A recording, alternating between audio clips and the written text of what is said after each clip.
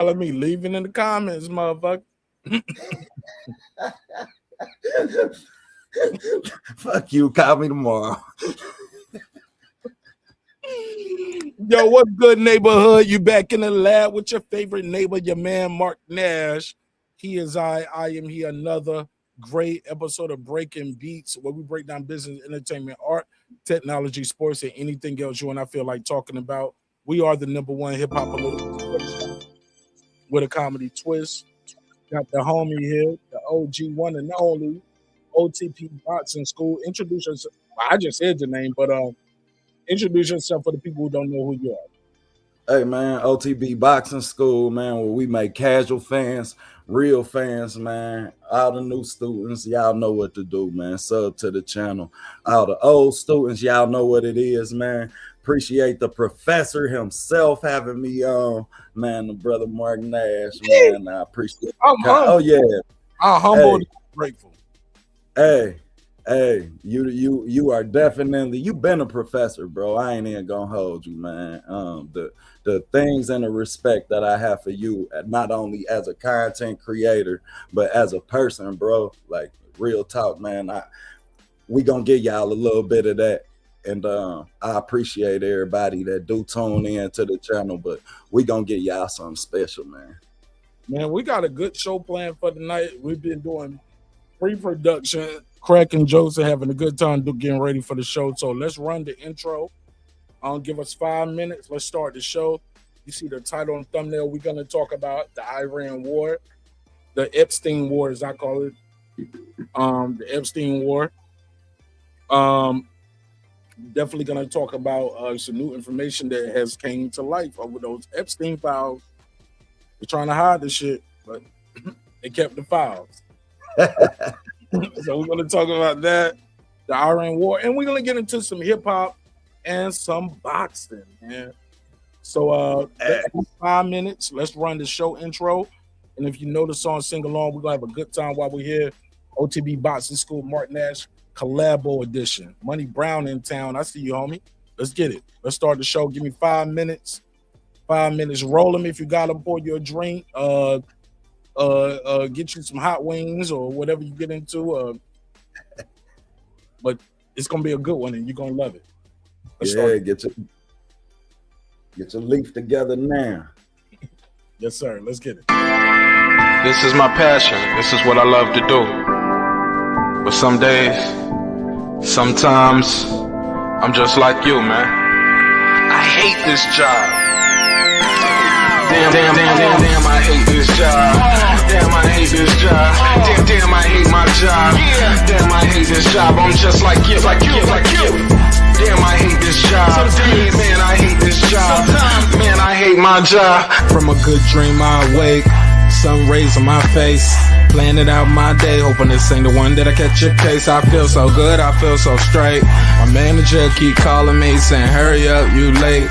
Hurry up, you lay off. Y'all, man, I hate this job. Man, I hate this job. Been trying to play it cool, but it's hard to play it off. I've been hanging on to this bullshit, cause my car still ain't paid off. I know I'm on my way up. My boy just got laid off, so y'all, man, I hate this job. Man, I hate this job. These hoes is so ratchet. These hoes is so sneaky. Y'all don't even really pay enough for y'all to only pay bi-weekly. I'm trying to double up my cash. Take this job, shove it up your ass. Yo, man, I hate this job. Sometimes I wanna say, walk in and slap my boss. This shit is getting hard. Damn, I hate this job. Gotta make it out of this struggle, bruh. And I don't really mean to take it out on you. You just a customer, but damn, I hate this job.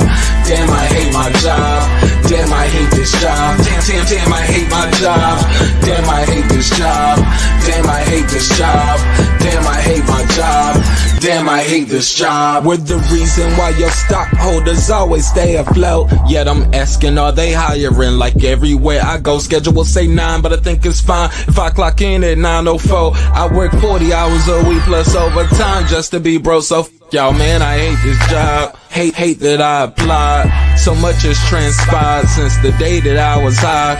Told me I could advance, but you were telling me lies. Gotta give your notice before I quit, but you don't say shit right before I'm fired. Damn, man, I hate this job. Sometimes I wanna say, walk in and slap my boss. This shit is getting hard. Damn, I hate this job. Gotta make it out of this struggle, bruh. And I don't really mean to take it out on you. You just a customer, but damn, I hate this job. Damn, I hate my job. Damn, I hate this job. Damn, I hate my job. Damn, I hate this job. Damn, I hate this job. Damn, I hate my job. Damn, I hate this job. You and your procedures. You and your protocol. You and your policies. None of that shit don't apply to me. You and your quotas. You and your standards. You and your 2 sick days a year. Y'all niggas bananas. Wonder why the postman's posted with hammers. Going postal with Popo on camera. His wage got him enraged. Stressed out, it's hard to maintain. He flips the middle, grabs his. He said, if you don't get the picture, I quit, you ain't shit. Mother, man, I hate this job. Sometimes I wanna say, walk in and slap my boss. This shit is getting hard. Damn, I hate this job. Gotta make it out of this struggle, bruh. And I don't really mean to take it out on you. You just a customer, but damn, I hate this job. Damn, I hate my job. Damn, I hate this job. Damn, I hate my job. Damn, I hate this job. Damn, I hate this job. Damn, I hate my job. Damn, I hate this job. Look, man, I hate this job. I put my pants on one leg at a time, just like you. I'm out here trying to take care of my family. Damn, I hate this job. It's not always glamorous, for real. But I do what I gotta do for me and mine, you know? Damn, I hate this job. Damn, I hate my job. Damn, I hate this job. Damn, I hate my job. Damn, I hate this job. Damn, I hate this job. Damn, I hate my job. Damn, I hate this job. Damn, I hate this job. Damn, I hate this job. Damn, I hate my job. Damn, I hate this job. I'm just like you, nigga. Damn, I hate this job. Man, I hate this job. Man, I hate my job.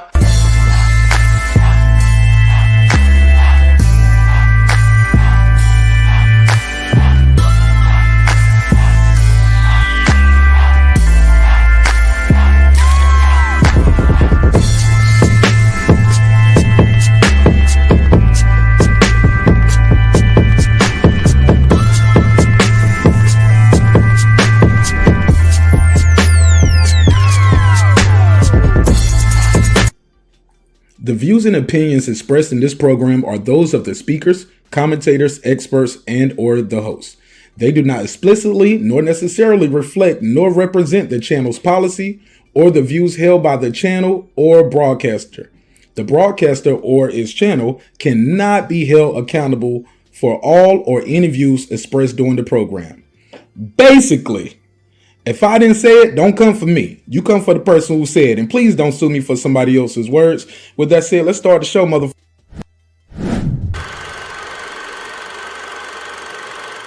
This that squad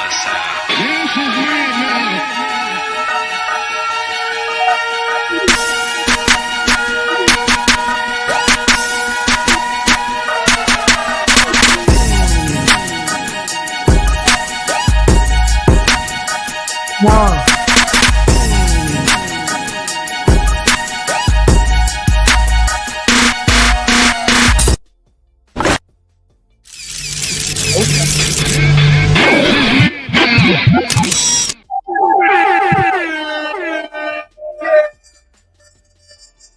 Man, Some respect on the homie name. Some respect the work. Smash the like right now, man. what's popping? What's happening? What's going on?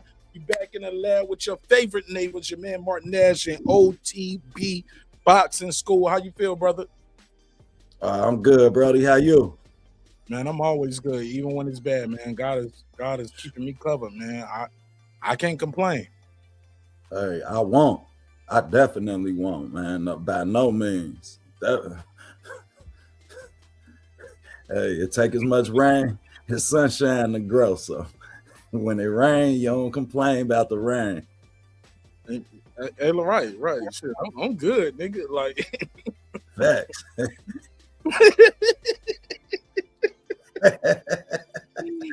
When that Cat Williams shit, you like, you gotta love it when they hating. That means your work paying off. You know what I'm saying? Hey, embrace the hate. Yeah, you hater. You can like, sub, or hate. You see one? You better get your front row seat to my success, nigga.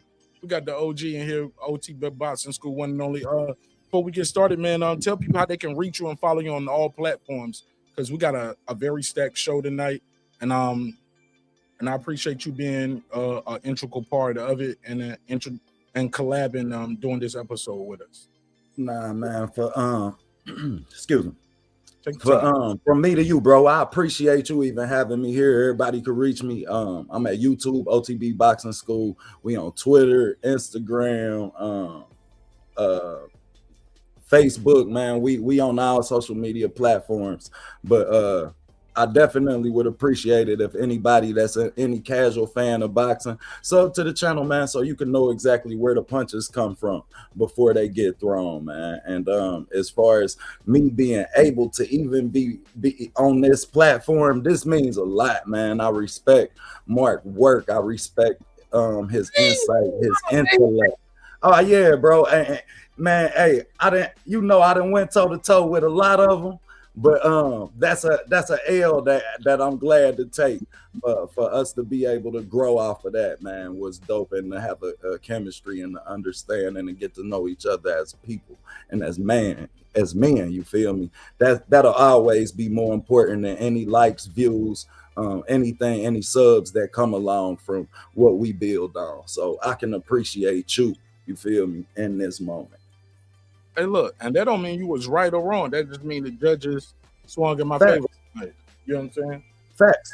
And not only that, man, it gave me a chance to really hone into some crafts that I might not have been as well rounded in. You feel me? That's why I love boxing, y'all.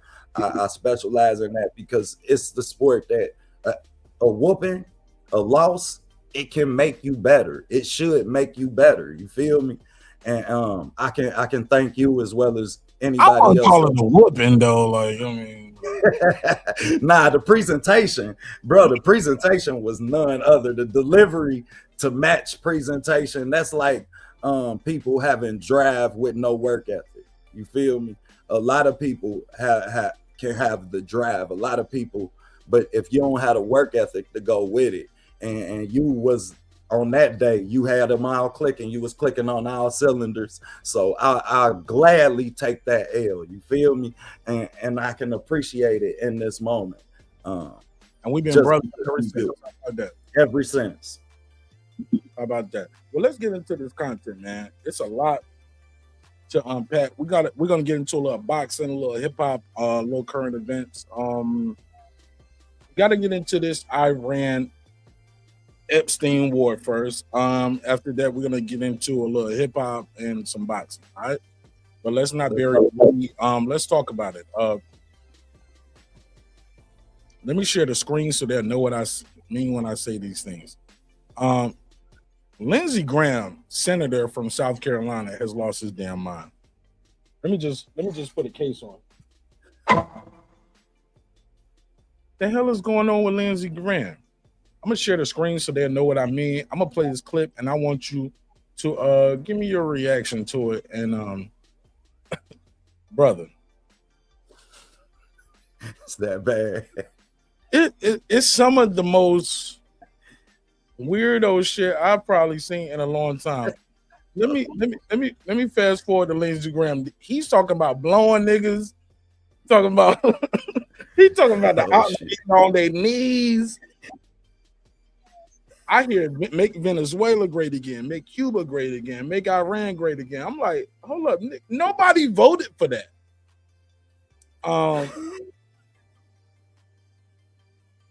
It's disgusting. So here we go. Let's screen share.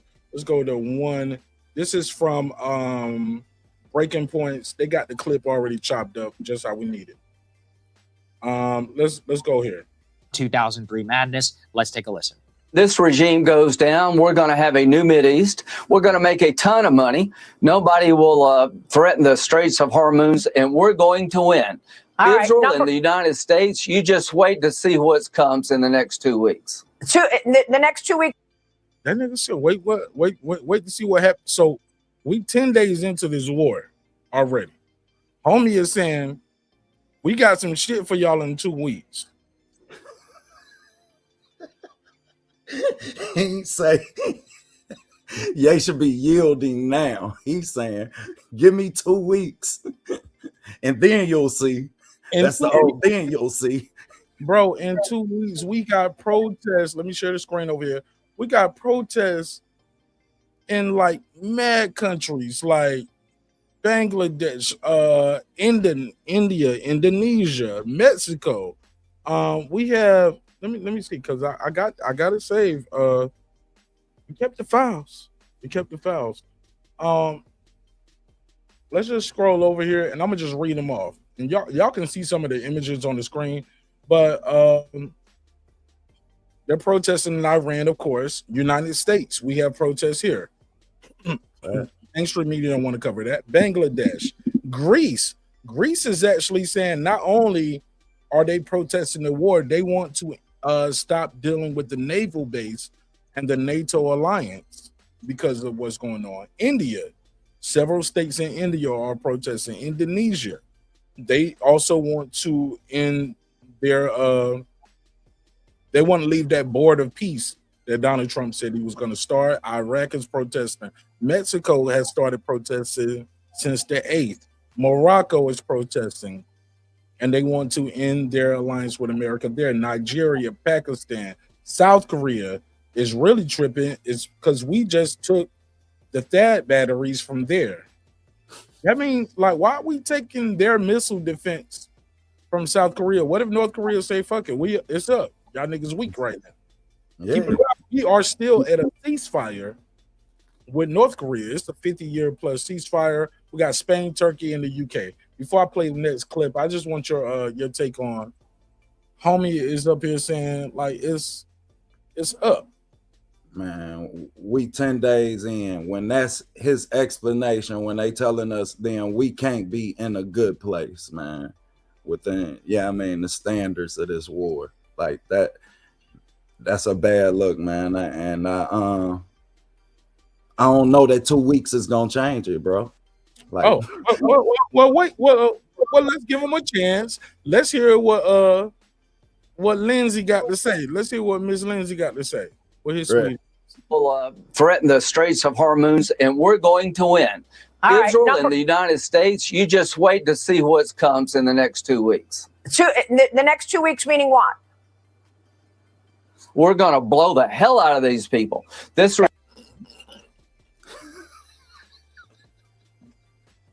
Yo! Height of it. Yo!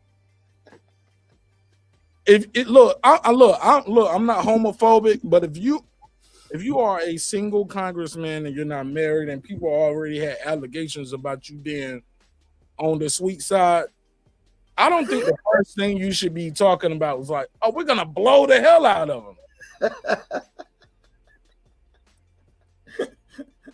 Well, let's give him a chance. What does he say next? Regime is in a death row now. It is going to be on its knees. I mean, I'm not looking for. Hold on. See, I tried to shoot him some bell. He gonna blow them, and he want them on their knees. And he want them on their knees. OTB, what are we doing with Lindsey Graham here, right there, bro? What is man? We know what type of case he getting. Never heard of it. Shout out to the community. He is your representation from this moment on. He should be the major spokesperson. Man, the choice of words, man, the confidence within the estate at this moment, bro, is crazy to me. Like, gonna blow the hell out of them. Not with them fighter jets. Shit, but you got some new jets about to get made. The jets in his mouth. Straits of Hormuz, and we're going to win. All Israel right, and the United States, you just wait to see what comes in the next 2 weeks. The next 2 weeks, meaning what?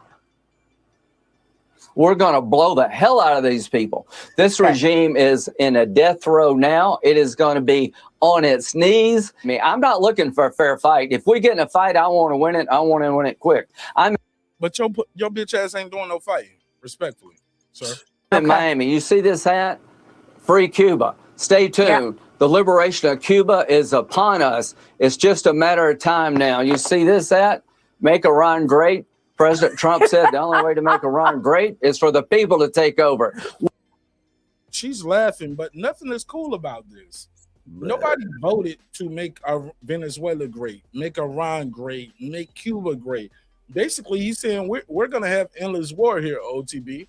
Like, even if we're successful in Venezuela, we're successful in Iran, we're still going to deal with Cuba. We still have an ongoing situation dealing with Ukraine and Russia.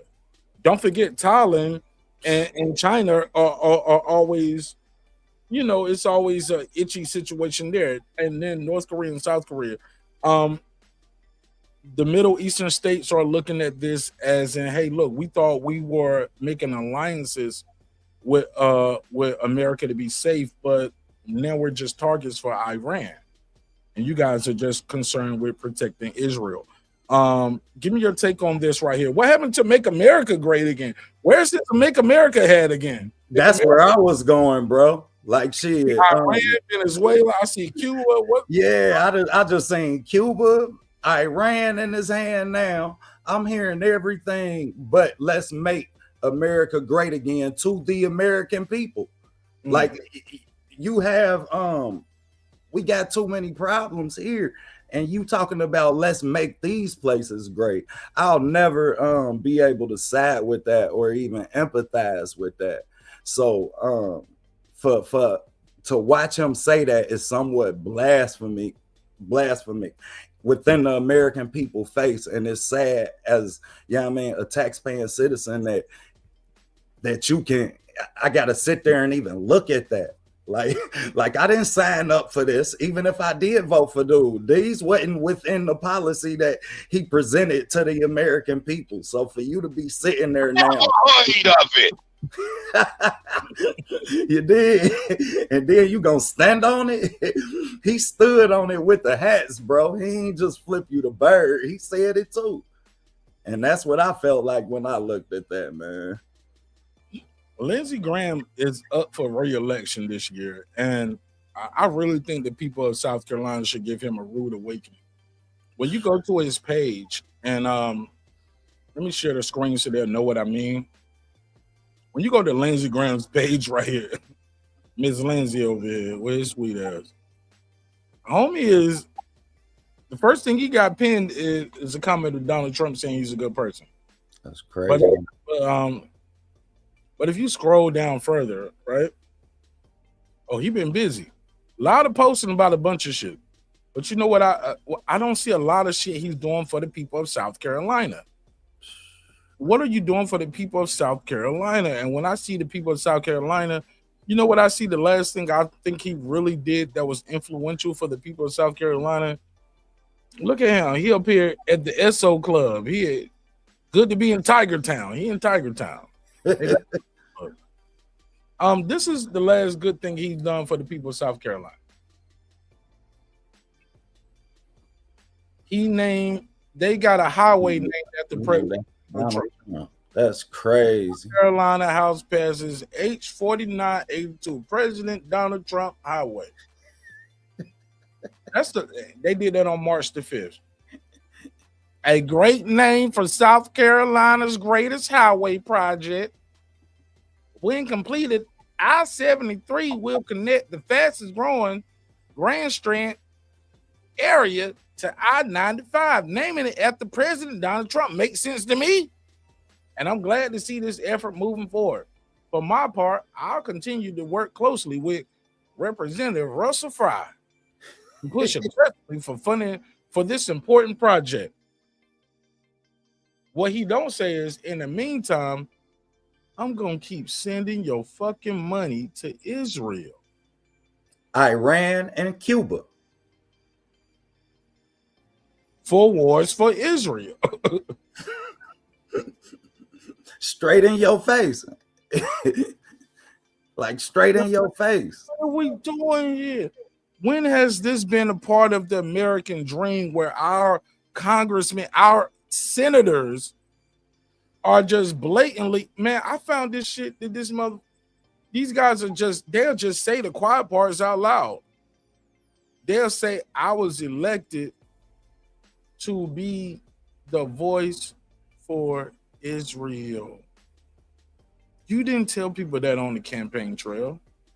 But what happened is that's where the money comes from. I'll pass the mic while I cue this next clip up. But go ahead.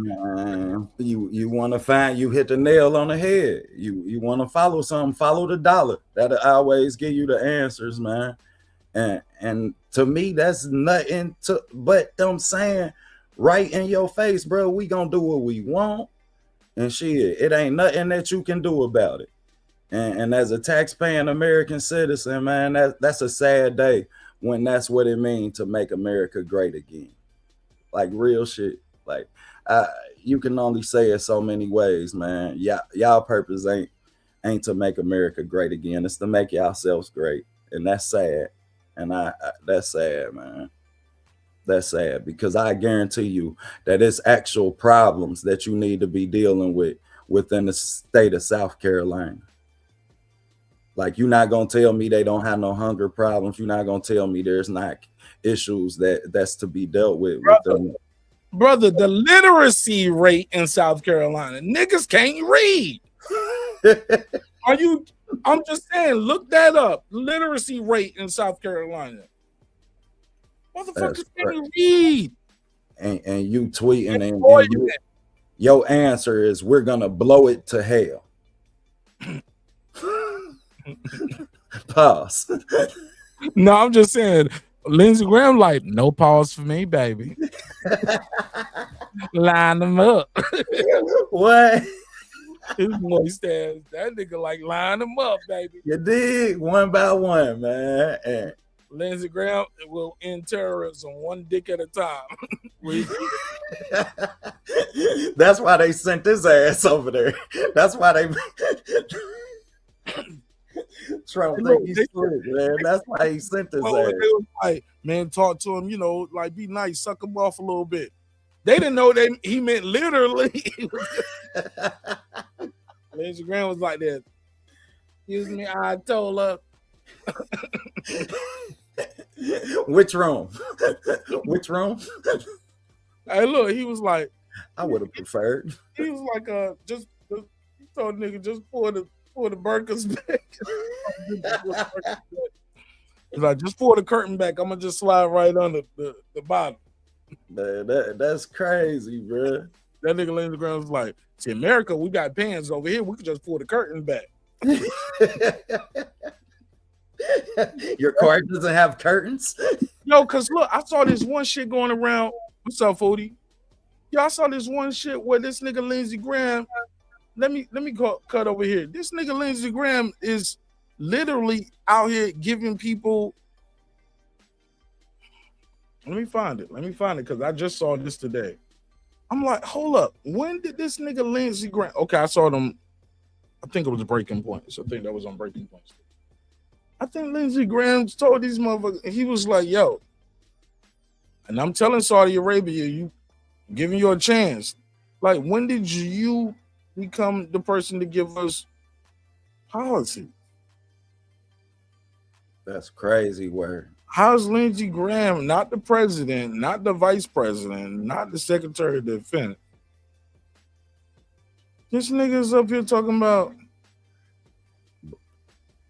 well, do what I say, and we might can work something out. And then he's saying exactly how many days. He said, what'd he say? Sorry, go ahead. See what we doing? How many days? Like, he said exactly how many days. He said what they gonna do. Like, shit, the worst thing you could do is tell somebody what you gonna do before you do the shit. Let me try to read this. Let me see if we got it right here.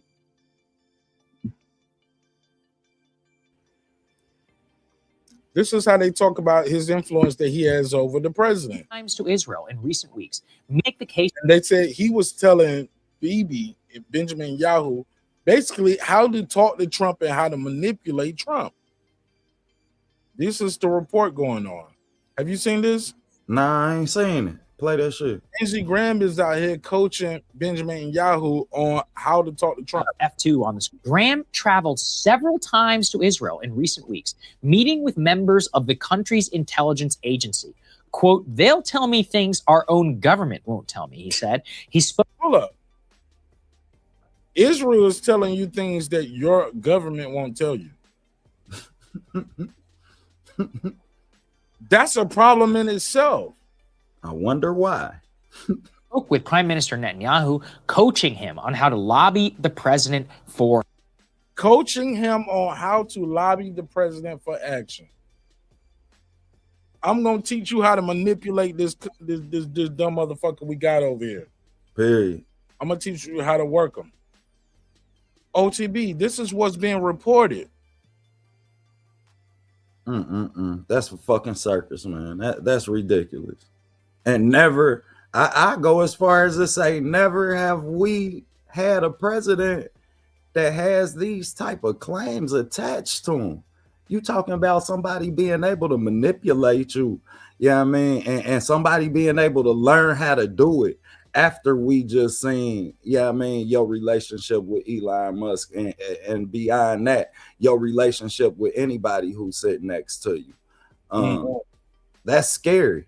You feel me? Like when all your idols become rivals, you know what I mean? That's scary. And this who we put in this seat? Like shit.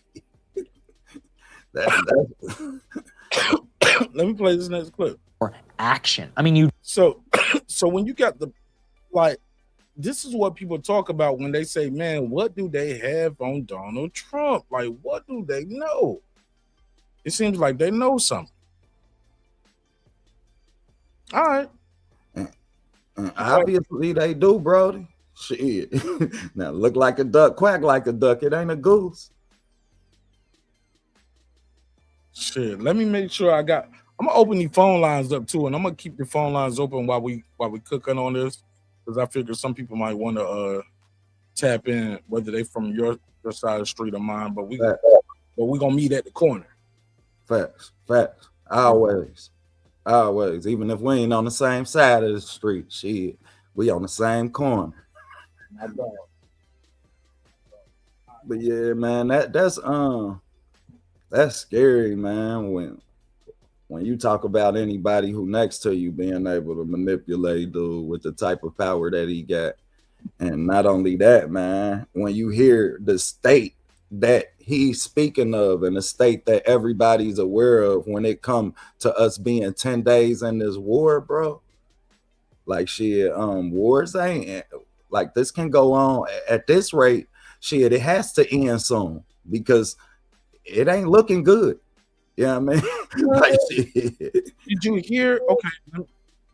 Okay. So I saw this shit going around where they were saying the plan for Iran is to make the war. They was like, we don't think we're gonna quote unquote win. Winning for us is survival. Get what I'm saying? Yeah. Even if we lost 90%, that 10% people are, you know what I'm saying? We still here. There's still 10 million people here. But we might lose 80 million motherfuckers, bro. But the other choice is all of us dying anyway.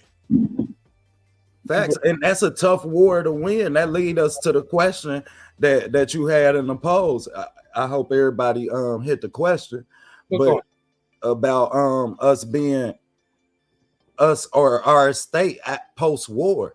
Yeah, I mean, you definitely hit the nail on the head. When you go into war with somebody who's just surviving is winning to them, then how draining is that gonna be on you? How draining is that gonna be on our economy? How draining is that gonna be on our military? Because if you ask me, that's our leading source of production. We don't produce the best of anything. So when you really think about the state of our country post-war, I'm intrigued to see what everybody thinks it could be, hearing and knowing where we at 10 days into it. Right. So let me share this next video. And because basically what they're saying is their plan is to make America feel this not only economically, but politically. So they want this war to last to the midterms. So for America to say we're gonna be over in a couple weeks, hold up. Them niggas like, hold up, what? I ain't the sharpest knife in the drawer. Right, but hold up, nigga, you just killed my pops, killed my moms. You know what I'm saying? Like, And you my wife, my kids, my nieces and nephews, you killed my whole family. The school I used to go to is gone. And you doing this just to say you want a ceasefire so you can regroup and do this shit again like you just did in June. See, my daddy was too nice. My older brother was too nice. The OGs was too nice. No, I'm gonna make you feel this shit economically. And what economists are saying is what's gonna happen is certain parts of the world, like third world countries, unfortunately, they're just gonna be like, no, it's gonna be like COVID, like during that part, because it's supply and demand, or you just can't go nowhere. Like these businesses are shut down, restaurants and shit is gonna be shut down. Over here, in the economy like America, we're gonna feel it differently. We're gonna feel like $5 and $6 at the pump. Some economists are saying we might see as high as $8 for diesel, $6 and $7 for premium, $5.99 for regular. You know what I'm saying? So that's worse than 9/11. And that's what they're saying. Like it's very early in this campaign. I say campaign because I don't know what they want to call it. Some people are saying it's a war. Some saying it's a campaign. They don't want to call it a war, but you don't want to call it a war because you're losing. Facts. And you're losing. This war is, from what I'm hearing from economists and people in the know, this is costing us $1 billion a day. So far. This has cost American taxpayers already 10 days in over $10 billion. That's rough. That's rough, man. That's rough on the economy. You're hearing we're not even getting all the information on the casualties of American life lost, because let's not forget it's a difference between casualty and death. Casualty could just be injured, kidnapped, hurt, missing. You just missing, nigga. Right. Just lost you in war. Right. You haven't been accounted for. Right. So we don't know how many injured, casualties, missing, desertion. Yeah. It's just a block over here where they just said, well, 7 people died. So, but we killed 1,300 of them. But when you're dealing with people who are fighting for their way of life, they don't have an end button. It's gonna be Vietnam all over again, bro. And never forget the Soviets, because people don't want people always talk about Vietnam war that we lost. Fact. What about when the Soviets invaded Afghanistan? Facts. We backed the Afghanis. Facts. We created the Taliban and paid these people, bought them weapons, trained them. Facts. Fast forward, and then they're our enemies now. That's when they. That's when they say, "Hey, look, y'all getting resources under our soil. Let's do an audit." Oh, y'all thought y'all was slick. You can't audit. You can't audit us. What you mean you can't? Then we're gonna overthrow your government, your duly elected official. We do too much meddling in other people's business, bro. That's the real problem with America, bro. And they won't talk about that part. Yeah, I mean, because the war has always been profitable for America. Military industrial complex. Exactly. Yeah, I mean, they got these toys and they gotta use them. Yeah, Lockheed Martin ain't making them bullets for nothing, nigga. Facts. They making them jets and planes for nothing. Facts. You know what they did with that Gaza shit? That shit was a commercial.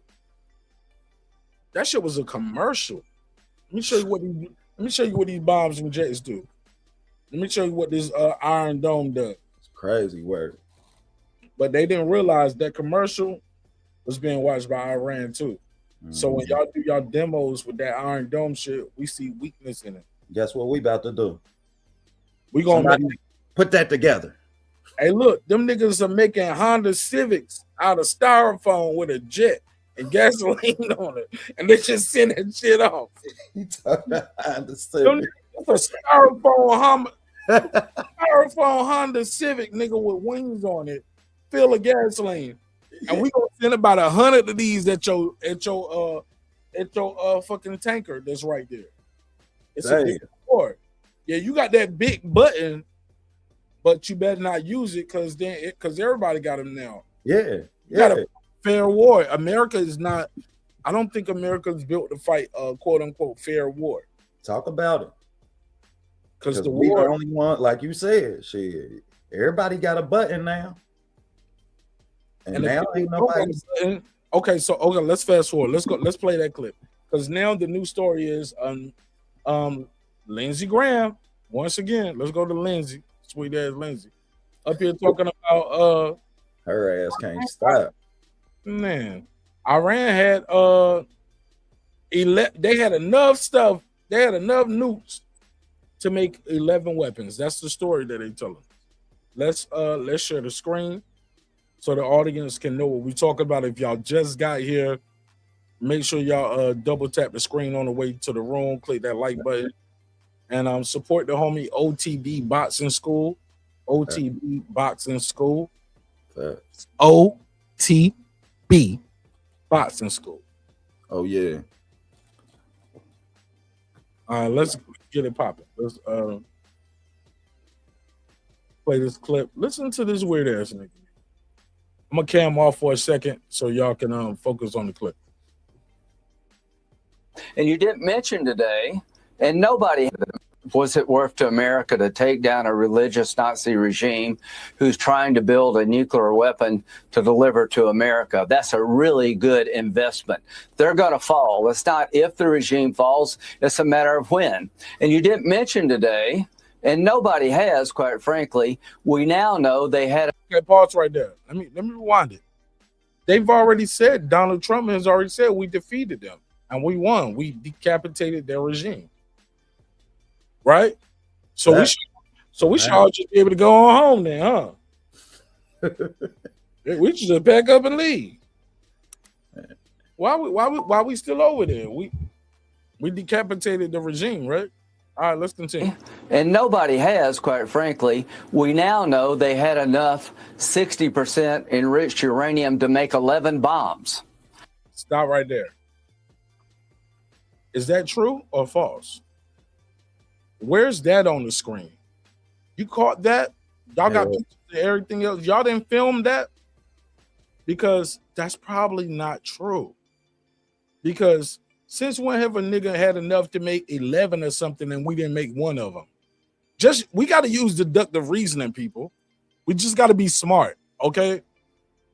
Just be smarter than somebody who's been paid to tell you this. Just use your brain. OTB, do you think I got enough shit to make 11 nuclear bombs and I ain't made one of them yet? Man, hey, if you hey, look, before I make 12 of them, I gotta cook a batch, right? I gotta. We're not baking muffins here where you need where you got to use 2 eggs. I got to use the whole pot of flour and all this. OTB, if you're trying to make a nuclear bomb, you gotta first get the material. You have to test it. You have to put it in a vessel to deliver the bomb, or doing nuclear testing. And then we can start making 11, 12 of them. We're going to make one first. So maybe they were being honest when they said, hey, look, we're not pursuing a nuclear weapon. And maybe this is a wake up to other countries. If you don't do what America and Israel say, you better know how to make a nuclear bomb, because they'll leave you alone like they do Russia and North Korea. Russia, North Korea, and China, we just leave them alone. We don't disagree with them. We compete with them. And we got to show them that we willing to push that button. But we don't do this shit to their largest populated city. What they're doing in Tehran is like doing it in New York City or LA, bro. Downtown LA, downtown Atlanta, downtown Miami, downtown. Like one of these big metropolitan packed ass cities. We just blowing the shit up. Disgusting, bro. That is, man. That's distasteful, man. And nobody signed up for that, man. Ain't nobody asked for that shit. Cook, G. We done looked at this shit. Like I seen this shit happen with both the Bushes.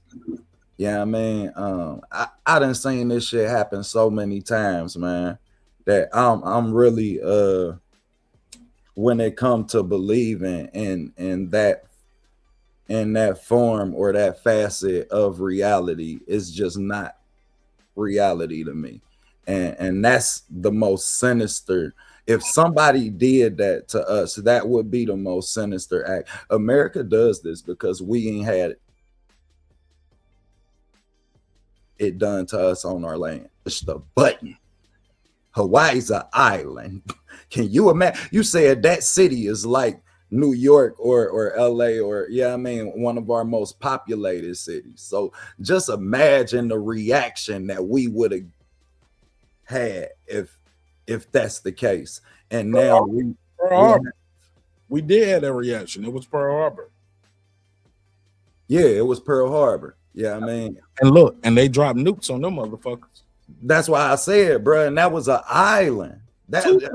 Two times. You did? Like, and that was an island. Hawaii's an island, an extension of the states. Can you imagine? Yeah, I mean, what we looking at if the worst is the worst, and how we've been isolated within the context of this war. Yeah, I mean, because shit, we're definitely isolated. If we don't realize that as Americans, then we're denying the truth that on our levels. You feel me? So that's sinister, man. When you talk about doing that to somebody on they shit and the reaction that you gonna have, and yeah, I can for a lot of people may think like, well, we had 9/11 happen, like, yeah, I mean, but that was kind of self-inflicted. You feel me? Like, bro just went in the context about the relationship of strain and all of them. So go there.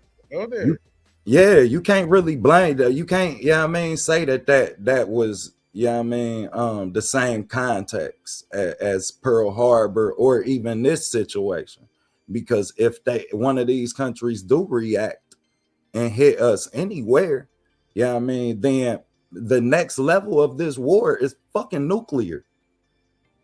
We're talking about generations. Or I got an idea for you. Sure. What about the next level of the war might be this shit right here? Ooh, you talking about technology? Now, right here, nigga. These. Oh, now we gonna say something that ain't nobody. I told y'all earlier, we produce the best of nothing. Not cars, not phones, soybeans. That's what soybeans and nukes. Yeah, LeBron.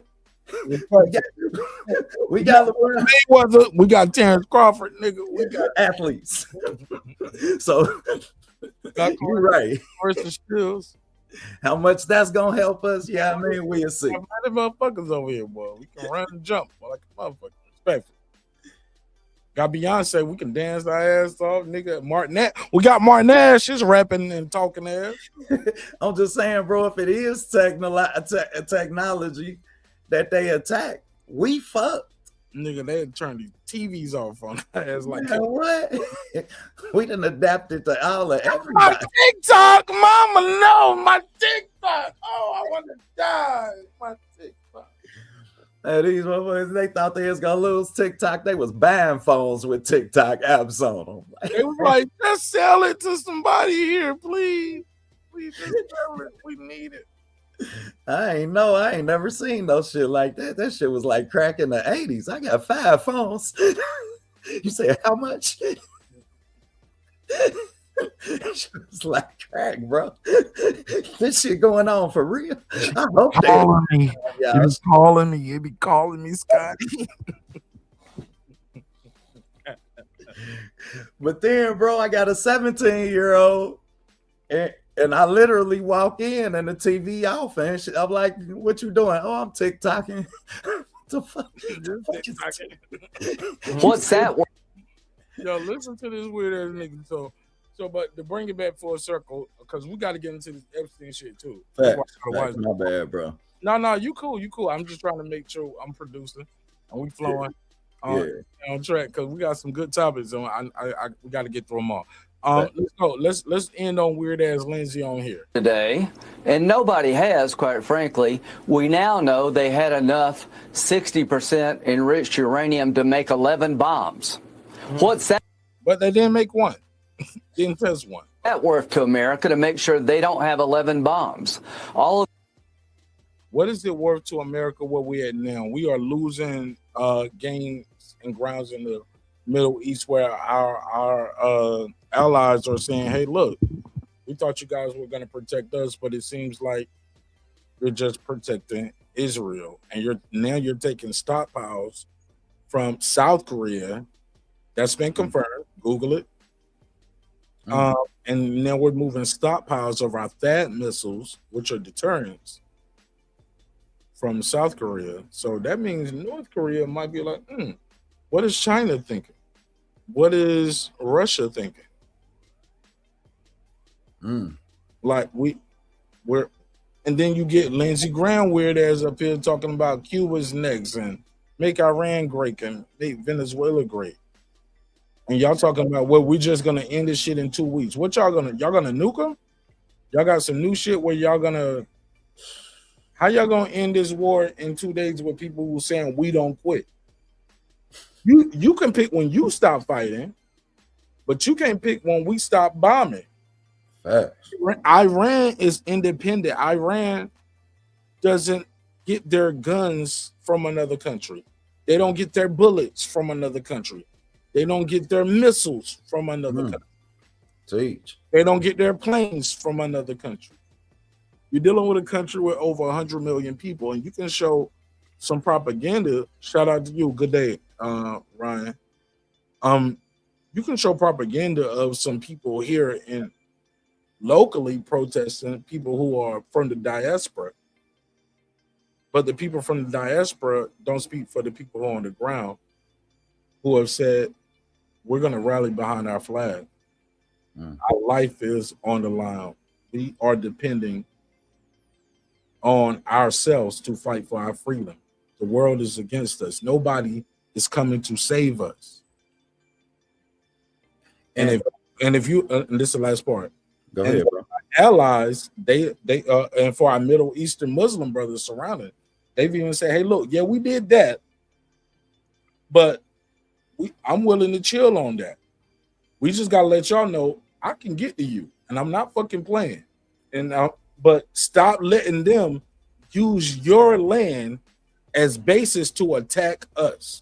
Stay out of this. Let them fighters on their own, and I'll leave you alone. But I can't reach it. My missiles can't reach America, but it can reach Saudi Arabia. It can reach Israel. It can reach Jordan. It can rebuild the ship. It can, you get what I'm saying? Mm-hmm.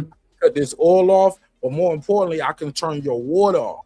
Because I could just attack a water supply for them. And they said, hey, look, see what America's doing? See, we ain't did that. Only 10% of our people need that water. If we attack the water supply for you guys, well, it's like 80% or 70% of Saudi Arabia. Just as much or less, like it's like 60, 70, 80, 90. Like most of these countries depend on this for their water supply. Yeah. My nigga, don't make me do it. I ain't got to push. I ain't got to have a nuclear button. I can hit your water. I can turn your water off. I can turn your lights off. I can't get to America, but I can get to you. Stop letting them use you. So, and that's where they're at right now. Dang. Because we're targeting America and Israel are targeting schools and hospitals. And that's sinister, man. That's crazy, boy. They don't even realize the ramifications of like what the potential could be for this country after this war with the type of shit that they playing with. And that's why I said earlier, like, bro, he's damn near, we're isolated, like within the context of, I mean, like, shit, ain't nobody helping us. The people that we dependent on to help us, I hope it ain't the hats I just seen him put up.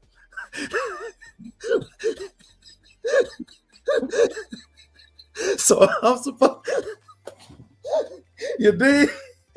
Now I ain't the sharpest knife in the drawer. Yeah. But I'm just saying, bro. I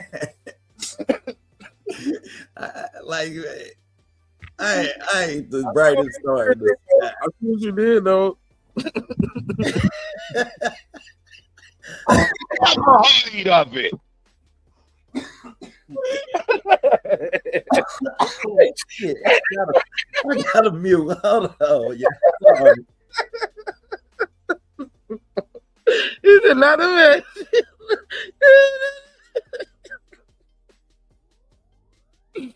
You ain't shit, man. Oh shit, man. We gonna hate you for that one. Let's keep it moving. My bad, man. I'm laughing too hard. My face stretching. Let's get on to it, man. Cause I'm laughing too hard. Oh man, that shit was funny as fuck.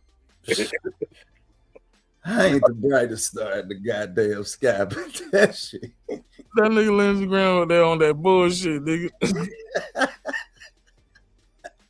That ain't gonna help us, bro. Man, ain't none of them hats gonna help us, man. Shit. All right. Which leads us to the conclusion. What you gonna nuke them? Bro, that's what I think that's what, like, when niggas know they got that big joker, they always need to play it. And I'm thinking, like, if Iran did have nuclear, if they never thought they should have a nuclear weapon before, they should more people now are gonna think about having it, because they can, like, maybe people just leave us the fuck alone. Cause we just leave North Korea the fuck alone. We don't like them, but we just leave them the fuck alone, right? Facts. You want to be American, you want to go over there and tour over there and do some shit, you get fucked up shit. Don't be calling us. You know what I'm saying? Unless you Dennis Rodman.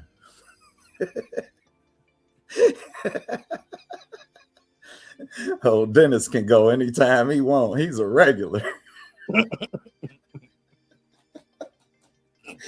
They rolled a welcome mat out for Dennis.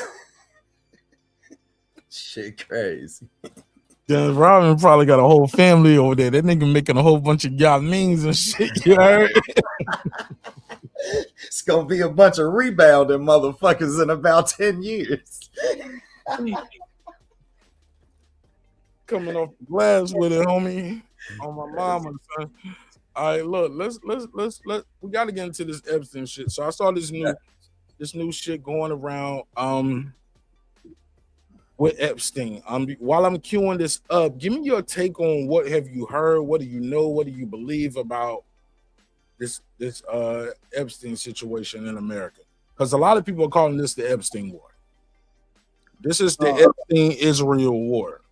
Well, when you think about the ramifications that if any parts of this sinister ass shit have any validation to them, the ramifications of the country, our economy, is definitely at stake. So I wouldn't be inclined to totally disagree with that when it comes to the actual activities and the sinisterism of the actions that transpired and the things and the way that they're going about covering it up, for me, is enough to validate, the narrative.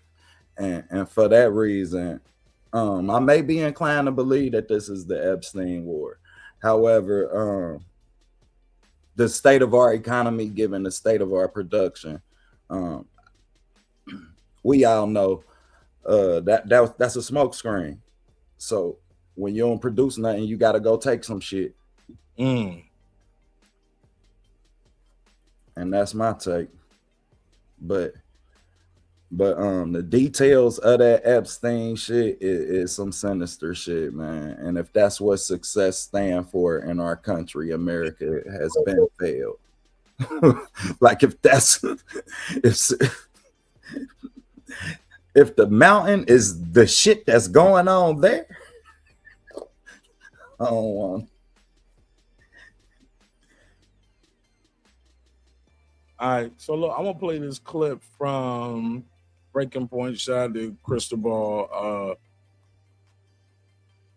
and Sager over here. Check this out. Under pressure, they have now been revealed. So Let me rewind a little bit. two fronts. So, all right, let's get to Epstein, since this is potentially part of the reason why we're in this war. Nobody really knows, although I think a majority of Americans probably believe that this has something to do with why Trump felt the need to launch this insane war.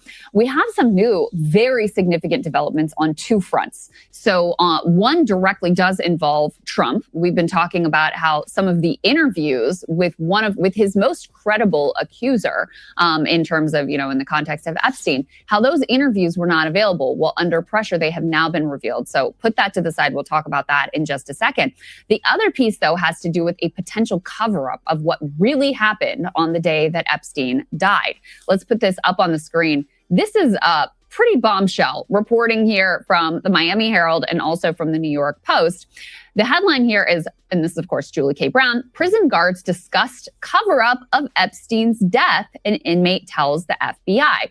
I'll read you from the story. An inmate housed at the Metropolitan Correctional Center in New York told the FBI he overheard guards talking about covering up Jeffrey Epstein's death on the morning he died. The federal government's online Epstein library contains a 5-page handwritten report of an FBI interview with an inmate who awoke the morning of August 10, 2019 to the loud commotion in the special housing unit or SHU where he and Epstein were jailed. Breathe, breathe, he recalled officers shouting about 6:30 a.m. Then he said he heard an officer say, "Dudes, you killed that dude." Yo, are you hearing this shit? This is shit they kept out of the files. Do you hear this shit, yo? Hell yeah. Of an FBI making sure we still there. This is so for the people like Scary Jerry, he talking about propaganda, bro. The mainstream media won't even show this shit. They are like, this shit don't exist. They act like it don't exist. You got to go on YouTube and find reputable sources, like your boy Martin Ash. Interview with an inmate who.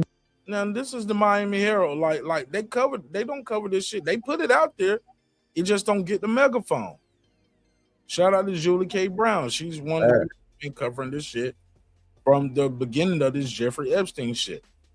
But they gotta go to the Miami Herald to get it from the Julie K. because ain't nobody else putting it out. Woke the morning of August 10, 2019 to the last. Now listen to how they said the damn prison guard start getting cash deposits.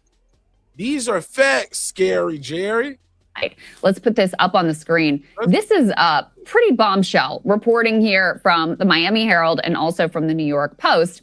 The headline here is, and this is, of course, Julie K. Brown, prison guards discussed cover-up of Epstein's death, an inmate tells the FBI.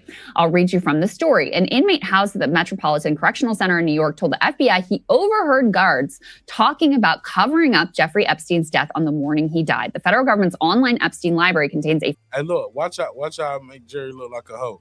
Because he said, yeah, we don't trust hearsay from inmates.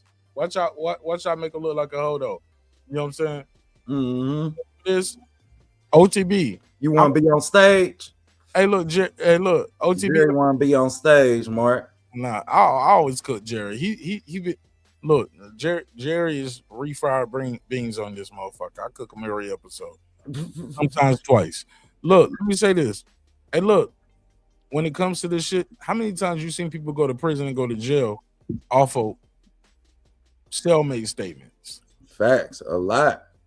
You can't use it to convict somebody, but then say the other person is lying. But what we got that Scary Jerry don't know is if he let this video play, and I'm glad you said that because now you're giving me context and content. Facts. So they can't strike me now. I'm like, no, I played it to prove this goofy nigga wrong. It's one thing to say an inmate heard that, but when you start investigating, you be like, "Bitch, where you get the money for a Land Rover from? Where you get these cash deposits from?" Oh yeah, let's play it. A 5-page handwritten report of an FBI interview with an inmate who awoke the morning of August 10th, 2019 to the loud commotion in the special housing unit or SHU where he and Epstein were jailed. Breathe, breathe, he recalled officers shouting about 6:30 a.m. Then he said he heard an officer say, "Dudes, you killed that dude." A female guard replied, "If he is dead, we're going to cover it up and he's going to have an alibi, my officers," the FBI notes. The FBI note said. The inmate claimed the whole wing overheard the exchange. Later, after learning Epstein had died, he said inmates said, "Miss Noel killed Jeffrey." He identified the female guard as Tova Noel, one of 2 correctional officers who were later charged with falsifying reports. So it appeared from their records they had made their rounds that night when they had not. Oh, he wanted the people that snitched on the bitch who got charged. So the bitch did get charged. Oh. Damn, for real? That's what she just said. She wanted the officers that got charged. The FBI note said. The inmate claimed the whole wing overheard the exchange. Later, after learning Epstein had died, he said inmates said, "Miss Noel killed Jeffrey." He identified the female guard as Tova Noel, one of 2 correctional officers who were later charged with falsifying reports. They were later charged with what? What they say they did? Falsifying reports. Okay. Female guard as Tova Noel, one of 2 correctional officers who were later charged with falsifying reports. Jerry, we call that checkmate, sir. Damn, so it appeared from their records they had made their rounds that night when they had not. The charges against her and the other officer, Michael Thomas, were later dropped, but both were fired. So that is one of the pieces here. We get another piece from the New York Post, which adds to... Oh, yeah, it keep going. So for Jerry's like, well, they dropped the charges. Yeah, but they got fired. Okay, let's keep going. Scary Jerry. Yeah, I cook them every night, bro. I cook them. Story of this one guard, Miss Noel. So this Epstein prison guard Googled him minutes before his body was found and also made mysterious deposits before his quote-unquote suicide. Stop right there. Why is she Googling the nigga that she's guarding moments before he gets where he deletes himself, OTB? Yeah, moments before he commits suicide. And then y'all get her for falsifying, but then y'all fire her. Y'all don't allow her to keep her job, so y'all don't have any liability, to her activities while she was on the job. Let go. You fucking up my hustle. Damn. Yeah, you gotta go. You messing up the hustle. Yeah. Check this out. Play the reps for Scary Jerry. One of Jeffrey Epstein's prison guards, this very same one. After this, we're gonna get into some hip hop, man. Hip hop vibes, man. Change the tape, change the tempo. That the inmate said was involved. She had Googled Epstein minutes before he was found dead. So supposedly no one knew he was dead. And she's there Googling Jeffrey Epstein in prison. She also made a mysterious $5,000 cash deposit 10 days before the predator's jail cell suicide, new Department of Justice documents reveal. She was one of 2 Metro Correctional Center workers accused of falsifying records. So, she's the one who was supposed to be there watching him. She's allegedly falls asleep and they falsify the records. That was the story. The guards were fired, but criminal charges against both were later. Don't forget, we covered the story earlier, OTB, where we found out that when Jeffrey Epstein died, they hid his body coming out of jail. Did you know that? Yeah. I was watching the show that night. They put a fake body in a car and sent it off somewhere. And rolled it out. Why are we doing all of this? And all of that loud talking, that's what that was about. Yeah, and man. She bought a $64,000 Land Rover cash. See, when that part. See, people just heard $5,000. Yeah, $11,000 of payments and $64,000 cash that she spent on the Range Rover. Dropped specifically what she Googled at 5:42 a.m. and then again at 5:52 a.m. 40 minutes before her colleague found Epstein dead in his cell. What she Googled was, quote, latest on Epstein in jail. So she Googled latest on Epstein in jail 40 minutes before anyone found his body, allegedly. And then the other piece is this money that, mysteriously turned up in her account. Apparently she was shopping for furniture online. Apparently she was driving a fancy vehicle as well. I'm not sure that that's easy to come by when you're earning the salary of a prison guard. So some pretty significant questions here, Sagar, about, okay, was this investigated? What was determined? Did anyone ever look into where this cash came from? What the hell happened here? Because these are some pretty wild claims being made. Yeah, the OTB, talk to me, bro. This is the guard. But this is the Epstein guard for the people who saying we was crazy before. Like, bro, we weren't crazy. She had to go see if he was who he said he was. And he just happens to die right then. Everybody in the jail know that this man wearing good. You had to Google and see. You ain't just Google him though. You Google him in jail update. Why you in the jail with the nigga? You the one that can give us the update. Bitch, you looking at him. The fuck you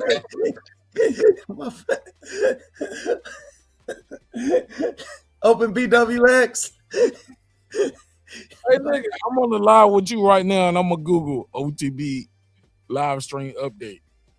Yeah, man, but I'm here. Like they found the dumbest bitch in the whole bill, and that's for sure. How long you think it took them to find the dumbest bitch? Hey, please, they didn't know they had to tell the bitch, hey, don't use the work computer and Google the nigga we about to murder. This bitch used the Wi-Fi. Bitch, you on the jail Wi-Fi. Like, oh, get it, man. Hey, look, breaking news. She logged in from the company's email. They got all on the cloud and shit. Like, bitch. Hey, look, bitch, you know that camera right there? We can see you. We can see what you typing on the work computer. You dumb bitch. And you can't open the jail door. You feel me? Like, shit, you can't open the jail door. Like, shit, somebody got to open that. I done been in jail before. Look, man, this shit ain't going to be over no time soon. I'm sure we're going to hear more about it. Let's get into a little hip hop, man. Or you want to go to boxing first? What you want to do? Let's get to hip hop. Nah, let's do some hip hop. Let's get to hip hop. All right, man. Rest in peace to Notorious B.I.G.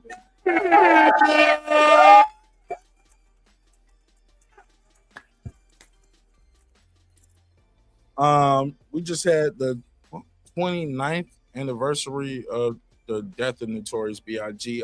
Tell me, OTB, what would you have when Biggie passed away? What do you remember about it? Man, I remember the Life After Death album had just came out. And because I'm from Ohio, yeah, I mean, of course, we in Cincinnati, we even gravitated to Bone. Yeah, I mean, and that song, bro, was all you heard, like when that album came out. Armed and Dangerous, you dig? Like that's all I remember, and I can remember not even listening to every song on that album before Big died. Like, Nigga, that shit is the best, bro. Like, oh man, classic. you know what I remember about that the most? I remember like it seemed like when that song came out, it was like you had to show you was a complete artist after that. Like everybody had to at least one song on your album to show you know how to, ride the, do a fast style or tongue Right. Or even be versatile and do something different if you call it tongue twisting, some people call it riding the beat, fast style, whatever you call it. But basically you around that time, niggas had to do one of those. You know, and everybody had one. Yeah, I mean, and that point on, it seemed like from that point on, everybody had one. Fact. I'm looking at like, oh, you biting, or you stealing my style. Like, nah, I'm showing, I'm paying homage. You know what I'm saying? I got one of the people who do this all the time. Got you on the song and showing I can do my shit too, nigga. Like, and I ain't just gonna do it. I'm about to kill this shit, nigga. Like, yeah, I mean, the confidence in being able, because was it so crazy, or are we just old niggas who just stuck in a time machine right now? No, bro. Like, no, bro. You can be like, you be like, am I tripping right now? Am I fucking up? I'm your conscience. Don't say Jamie Foxx shit. I'm your conscience. I'm fucking up right now. Maybe I should say something else. Nah, bro, you ain't tripping, man. That was him stepping on a ball court. You feel me? Big, and it wasn't just one of them. He did that shit on the track with 4 of them, and they heard his verse and was still like, he going like, yeah, man, like shit, like put him first, get him out, like shit. You could tell he did his verse and sent it to them. I mean, I'm sorry, I rephrased that wrong, but because I thought they did that together. Nah, yeah, they did do it together, but shit, the confidence in it being your album, your song, and you putting your verse first before you hear theirs. Yeah, I mean, because they was. I don't know the order they did it, but it don't matter though. But my point is, that shit, OTB. Yeah. My thing is, it was 4 of them, bro. Like, that's what I was about to say, bro. I'm glad you said that. It's 1 against 4, and say what you want to. Like, nigga, you competing. You know what I'm saying? You competing. And the beat wasn't with their style. You know what I'm saying? Facts. But the beat wasn't out of context for him to flip it and make it apply to, I mean, his artist storytelling. On that, like, nothing he did sound like that before or after that. Damn, you right. Good point. It doesn't sound like that before or after that. They're armed and dangerous, ain't you? Yeah. Cause look, I remember being a kid around that time, and I would listen to music. I remember after that, Jay-Z did that Jigga What, Jigga What. Yeah. I remember Nas did that. You're a good girl now, probably going on now. No more days, little girl. You know what I'm saying? Like, I remember, like, okay, I see these East Coast niggas trying to do this shit. I started writing me a little fast version. You know what I'm saying? Rhyme Mark was chopping it up. I had to, you know what I'm saying? You gotta have one in the chamber. You know, you spitting in ciphers, you know what I'm saying? You gotta have one in the chamber. Facts. Yeah, Biggie did his verse after Bone left.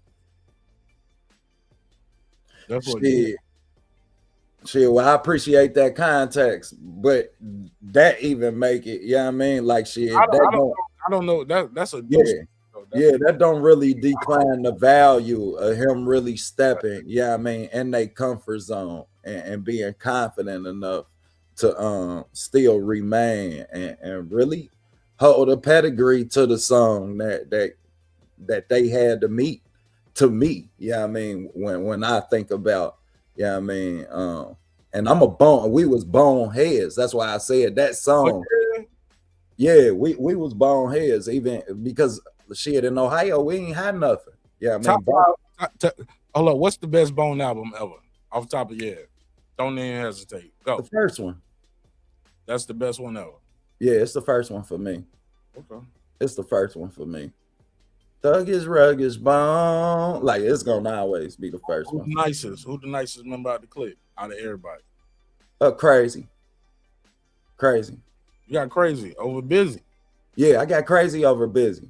Only because, man, hey, Crazy over Busy and Lazy.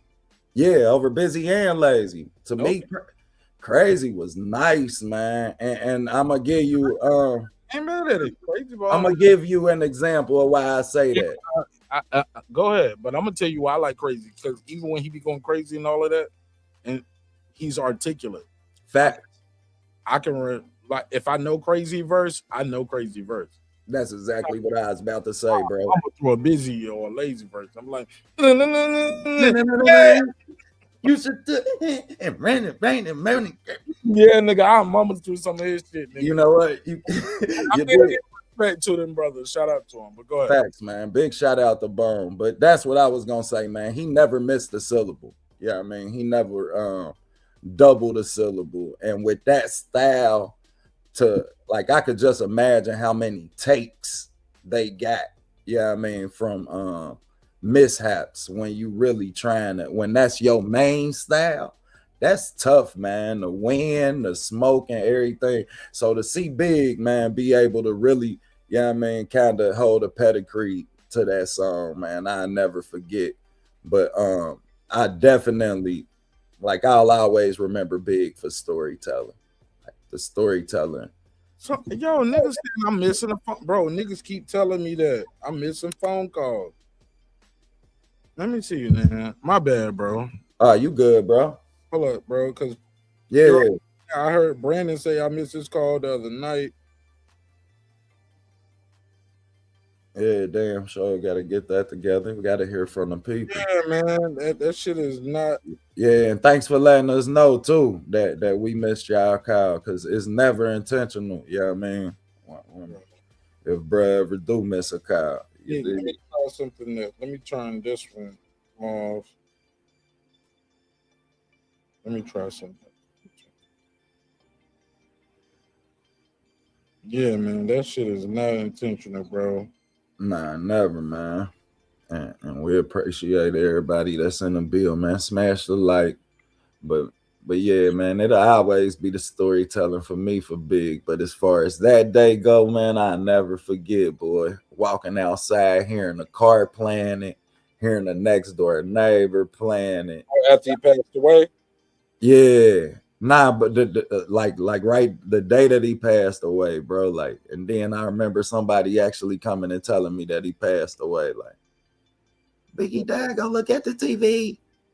It was about to get dark outside. Like, dang. Because Pac made everybody shave their heads like shit. But I also would never forget looking at that funeral, bro. That funeral still get my, like, it make the hairs on the back of my neck raise up. Like, when you see the way the city of New York came out for Big, man, the love that they gave him. Yo, that was crazy on it, bro. That's still dope looking at the replay on YouTube, man. That's love, bro. Fact. They turned that shit up. And it was non-violent too, you know what I'm saying? All right, let me see. Puro, let me try to call you back.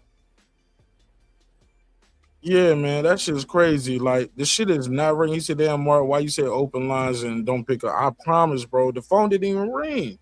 And that shit happened one time, like I said last week. And then, but I was already on the phone with somebody, so some people got through, some people didn't. Like, we're gonna try to let's see. Let me see if I can call him. Let's try it.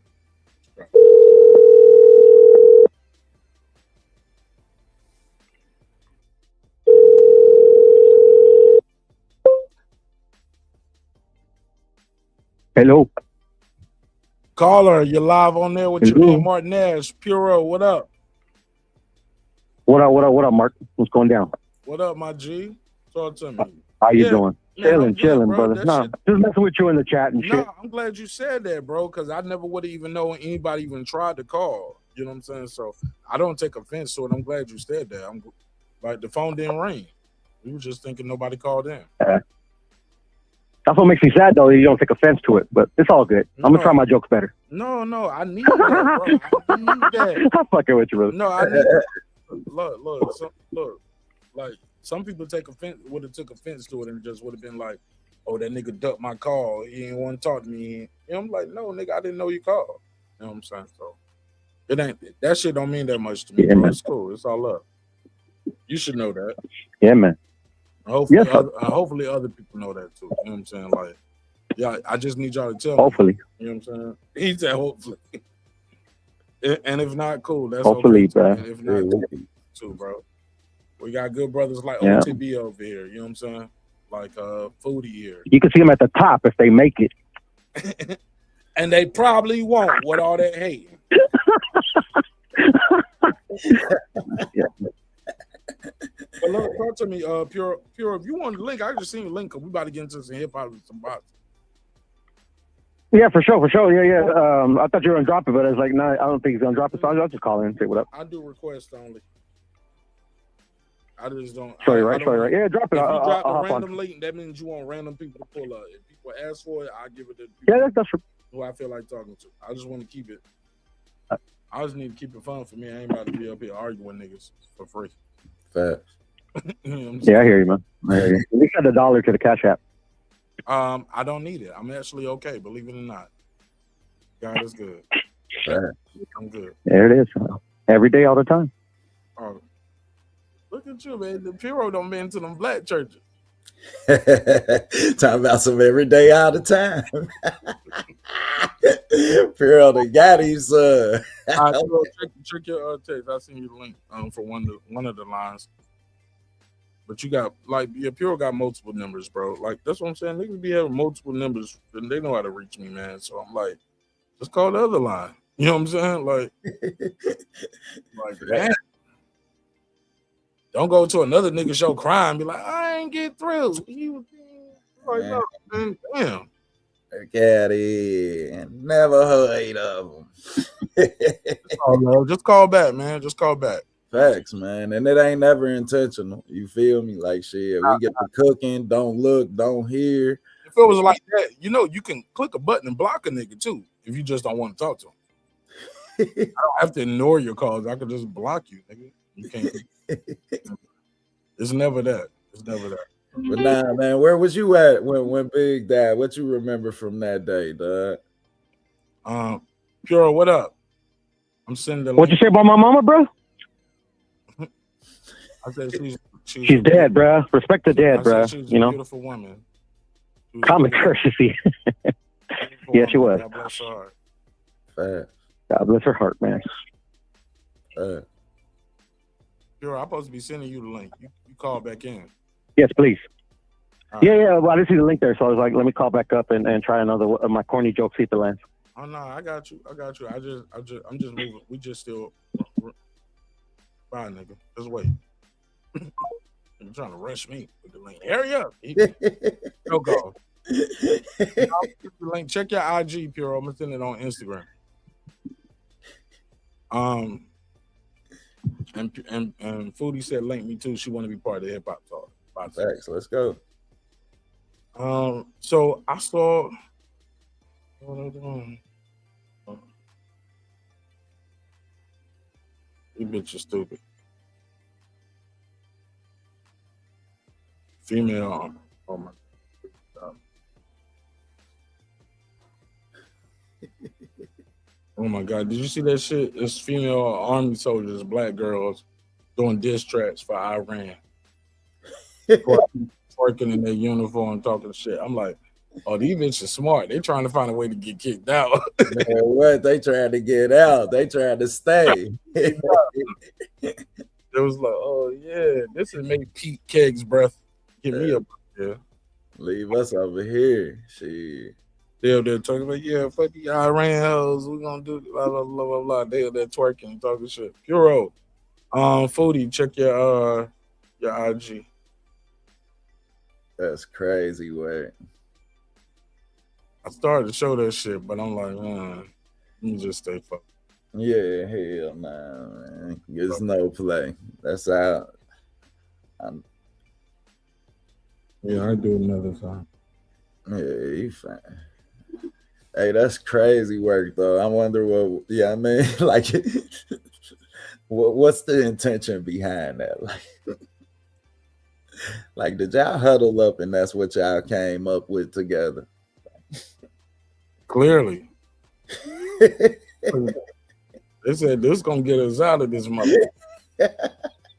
we get nigga, fuck it. Let me show it. Fuck it. I don't talk about it too much. Now I gotta show it. Hold on. We ain't scared of you. No, where the fuck do y'all stay? We ain't never fuck Iran. Bitch, we did World War I and we did World War II. Bitch, we'll do this shit again. But yeah, it's very wet though. Very wet. But they young soldiers. We send troops at these some young soldiers doing some dumb shit. Playing around. Like, bitch, that means you gonna kill your whole platoon. Did you see her? Yeah. You gonna kill everybody. Get this bitch off out of here. Man, what? I don't want that bitch next to me. Bitch, get out. And that bitch out, tell that bitch to draw fire. That's how gonna be her job. Count bullets, bitch. Go in the corner and count some bullets. Man, for real, bitch. Draw fire. Walk your ass out in the middle by yourself so we can see where the fuck the snipers is. Man, that shit is crazy. That's crazy work, man. Give me a second. Give me a second. I'm trying to send the link. Yeah, go ahead, brother. Get them together. This shit is like frozen. It's like not showing nothing. Like keep giving me the pinwheel. There we go. Damn. That's a bad look, man. They definitely on their way home.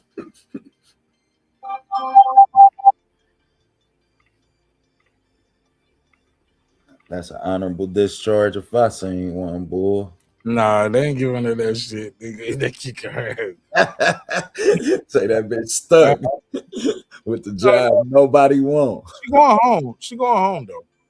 They'll just probably call it like a. Well, I don't know what they'll call it now because these niggas be trying to get you. They be trying to ruin your life. But usually shit like that, that'll probably just be a general under honorable conditions type shit. So you get out of here, but you did basic training, you got promoted while you was in here, so we can't say you was right. You take all your credentials. Yeah, you got promoted, so that means you're good enough to be a soldier. Yeah. But what you did want enough, like you want an officer anyway. You know what I'm saying? Now, if you're an officer, the niggas will give you a dishonorable for some weed, nigga. Damn, for real? Hell yeah, you gotta fuck the command. Niggas will run your life over some weed, nigga. That's fucked up, man. This shit. And I bet you the politics behind that shit be crazy. Like, bro, I don't know what's going on with Instagram. This shit is not letting me. I'm gonna have to use it from my phone. But go ahead, keep talking though. Let me try one more time. If not, I'm gonna just use my phone. Yeah, I bet you the politics behind that shit and house be crazy.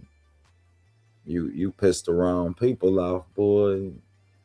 Your whole damn life will be fucked up. Like you really gotta have thick skin and make sure your decisions be calculated. You know what I mean? Hey, look, while I'm pulling this up, I got a question for you, right? Go ahead, shoot, bro. Back on hip hop, right, with Big. What are your top 10? Like, if you had to pick 10 songs, your favorite Biggie song, what are your top 10 Biggie songs? Let's see. Juicy, of course. Who Shot You? Of course, The Bone and Biggie.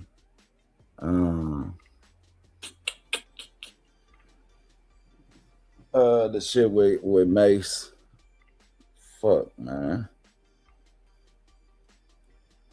All About the Benjamins. Skies Is the Limit. What am I at? 8. Need 2 more. Oh man, I listen to a lot of Big, man. Got name 10, bro. What I'm at, like 8. I need 2 more. I ain't writing them down. Damn. Really, I wasn't reading them. Normally I would, but I'm over here working. Shut up. Damn, man, I can't think of the name of the damn song. Hold on. Damn, man. It was one of this nigga first songs too.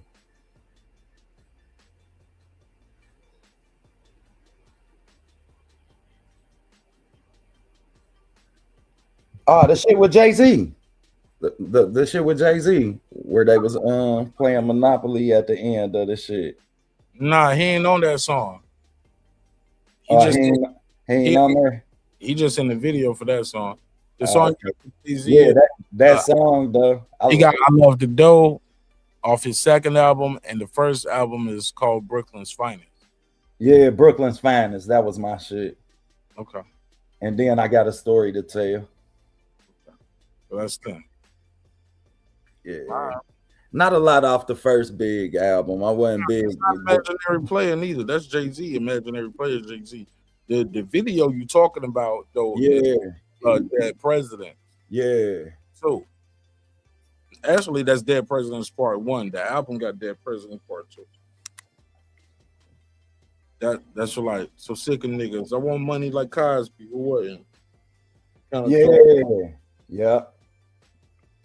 And I gotta give an honorable mention to 10 Crack Commandments, man. I woke up a lot of mornings listening to 10 Crack Commandments, man. Well, look, I'm gonna put your BIG knowledge to the test, pause, and I'm gonna play a record, and you gotta tell me the song. Let's go.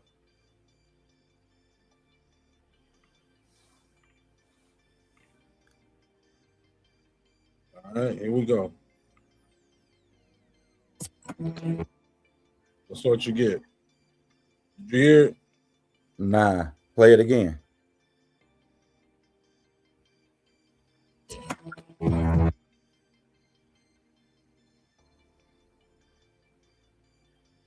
You ain't get it? Nah, I'm stumped on that one. It wasn't enough of it for me to really get it. Okay, let me try. I'm gonna give you another version. Let me try it. I got you. Hey, look, you lucky I ain't have Foodie up here. Foodie would have got it already. Foodie was killing it that night, bro. Yeah, I can't. I gotta have a good snippet, man.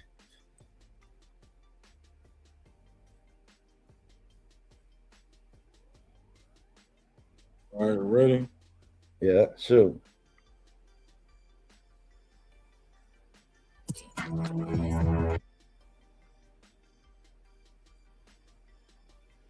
Is that Victory? Nope. No. Nope. Try it again. What's Beef? We'll go back to it. I'm look because you couldn't get it. Nobody ain't got it yet. Foodie got it. Sky's the limit. Man, and that was my shit too. Sky's the limit. Man, that's my shit too. Sky's the limit, and you know that was my shit. Shout out to the homie, man. All right, ready? Yeah, sure. Don't look at the chat. Don't look at the chat. That's hypnotized. There you go. Yeah, that's hypnotized. I had to get a You feel me? When you hear that, you gotta go, Yeah. Nigga, that shit fucked the game up. That video was crazy. Hey, With but you Ty Williams. And look, Diddy got out the car while the cars moved there. We're like, where he go? We never show where he went. You just see him getting out the car and Biggie driving it. Hey, what I remember from that song, that was the first time I really gave it to Diddy on his beats. Like, that beat was just so, like, man, that beat was crazy. I remember hearing that beat, like, damn, that beat fire. Diddy a bad motherfucker in the lab, boy. He give you that, hell yeah, that's a single. You walk in the studio and hear that? And Big went crazy on Hypnotized. You know? What'd you say, bro? Did he make it? Well, I get what you mean, though. He put it together. Yeah, at that point in time, you thought I'll produce. Yeah, I mean that was the right. You're right. And then we thought they all made the beat. Yeah, you thought they all made them beats. Like shit. Only to find out you've been bamboozled. You can walk past the person who made that beat tomorrow. Wouldn't fucking know. All right, here you go.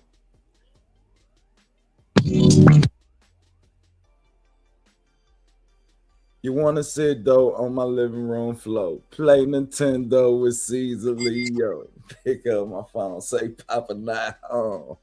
Yeah, man. Hey. That song was a big record, bro. Man, what? That was a classic, bro. Honey.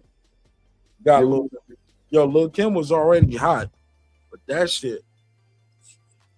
Oh man, that was more than a calipo or alley-oop, man. I gotta say. And she ran with it. Bro, that motherfucker said, give me open while I'm coming down your throat and you want to get up on either.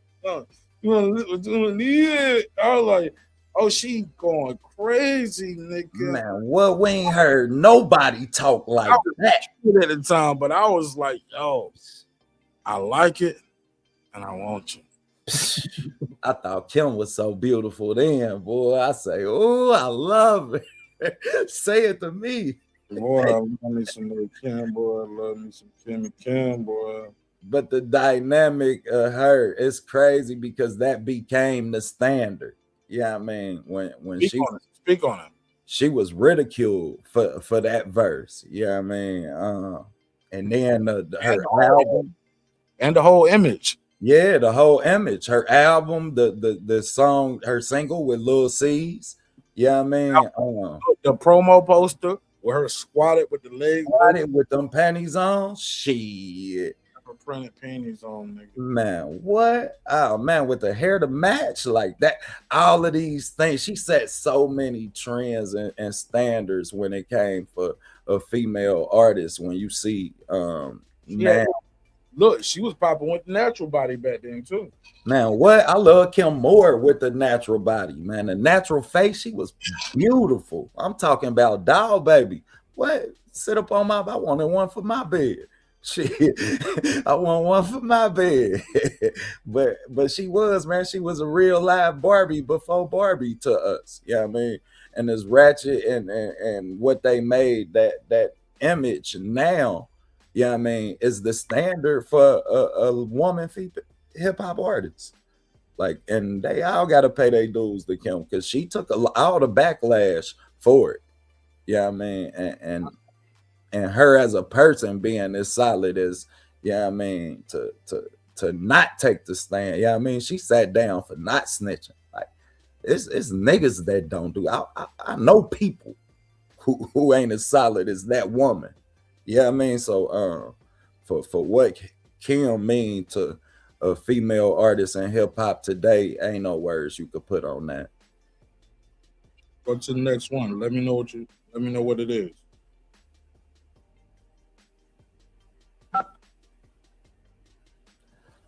Oh fuck, man.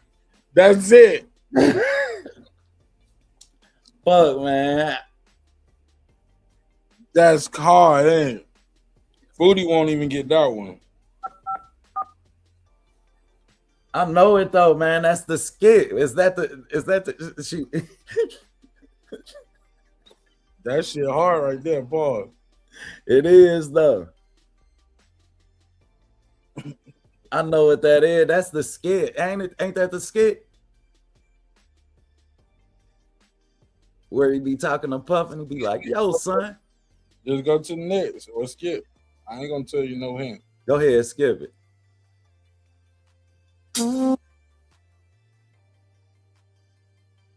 Play it again.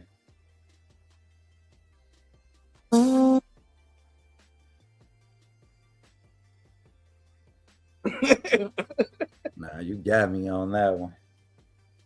That one drew me a blank. The digits, I know the digits, but that one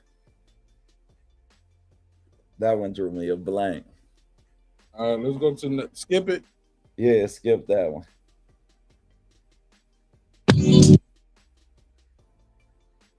Get money. There you go. There you go. Get money. I know that. That's Get Money. There we go. Nah, I know that. That's Get Money. That's another song. Kim Rock to Sleep. Foodie, I sent you the joint to your IG. It didn't come through on your IG. She said, "What's the number? Get Money." Jay Smith, what up? Facts. Yeah, Foodie, the link in your Instagram. And the number is at the top of the screen, 404-692-1766. 404-692-1766. All right. Yeah, Junior Mafia Get Money. That video was hard too. Yeah. The album was trash though.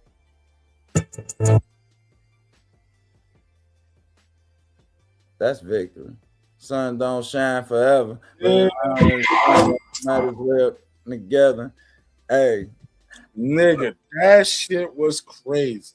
Bro, until this day, I still feel like Busta Rhymes got a verse to that song that nobody heard. I can believe that. Like, yeah, I mean, he just had too much energy to just do the hook. Like, I'm like, nah, hell nah.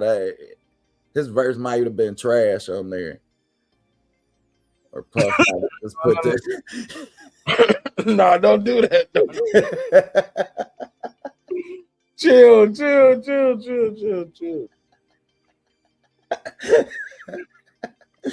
Like maybe Puff heard it and was like, that shit too hard. I ain't putting that shit on there with Big. Like, no, Puff had a little of that. It was like, Jada, write some shit for me better than this. 818, it's your time on the line. Be great. What's your name? Where you from? That 90s chick, aka Foodie. Hey. And when they tapping in, hey, it's not coming through, man. I don't know why. You know, they put me in YouTube jail for a minute. What you do, man? I don't know. Like my shit was popping up and then would just disappear. So I put in a dispute and they fixed it so my comments can be seen. But I don't know what the fuck. But you ain't get nothing on whatever. Instagram? I sent you the link on Instagram. I keep looking. I've been looking for like 30 minutes. I'm gonna text it to this number. Okay. All right. Okay.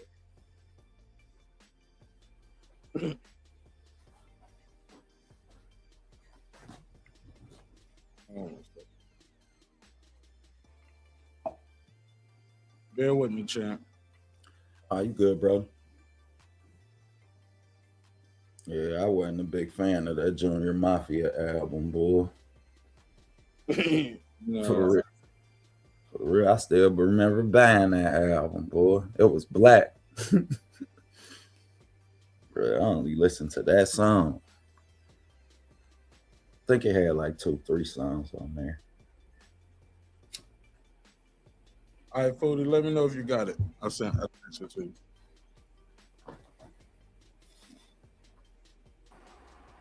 What's up, big head? What's up, watermelon head? Listen, you be pop like your screen be freezing and it be freezing at the funniest like facial expressions. Like one time it froze and your shit was puckered up. And shit, I can hear the audio, but your screen be freezing up. You're not frozen right now, though. Can you hear me? Yeah, I hear your ass. I just don't think it's funny. Fuck It you. is funny. Pucker up, Buttercup. Fuck you. No, I'm not. I'm gonna just be. I'm gonna have a permanent Birdman face. I don't like it. That's all I gotta say. I don't say no more. I ain't got to say no more. Yeah, I got my homie OTB up here. So What it do? Thanks. Salute. This Roastmaster Flex, aka Foodie with the Beauty, aka Foodie with the Flat Booty, aka Foodie Revolution, aka Food Revolution. Yeah, they was fucking with me. I was like, what the fuck? You don't want to see if my comments fine. At first, I thought it was like at first I thought it was the person on the channels, and then it was another channel and another channel. I'm like, oh, YouTube fucking with me. But anyway, yeah, I didn't buy that Junior Mafia album. Yeah, so we remembering Big Right. way yesterday, March 9th, made 29 years of his passing. What's your top 10 Biggie songs, Foodie? Okay, Juicy, That's one. Warning, that Bone and Biggie,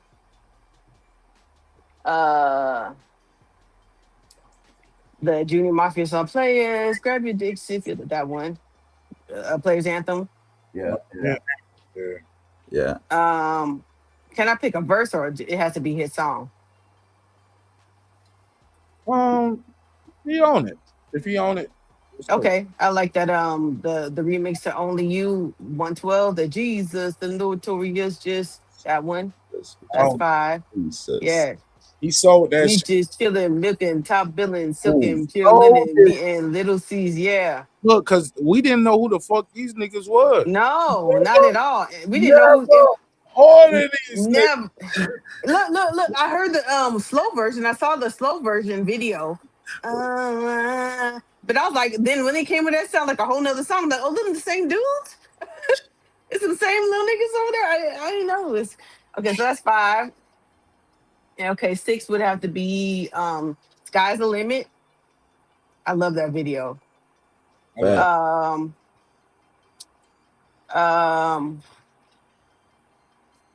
can't think right now. I said Warning already. You must be used to me spending that one with R. Kelly. Yeah. I knew you was gonna like that one. I knew that was on the list. And okay, 8 would have to be Hypnotized. I'm going back to Cali. I mean, I don't know. I only said that because I can't think of enough. I knew that was on your list too, but that's not a bad thing. Those are good things. I mean, it's not the greatest song, but I can't think of nothing else right now. That's a really good. Those are very good songs. Nah, you had a good list. Yeah, you had. And then I guess 10 would have to be 10 Crack Commandments. Oh, man. You know what I'm saying? See why I fuck with her. See, she'll rule. She'll rule big forehead having motherfucker, but she alright with her music takes though. You know what I'm saying? Hey, don't tell me. I'm not rude, nigga. I be calling out the rude ones, and y'all don't like it. Hey, look, she ain't deny that big forehead though. Make you feel it in your chest. Like. My shit didn't land. I thought OTB was gonna click clack and this one out. OTB was like, "You on your own, champ. You gotta know when to sit on the sideline." Take yourself out the game, coach. I knew the rule. Once you grin, you win. You tried to pull me in. You on your own. You on your own. So, Food, I'm gonna go through some of these joints. I'm gonna play them. If you know it, blurt it out. Fuck it. This nigga OTB, he's like, man, I don't care if I lose. Hell yeah. You like, ain't no money on the line. Fuck it. Let him blurt them out. We ain't playing for no money. Let's go. I already said Foodie gonna win all of these shits, nigga. If I drop that late. Let's go. Foodie. Let's go. Foodie. And I said, and we're gonna get a single on too. You about to get the sing along, you know that. Motherfucker, let's go. Foodie, name this song. Hypnotized. Nope. It OTB. is. Nope. It's the end of Hypnotized. But OTB, your chance, go. Damn, that was what I thought. I guess I gotta say Hypnotized too. Okay. That's not fair to y'all because you're right. That is Hypnotized. Let me play it this way. Oh, see this dude. This dude be playing dirty. Here we go. Here we go. Biggie. I can't remember the name of Goes the song. out to you and you. Yeah, and you. Remember the song? Come on. I don't know the name of the song. Dum dum dum dum dum dum. I don't know the name of the song. Dum dum dum. I don't know the name of the song. Kick in the door, wave in the 4-4. Are you ready? Yeah. There you go. Kick in the door. Biggie. Okay. Yeah. What do y'all remember about that song when y'all first heard it? What like? Did you know like, damn, this is gonna be one of them classic? First of all, did y'all know this shit was this and Nas when y'all first heard it? Cause me, I never knew it until Nas said, y'all don't know about my Biggie Wars, who y'all think Kicking the Door was for, but that was my art. You know what I'm saying? Or it's a part of what he say, destiny lays in my hand, God lays in my way. When he say that's Nas' daughter name is Destiny. You know what I'm saying? Dang. So I was like, oh damn, he was dissing Nas all the way through that album. I didn't know it at the time. What do y'all think of that? Did y'all know that back then? You know, in Cincinnati, did y'all know that in LA or the Valley, wherever you was at, Foodie? No. I know bougie. I did not know. I was just on the beats and shit back then. I wasn't really even probably listening to the lyrics like that. All I could think about is the sample. I like the sample. Is that I'll put a spell on you. That's the sample. That's a dope sample. Go ahead. Damn show is. I just remember that this goes out to you and you and you. Like, and that's what kind of raised my antennas. But shit, I thought it was a Pac slide. I thought all of that shit was Pac disses at the time. I wasn't even putting Nas in that picture to having no beef with dude. So what you think it is? Warning. Gotcha. God damn, Dang. that's my song. Dang. That shit's so fucking. Who the fuck is this? Paging me at 5:46 in the morning. That's just hard. Classic, man. I think that's my favorite Biggie song. Juicy's dope, but that's hard. Huh? Really? That's your favorite? Yeah. Damn, that's a good one though. I mean, because I like, you know, it's the art of storytelling for me, and he painted a great picture. Oh my Like I'm, God. you know, a valley girl. Like, oh, that's how the niggas be doing that shit. That's with the dogs barking in the back and the, you know. The whole essence of the song. Who the fuck is this? You know, just the beeper. Yeah, Waking up in the morning. Who the fuck is this? Paging me at 5:46 in the morning. Crack a dawn and now I'm yawning. Wipe the coal out my eye. Sees who you like you can see that shit like, y'all, yeah, 5:46 in the morning, hell yeah. See who's this paging me and why. Like, yeah, that and then the way the beat drops, like it just like you ride the beat, like it's just dope. It's just dope. OTB, Foodie, name this track. Who y'all talking to, man? I don't know. I don't either. It's tough, right? That is, man. Come on, man. I'm Because there's no beat back to it. Yeah. Yeah, I ain't let the beat drop. Because back then, because they had a lot of skits. So I'm like, is that a skit or? That's what I wanted to say. That's what I said earlier. Like, man, is that a skit?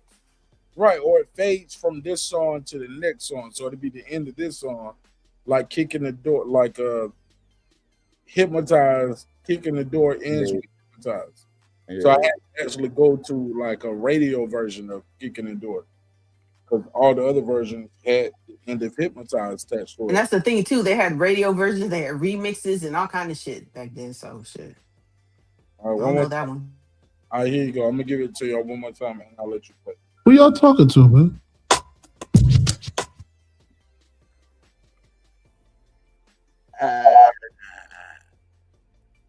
I know it, but I don't know the name of that Oh, song. you know it, nigga. You know it.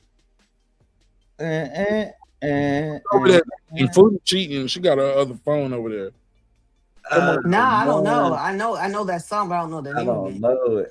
Can I tell y'all? Y'all want to hear it again, or y'all want to guess, or y'all want me to tell you want to play it? Nah, I want you to tell me the name of it because I just don't know the name How of it. about this? Foodie, you want me to play a little bit more? You want to try to guess it? He tapped Play a out. little bit more. Who y'all talking to, man? Oh, Nah, I don't know the name of the song. OTB, you like, I know this shit. I'm trying to catch it, bro. I can't. Foodie, can't. little more? Foodie said, give another inch. Nah, what is it? She said, don't put no more in. I got a story to tell. Damn, so Oh, story to tell. Yeah. Okay. God damn. I got a story to tell. It's the That's on guitar. Ready to Die, right? Yeah. Oh, like, no, Yeah. like Nah, Life After Death. Is it? Yeah. Second album. No, it really wasn't that. I wasn't that pleased with that album, but it had some bangers on it though. Damn, I didn't so really like that album. I didn't really like that album. man, I love that album, boy. That's definitely my favorite big album. Did you get the joint? He said, Probably Pure this one one that for me. fully thinks. I thought I was the only one. Called Mark Screen Froze. Hey, Puro, check your IG. I sent you the link too to your IG. Did you get it? Let me text No, Puro. it's not coming through. That's crazy. YouTube is on some bullshit. No, I'm sending from my computer. Like, I sent it from Right my. now, it's just on some bullshit. Okay, I'll take it. Smoking that backyard boogie. No, Puro. Got his brain froze. No, I got multiple devices. I checked the devices. I got multiple devices. Know how y'all niggas be. If y'all call through and y'all don't get through. They start making diss videos about me the next day. He didn't let me on the show. No, I'm like, no. Oh my god damn, man. Yeah. All right, food. Let's go to the next one.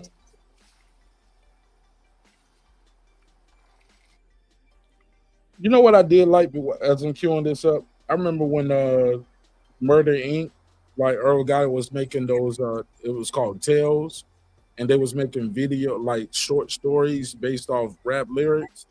On BT. Yeah, I want to fuck with it. That was good. I ain't never seen it. Oh man, it was good. I liked it. I might go back and watch it.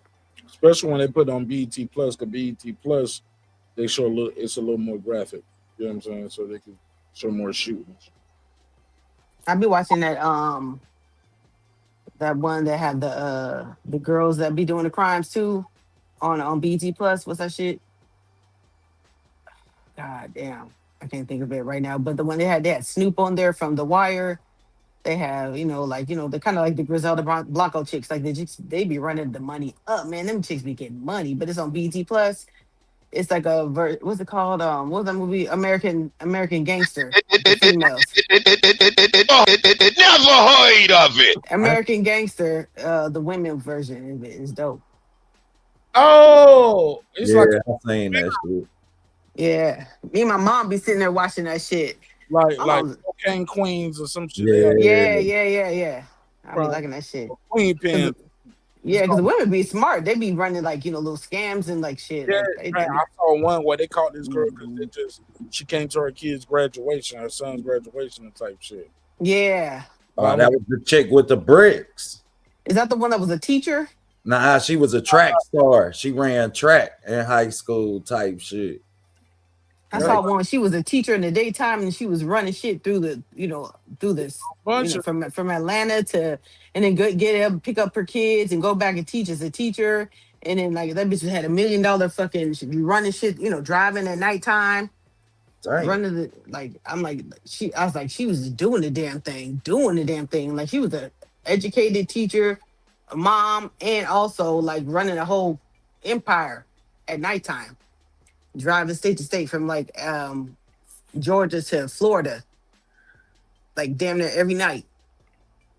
I'm like, was you doing the cocaine too? Like, how was you staying up, bitch? Like, goddamn. Boy, that's 3 shit. Name the song though. Let me see what y'all got. Y'all ain't gonna get that one. Nah, it sounds like the Rob Parade. All right, you got it. You heard it. OTB. Nah, I want to say it's that goddamn. Yeah, Pro said machine gun the gram is tripping on the app and the computer. I'm sorry, I didn't mean to cut you off. Go ahead. Nah, you good. I sent it to him and I sent it to Try. So let me see if Try get in. But I sent it to him and Try.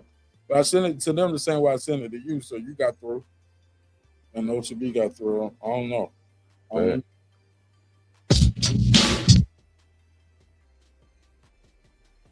I just got it, Mark, but go ahead. Not the song, but the link. You playing to quit. It's called Name That Tune. I'm supposed to play the whole song, nigga.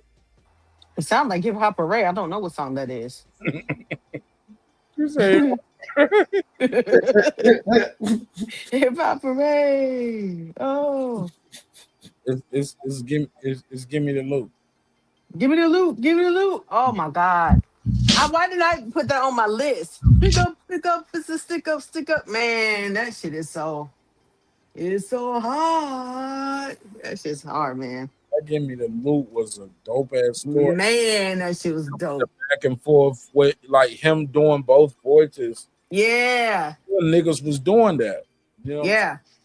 I remember sitting at the park, hot boxing in the car the first time we heard that and Warner. It was like a on the radio, like a mix, the Friday mixes they used to have. Damn, fool, you was hot boxing back then? Hell yeah, man. Hot boxing. I just saw a skit on the internet on Instagram about that shit. I'm like, motherfuckers ain't doing that shit no more. Like, no, these niggas is pansies. They got vape pens now. Them niggas are popping pills, eating shrooms, and snorting coke, and doing whippets. And snorting fentanyl, nigga. All at the same time. Right. And talk about I ain't no drug addict. You are a fucking super drug addict. Right, nigga, you do everything. Everything. Back then, motherfuckers was like, nobody wanted to be called a crackhead. Like you sold the crack, but you didn't do the crack. And it wasn't cool. And it Don't wasn't get high cool. on your own supply. Like if you was a hype, like motherfuckers didn't trust you because you doing the product. You gonna try to beat motherfuckers. You can't get no fair price for no motherfucking crackhead. 40. But you just told your age too. You called him a hype, nigga. Like that's hype. I said hot boxing. That told my age right there. You a hype. No, niggas still be hot boxing, but when you say a hype, niggas don't think they hypes no more. They just think they cool. We just chilling. Right? That's because everybody doing it, and the chicks is doing it too. Yep, you're right about that. The chicks making it cool. The chicks, but since the beginning of time though, the chicks always turn the niggas out. Had them niggas sometimes, yeah, that's true. I know, yeah, that's 100% facts. Shooting up and sniffing pot. They don't even want to F at you unless you got that product sometime. And a lame nigga gonna be like, well, I'm gonna do it too, just because my girl want me to. My girl do it. I did it like with that my nigga, girl, man. What's that nigga from Hot Boys, Turk, when he was on that show with what's the name? He's sitting there talking about that's when they started doing the Vlad.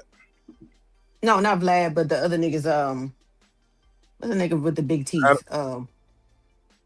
Shit, Adam too. No, the black niggas that with the Puerto Rican dude. With Nori. What's that show with Nori? Drink Champs. Yeah, I ain't seen that shit in so long. I used to watch that all the time. But anyway, yeah, he's like, yeah, we started doing that shit because the girls was talking about, yeah, I like that dope dick. I was like, what? They was like 14, 15 years old. I'm like, what the hell do you know about what's going down in down south? Like what y'all be doing down there in New Orleans and shit? 14, 15 years old. But he said also would be older chicks too be messing with them young dudes. and they started like shoot, like you wanted pussy that bad that you started shooting up. Like I cannot imagine. Some niggas was on the road and they would be like trying to get off, shaking that shit off, just shaking this shit, trying to go to the next show, and them niggas was be on that shit. I'm like, we was all about weed back then. Like it was really just about weed. I mean, I know gangsters smoke sherm and shit, but that wasn't a regular party drug. Like, hey, you want to smoke some sherm? No, thank you. I don't even want to fuck with you no more. Yeah, No, now all thanks. them niggas I fucked don't even want to up. fuck with you. Yeah. That was Yo, some gangbang shit. yo, Like, you know. hold on. Nick, that's how niggas do on the West Coast. They'd just be random like, hey, you want to do some germ? The Mexicans would be like that. I ain't even you know, I ain't gonna lie to the Mexicans, but I mean, I ain't hating on the Mexicans, but I think they partied a little harder. Like they was doing like Sending Puro the link again. I'm telling try the link. they Yeah, partied a little harder. Like I got some homies in LA that was smoking sherm. They used to call it like loop or some shit. loop, water. Yeah. Water, we call it come on. water. Yeah, but that Yeah. was something that gangsters did. Like I don't think that was like a party drug. That's not something like, you know, you pop Water, pills like bro.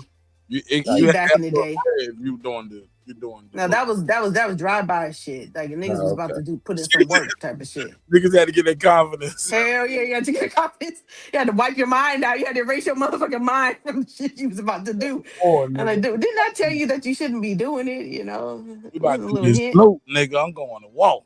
They dipped their cigarettes in that shit. Yeah. Motherfuckers, they call them butt nakeds. You know why they call them butt nakeds? You might end up butt naked after you do it. Motherfuckers would get butt naked for some reason. Motherfuckers would get butt naked and be on the fucking roof of the fucking projects, dancing, and they fucking like doing weird shit. Yeah, It's PCP. So sometimes niggas was dipping those in the bombing fluid. That's Sherm. Sherm is embalming fluid. Mm-hmm. That's Sherm. Sherm sticks. Y'all never heard that song by J.O. Felony. Y'all know that West Coast shit. No, I don't know what Sherm said. That's Sherm sticks is when you dip your cigarette or your joint, well, your cigarette into Sherm. Yeah, then they'll let that shit roll down on their tongue. Goddamn. Yeah. It should dry out. The motherfuckers be smoking that shit. Yeah, then they'll light it down there. The whole cigarette catch on fire. They got to hurry up, put that shit out. I ain't never watched nobody do it, but I heard plenty. And that smoke be blue. I got the fuck out of there. I ain't never seen no blue smoke come out of white cigarette. I say, No, thank you. Hell nah. I don't even want the contact. Look, I don't even want the Sherm contact. Hey, I'll start looking for my aunt and shit. Like, where ain't he at? This shit can't be kosher. It cannot be kosher. I was not on the porch no more. Shit, I was in the house. And upstairs, I was sitting there watching goddamn it, General Hospital. Right? Yo, try it. Pure, check your IG shit again. I send it again. Oh my god, that is so crazy, but it's so real. Motherfuckers would have heart attacks on that shit because they be lifting too much weight, make you feel like a superhuman. Yeah, that's crazy. But anyway, what's the next song? That's what they say too. That shit make you feel like the Incredible Hulk. They do. Motherfuckers be lifting too much weight. That's back in the day when motherfuckers would lift weight because they knew it's gonna go to jail soon. And so niggas get their weight up and be smoking that sherb, and motherfucker would have a whole heart attack at 20 years old. No, thank you. I'm trying to call you now. I went back to LA like 5-8 years later. I asked about the homie. I say, man, where the homie at? They say, man, that nigga shermed out, dog. Say, damn. Yep. He walking around Like in that movie South Central, be burnt the fuck out. I say, shit, he walking around the hood somewhere. Say, damn. But I never really met no Sherm heads. I met plenty crackheads. But I never met no Sherm heads. But yeah, they be doing that shit, man. Yeah, I ain't go looking for dog. Right. Where he at? I heard enough. For real. Tell him I was in town for what it's gonna say, for what it's gonna mean. Fuck that. Hey, try call the show number, bro. Call the show number, and I'm gonna text you the link from the show number. Because I think what's going on is too, I got the show number linked to my other phone over here, probably, and I think that's probably the problem. It's hooked to his iPhone, but I don't have a plug for the iPhone to connect to the Rodecaster. And for some reason, I think it might be still sending some numbers to. Yeah, that's kind of weird. That's just blowing me up, blowing me off. like Lindsey Graham was saying. We're gonna blow you. It's blowing the hell out of me, like what Lindsey Graham said. Gotta blow the hell out of you, man. What? Sherm sticks. That was crazy. I never know that motherfucker make a song about. Back in the day, like motherfuckers, it was all about, like I said, the weed. Remember, hey, y'all remember High Times magazine? The magazines, yeah. Yeah. And motherfuckers used to be sitting in there fantasizing about weed. Hell yeah. I used to be like, damn, I ain't never seen a weed with like crystals on it. That was in the 90s before like Kush came out. This shit got crystals on it. Is that coke? Or are you really supposed to be smoking that? Like that look a little crackish to me. Like I like right. Them white boys would be selling that. Having big ass plants and shit. And is this legal? Even when they had the weed that was called like green crack, I was like, I'm straight. Like I don't want the weed that's called green crack, bro. They had that hydroponic weed. No, I'll take hydro. Cat piss. See, I didn't have hydro out here in the West Coast. No, cat I'm not piss, smoking no fucking cat piss, bro. Man, get that shit out of my face. Moon rock and all that shit. See, I ain't smoked in 17 years, so all kind of shit didn't came out since then. But even back then, I was smoking like medical grade weed, and that was way better than any kind of weed you could get on the streets. I tried the moon rock, and I like the moon rock, and I like the snowballs too. Snowball shit is like the weed is white, yeah, but it's green, but it's rolled into white key. See, bro, man, in Cincinnati, I don't trust it. But I like to take myself. I don't want nothing that say crack or when they rock in showed it to me, I'm like, bro, the weed ain't white. Like the fuck, like I done seen. Like, what is that on there? Did you spray it with something? Yeah, like, y'all fleeced it and shit. In front of the stove talking about some. You got some spare change? Be on YouTube. Be scratching and shit. Look at OTB, y'all. I don't want nothing that have me high for 3 days and shit. Like, no, I'm good. I got shit to do. Hey, homie said he just called. Hey, look, call me. Shit, Foodie call got through. See, yours didn't get through. See, call the show line. Text me It's on at the top of the screen. Yeah, he said he called. He said he just called. Text me or try to call through Instagram. Cause my line hooked up. Let me see. Cause when I try to call you on Instagram, it say you didn't pick up. See, the kids ain't even smoking bongs or nothing like that.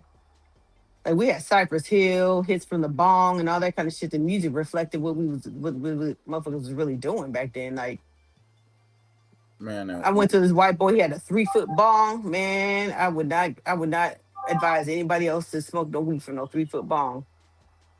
I ain't smoking that no 3-foot bong no more or no gas mask. I never did the gas mask. Okay, let me try this. 678, you on the line? Be great. What's your name? Where you from? Oh shit, I ain't want that. I was just trying to see if the phone line was working for me the way everybody else saying it ain't working. Appreciate it. This is my boy Lake County. What's up, Lake? What up, though? What up, though? What up, I'll Lake? get back to it, but I'm just trying. Yeah, What up, though? the phone line working though. Thank you, Lake. It's working, man. So I was just calling in just to see if the phone line working, but I'll let y'all get back to it. You called it, but it seems like it's working for me. 44692-1766. Yep. My dog. Appreciate it, bro. All right. Yeah. Lake said it's working, man. To the rest of y'all niggas, y'all just distracting the show. Y'all ain't really trying to call in. Y'all bullshit. Next song. No, the phone line worked, but everything else didn't work. Go ahead. Yeah, that's crazy though. Even with me, and I can look, and you know how you can go to Twitter. I mean, like I don't see him seeing the link. I can see he online. I finally got the link though. It took like 3 hours. From Twitter? I mean, from Instagram? Uh-huh. Yeah, that's crazy. But I sent it to try a couple times. And when I try to call you on Instagram, it'll say you didn't answer. And when I try to text me your number on Instagram. And Puro, I got your number, so I text you on the app and I text your regular number. Caller, what's your name? Where you from? Yo, Crush the Legend. Crush the Legend. What up, Crush? Father, what's going on? I see y'all cooking, man. What's popping? Talk to me. You got the floor. What up, Oh, man. I think when I came on, y'all was talking about the bud, because I just caught y'all. So I'm going to jump in where y'all left off at. What's up, nephew? It's scary as with the marijuana out here, man. And I heard the sister cooking. You know, they don't smoke bongs or nothing no more. Listen, I'm about to quit this shit. This shit ain't the same no more, y'all. I mean, you don't even hear none of the old names. What happened to the White Widow, the White Shark, the goddamn Sour Diesel? They got all this other bullshit out here, these runts and runts and runts. You smoke so much of that shit, now it seems like you're smoking potpourri. Like, I'm from the fucking old school. I don't know what the fuck they got going on. This weed make you lose weight, make you look like you on fucking dope, and make you not want to eat, make you barely not want to fuck. Nah, that ain't marijuana, man. Right. They just fuck the game up. It don't make you happy no more. Shit make you want to go punch somebody in the fucking mouth, make your teeth fall out. What the fuck's going on? Every time those people get their hands on shit, they fuck it up. And I can't take it no more, man. They out here selling nonsense and they putting all type of nonsense in it, study and all these other type of drugs and all that, smearing all type of shit on it to make it more potent than what it is. It's bad for our health, people. We got to grow our own shit to be safe out here because the marijuana is not marijuana no more. We smoking chemical. You're not smoking bud no more. I believe it's chemical too, yeah. We smoking all these sorts of chemicals. I'm gonna tell y'all something real quick, and I'm gonna pass this. My friend, right? She's into nursing. So one day we bought something for my little young boy, give him a play. Like 20 minutes after that shit, you start getting the fucking runs. You hear me? She said, when I get home, she said, I'm gonna pull out a drug test to see what chemicals come up in that shit. It was fatty in this shit, all type of bullshit. And a lot of guys, they don't know. They just trying to make a fucking living. And that's what makes it bad for the guys that's selling it. Y'all really got to understand what y'all selling, what y'all buying. Because if you don't know your buyer like that, he can be selling you anything. Then somebody gets sick from it. Then somebody's on your ass instead of the grower's ass. So they got to know what they buying out here. And some of these people know what they doing. So you got to be careful. You got to get one trusted dude or grow it yourself or just quit. You know what I mean? And this is a sad situation. So yeah, just buy that shit from the shops. Because that's what I told my son, because they be lacing that shit from, like, you don't know, like you said, motherfucker who's selling it to you on the streets don't even know what's in that shit. You just know motherfuckers keep coming back to buy it, but you don't know who died. Like, you don't wonder why that dude that bought weed from you yesterday didn't come back. He dead. He might be dead. Like I told my son, like, man, he moved out there to Vegas. I was like, I know you had your dude out here in California, but make sure that you only buy from the shops out there, because at least we could trace it back to the shops, because they ain't supposed to have no fentanyl in that shit. Motherfuckers had fentanyl in the fucking weed. That's crazy. Yeah, they got whopping our weed out here too. That's why when bro was talking about the white weed earlier, I was like, shit, I don't trust it, and I don't trust the individuals who had it enough. Yeah, right. The individuals. If I trust the individual enough, then I'm definitely, hey, we can smoke that shit, Brody. I say some of that shit when I come down. You feel me? Like, you first. And you did. Yeah. Let's smoke together. Yeah. For 3 to 6 months before I smoke with you. You dig? Like, cause hey, these motherfuckers, they chasing the high. And when you chasing that high, then remember that happened, like, rest in peace against Sabu, like she allegedly, respectfully, like, her brother did some drugs, went to the hospital, she did the same drugs, and she passed away. Because people don't know how to dose the fentanyl, which you shouldn't be able to know. Is you shouldn't be fucking with it at all. But that's the thing. It's like, that's when you into other things. They just start like shit. Niggas don't be cutting that shit right. Because it's definitely hard to dose. Like, even as a nurse, like, that shit, they put it on. I mean, we don't even try to dose it as doctors and nurses. Motherfucker, the pharmacist doses that shit. You know what I'm saying? Like you don't. It's very potent, very potent. Back Yes. in the day, like they didn't even used to fuck with fentanyl in the hospital. That had to be somebody who was really on their deathbed. But not, that wasn't just a painkiller. Like if you got in a car accident, they used to use morphine. Then they used to use a Dilaudid. Now they don't even use Dilaudid anymore. Like they fucking straight fentanyl. Straight to Like the you, fit. What? yeah, like when What? you go, when you go to just have like as you get older, you start to get to a certain age, you got to get your colonoscopies and shit, and they sedate you. It's not even like Versed and Dilaudid. It's like fucking fentanyl. I'm like, wait a minute, whoa, wait. I gotta do what? I gotta sign a waiver to do what now? Right. I was administered fentanyl once. I believe you. Damn. I was having brain surgery though. Congratulations. Damn, congratulations. Well, that's where it belongs. See, God bless you. that's what motherfuckers. They gotta have all the machines and watching if your breathing goes down and what to do if it happens. Yeah. Well, I woke up like 10 minutes to go in the procedure. So like it hurt like hell. Oh hell no. See, that's a nightmare. You woke up in the middle of brain surgery? Yeah, that is a nightmare. It's called the burr hole treatment. They don't knock you out with anesthesia. They just kind of put you to sleep. So yeah, I woke up a little too early. No, that was you. Some people have like a certain resistance. What the worst thing is when people wake up and they don't know. The doctors don't know that you're awake. The whole thing, you can feel it because you're under. They gotta watch your vital signs real good and shit. Feel everything. He's like, I'm almost done. Oh Give me 10 no, minutes, that is 10 minutes. I gave him 5. After that, I was like, I can't take it no more, doctor. yeah, but your brain doesn't have like you can't feel anything once they shut your brain. I felt it. The brain doesn't have like nerve endings like that. Man, this nigga Puro talking shit, man. Y'all believe it? I showed you the pictures, Mark, already. I felt it for me. Yeah, I felt it. Maybe you had a dream that you could feel it. Puro, Like no. people have phantom limb syndrome. Puro, you did not send me no damn brain surgery picture. I did. I And then they show where you could feel it and you was like, ah. No. No. Show where they put the what's it called in Spanish? It's called sonda. The drain. Because I had a brain bleed. I had a brain bleed, so they had to do a. Did they go in there and suck out all the blood from your brain there? Well, they gave me an option. Send that to Martin now. Yeah. I'll send it to you, bro. I mean, what's the next song, Mark? This nigga bringing me down. I feel like I'm high and I'm bringing.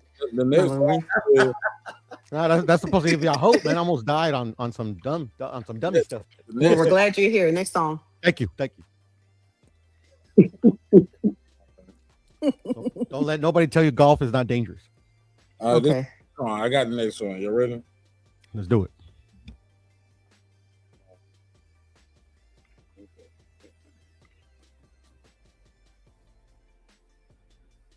I'm still waiting for try to pull up, but here we go. Next song, go.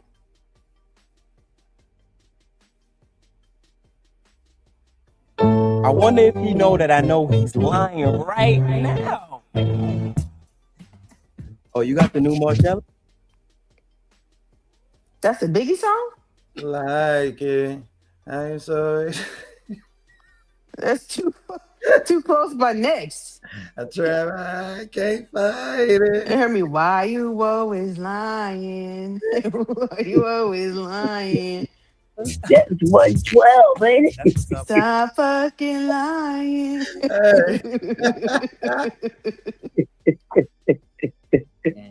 We gotta have a little.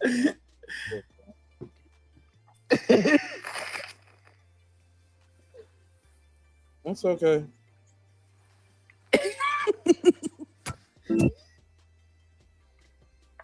Hold on, play it again. Nah, play it again. Nah, you fucking up, man. Nah, y'all gotta stay focused. Nah, bro, you caught me by surprise for real. Sis was laughing too. Nah, cut y'all niggas sleeping. Here we go.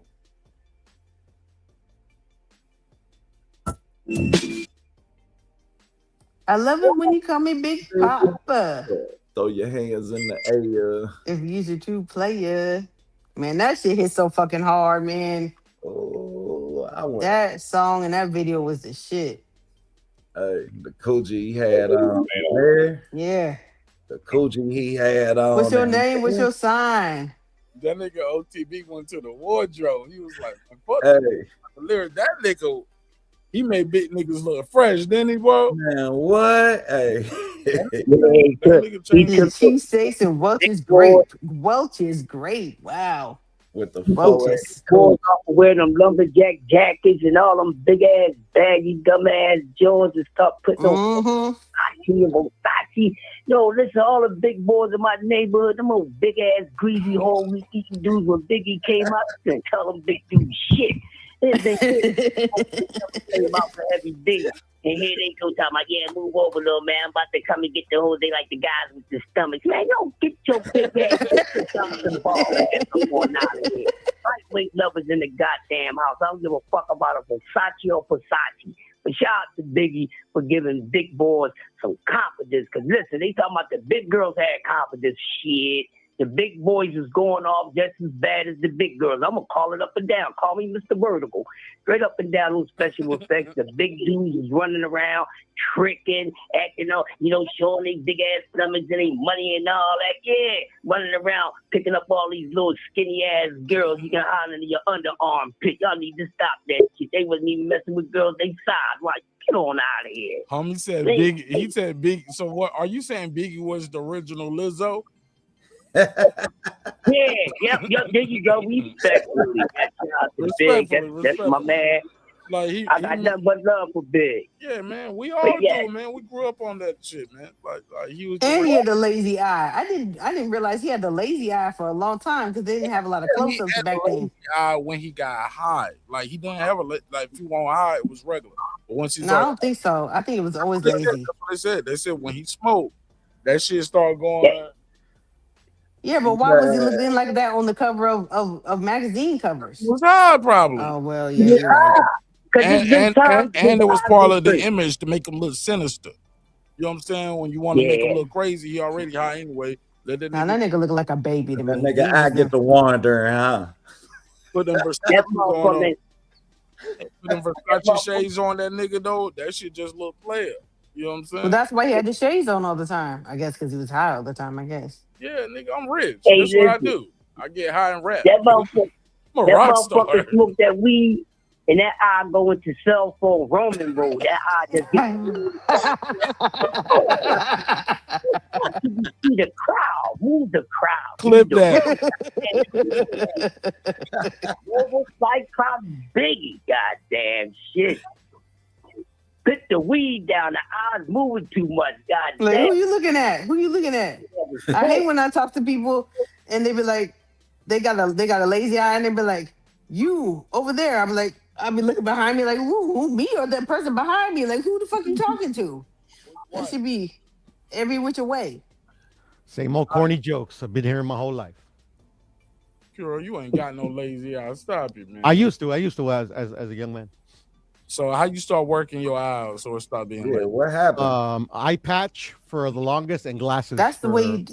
That's the way you're supposed to do it. iPad. So you became no. That's the way you. That's the way you correct it. Yeah. You became fucking Slick Rick, nigga. The Mexican Slick Rick. I heard all the jokes. Lazy eye. All the jokes. Yeah, you just had to insert yourself in there. We don't even know what you look like. You talk about me. But glasses. Talk about you, we know what you look like. Glasses, my whole. You're all been reaching for sympathy all night. I told you he was on one. I put one in. I put it in the comment section. I said, "Hero on one." One more so I can get sympathy. One more so I can get sympathy. There you go. We just do this so you will go funny, nigga. Yeah, man. Look at that. Come on. Udo about to die. Oh, God, that's the real picture of you, bro. Why that's me, brother. That little you know what I look like. Pure, hold up, Pure. That's AI. That's AI. Hey, Pure, that's not you, man. Yeah. You a black man. I never knew. That's as ugly as I look in real life. Man. Hero, what the hell is going on? So they I never thought that you looked it like that. I had a brain bleed, and I had emergency surgery. They gave me two options. They could do the burr hole treatment, which they did, or they could bro hole. I'm sorry. Burr hole. A burr hole. Burr hole. It sounded like you said the bro hole, and I thought The that bro was, hole. I thought that was. I thought Lindsey Graham was going to do surgery. When you said bro hole, I said okay, Lindsey Graham. Yeah. Go ahead. And then that would get 80% of the blood out, or they could take off half of my skull and get 100% out. But then they have to put me in a coma, 6 months in ICU. Wow. So you did the burr hole. Fuck that. Yeah, yeah. Well, I asked the doctor what would he do if I was his son, and he told me to do the burr hole. I think that's what they mostly do. Just go in there and get the bleed out. Let's start small, nigga. Let's start here first. Yeah, but for me, it was a special case because I literally almost died because like they had to do it. They had to do it in the ICU. Damn. They didn't take you to surgery? They did the surgery in the ICU because they couldn't wait. Oh no. I don't like bedside surgery. Now this comes from a little cocaine use, like this. Nah, it was the dumbest way to almost die, Mark. I was playing golf. I hadn't even gone through the first round, like the first hole. Oh my god. And literally we were horsing around. I was hanging on the back of the golf cart, and my buddies were trying to knock me off of it, and they succeeded. Hit my head on the ground. Dang. Wow. Now, Crazy, like I said, my question still stands. Now, leading up to that, was it a little drug use involved? Nah, bro. I was literally on my first beer. 40 years old. Half a beer, bro. Half a beer. Just hanging off the back of a golf cart, so niggas just kicking you off. Half a beer. At 40 years old, Puro. Like, what do you? But it was a misdiagnosis plus like me being hard headed because I didn't go to the hospital right away when it happened. So you just went home with a Hussein Rotman as chemotoma on your face. No. Like literally, I didn't have a bump or anything. I knocked myself out, and then my homies were like, "Let's go to the hospital. Go to the hospital just to get checked out." I'm like, "Nah, man, I'm good. Just go to the bar. Let's have some beers." But the next day, I was like, I should probably go." Had some drinks and got yeah. Damn. Because nobody really want to play no more, bro. Like literally, everybody got scared because like. It was like, well, let's put some alcohol on the brain. Let's just pour some alcohol. Because I felt okay. I felt okay. Like literally, I woke up. I didn't feel like I didn't feel anything weird at all. But I should have picked up on the signs because I kept asking my buddy what happened like 20 million times. Right? Hell yeah, that's a sign for sure. You can't remember. Let's put some tequila and Dos Equis on this motherfucker. Yeah, but I went the next day. Doctor said I had post-concussion syndrome to take an aspirin. He said in a week you'll be good. And like literally, like he was prophetic. I was good in a week, but then a month later, I started having like seizure-like symptoms, and then they finally did a CAT scan, and they're like, "Man, we got to get you in. You got to get that blood out." Intracranial pressure. Yeah, you exactly. Wow. You never gave it a chance to heal. Yeah, I just seen the sign. I just seen the story about this little girl. She's a little Mexican girl. She's 9 years old. She's being bullied at school by this girl. And the girl took one of them heavy ass, them drink cups that is like made out of aluminum and threw it at her fucking head. And she said and so she was at school and she felt dizzy. And so her parents took her to the hospital and they're like, "Oh, she's okay. Just give her some aspirin." They didn't do a CT scan or anything like that. And then like a week later, the girl died because she had intracranial pressure. Like she had a brain bleed. Yeah, unfortunately, it is what it is. Oh yeah, she's so now that girl, the other girl's being charged as an adult. Yeah, I got lucky. Like, how can you get hit in the head with a fucking aluminum can and think that everything's fine, but her parents didn't know. Didn't know. With all the respect, Puro is like, we don't know her, but y'all know me. Let's bring it back to me and my girlfriend. No. Like literally, like I know, I understand like what they went through. I got lucky. That's what I'm saying. I got lucky because literally there was no symptoms. Like I had no symptoms. You put you had symptoms because you couldn't remember what you were saying. Like you kept but in that day, in that day, like that 24-hour period. But afterwards, like literally, I remembered everything other than like the first 24-hour period was crucial. Yeah, but I went to the doctor the next day, and the doctor literally already put. That's what I'm saying is the doctor didn't do his job. Yeah, the doctor. That's what my sisters keep saying. That the doctor they didn't do their job. He could have died. No, I'm with Mark. He did kind of drink some beer. As soon as that shit happened, nigga, you can't drink away the pain. Yeah. No, it didn't. I wasn't in pain though, Mark. No, people think because they go to the doctor that everything's okay. And I tell patients when they're in that type of situation where they come back and it's even worse, I tell people what to do. Like, you know, you don't always have a good nurse to tell you next time this happens. Never heard of it. Then push the doctor and ask him this question, or tell him I demand to be seen for this question. You know, I demand a CT scan. I demand this or whatever. I'm not leaving until I get this. People don't know. They think, oh, I went to the doctor. The doctor said it's okay and I'm fine. They don't That's know. a fact. That's what I didn't Your know. They don't memory know. was impacted that day. Was your memory impacted prior to after surgery? No. I remember everything. The only thing I don't remember is literally when I knocked myself out, like that 2-minute period. I remember Well, yeah, falling he's off the telling golf us the cart. story, I remember so falling off the golf cart and waking up. Dang. Well, I'm glad you still with us, man. Yeah. Thank you. me too.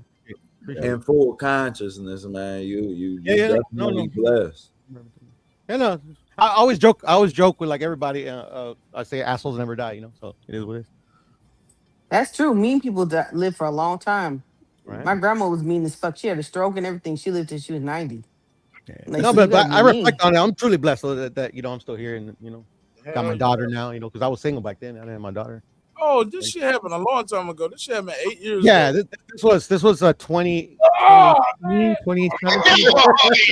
Nigga, fuck you. Mark, stop it. No, fuck that. Look, My boss is still alive. I still remember. My dad was like really worried. that shit happened 2 weeks ago. Nigga, we waiting for you to die again. Damn. That's cool, man. Yeah, I saw that. No, I'm fucking with you. No, I know you're good. I'm fucking with you. I'm fucking with you. No, that was cold. Hey, the dude on the phone is trying to get his. That was cold. I ain't mean to say it like that. We can't hear the dude on the phone. But Dude damn, on the phone. nigga, What we did he say? thought he died like 2 weeks ago. This nigga died 8 years ago. Nigga, we wait. Damn, Mark, go ahead and gulp the mic. Put it a little closer. I know, right? God damn. Now I'm putting in your mouth. He's trying to do the best. Nah, best you already Donald got. You Trump got it. You got it. Shit. impression. Mark's trying to get his inner Trump. He's trying to get in his mouth. If you know, you know. Slob on the. Fuck y'all, man. Nah, Piro. Look, I deserve that one. Damn, Piro. He picked the mic up. He said, let me show you what I can do. Fuck your story. This shit just happened. This nigga had me thinking this shit. You didn't either. We've heard this You story did show before, us the Mark. picture. I don't know though. In that picture, you look old as hell. I smoke, brother. Like they say, like smoking makes you age. So maybe that's what that is. Nigga, you older than that. Smoking what? Cigarette. Sure. Charm, like y'all was just talking about. Sure, It does. It does age you. Get you Cigarettes age you. I had a really good homie that did that a lot, and then he made sure that none of us did it. That should be making motherfuckers crazy. That motherfucker be making people eat their friends and scoop eyeballs out and all kind of crazy shit. But anyway. Yeah, my homie cut his own throat. My homie cut his own throat. Okay, thank you and good night, Puro. God damn. Oh, that's what I'm saying. Like literally, like that I've always heard that drug. We like, hear you. We hear you. You got all these Yeah. horror stories. Jesus Christ, we trying to have a good time. Y'all the one that brought up Sharon, bro. Y'all the one that brought up the Lala. No, nigga, you brought up the brain surgery and the fucking everything. God damn. Oh yeah, but the brain surgery was like the craniotomy. We didn't bring up That was a Mexican trying to play Lord have dog. mercy. Okay, neighborhood. Let's. That was a dumb Mexican What problem. are you going off about? What are you going off about? Shit, you know how Foodie be in her bad, man. Now I'm going off because we trying to have a good time. This motherfucker keep on bringing up stories about. God damn. And then God damn it. Call her out, Mark. Call her out, bro. It needs to be said. Puro keep telling us Say her he name. almost died, and Puro and Foodie trying to put me on the Lindsey Graham list, and I ain't going. I'm not going. The nigga keep moving the mic closer and closer. That's the dumbest shit ever. Get him, Foodie. Get him. Foodie said, "I'm Telling holding you. but I can't move." And they get closer than close. Yeah. Foodie said, "Don't move the mic." Original, they never will be. Mark is the originator of that shit. Come on. I'm gonna whoop your ass. Okay. Oh, Foodie, you See? know, I knew you wanted to do it. Hey, Foodie, you know we got a big fight in Vegas on your birthday weekend again this year. You going? I'm broke this year, nigga. I'm trying to do some shit. This this part. I'm trying to get rich this year. I ain't trying to spend no money. I'm trying to get rich this year, nigga. No, Florida and Manning Part 2 is in Vegas on your birthday. Good for them. Oh my God. If I happen to be out there, I float out there. But otherwise, them niggas ain't getting none of my money. They rich already. I'm trying to get rich. I heard that. Let's go to my boy real quick before we go to the phone. Try Burrow, mic check 1 2. Yeah. Yo, Damn, that was, Let's go to that big ass line. nigga, I blew out a booger the size of the hematoma. No, thank you. I blew out a booger the size of the Craniotomy. Hey, Puro. Yes, sir. I blew out a booger the size of that tumor they took out. Damn, crazy. That shit was huge. What's up, Mike Joe? It's getting disgusting, but excuse me. Yeah, it's getting. What up? Look, we started off with a very professional show. I see. At OTB, we was on politics, race, religion. We was. What happened when the weed and the drinks be flowing? We was making good time and shit. Yeah, no, we was good. Puro jumped in here on his motherfucking American Horror Stories and shit. Goddamn.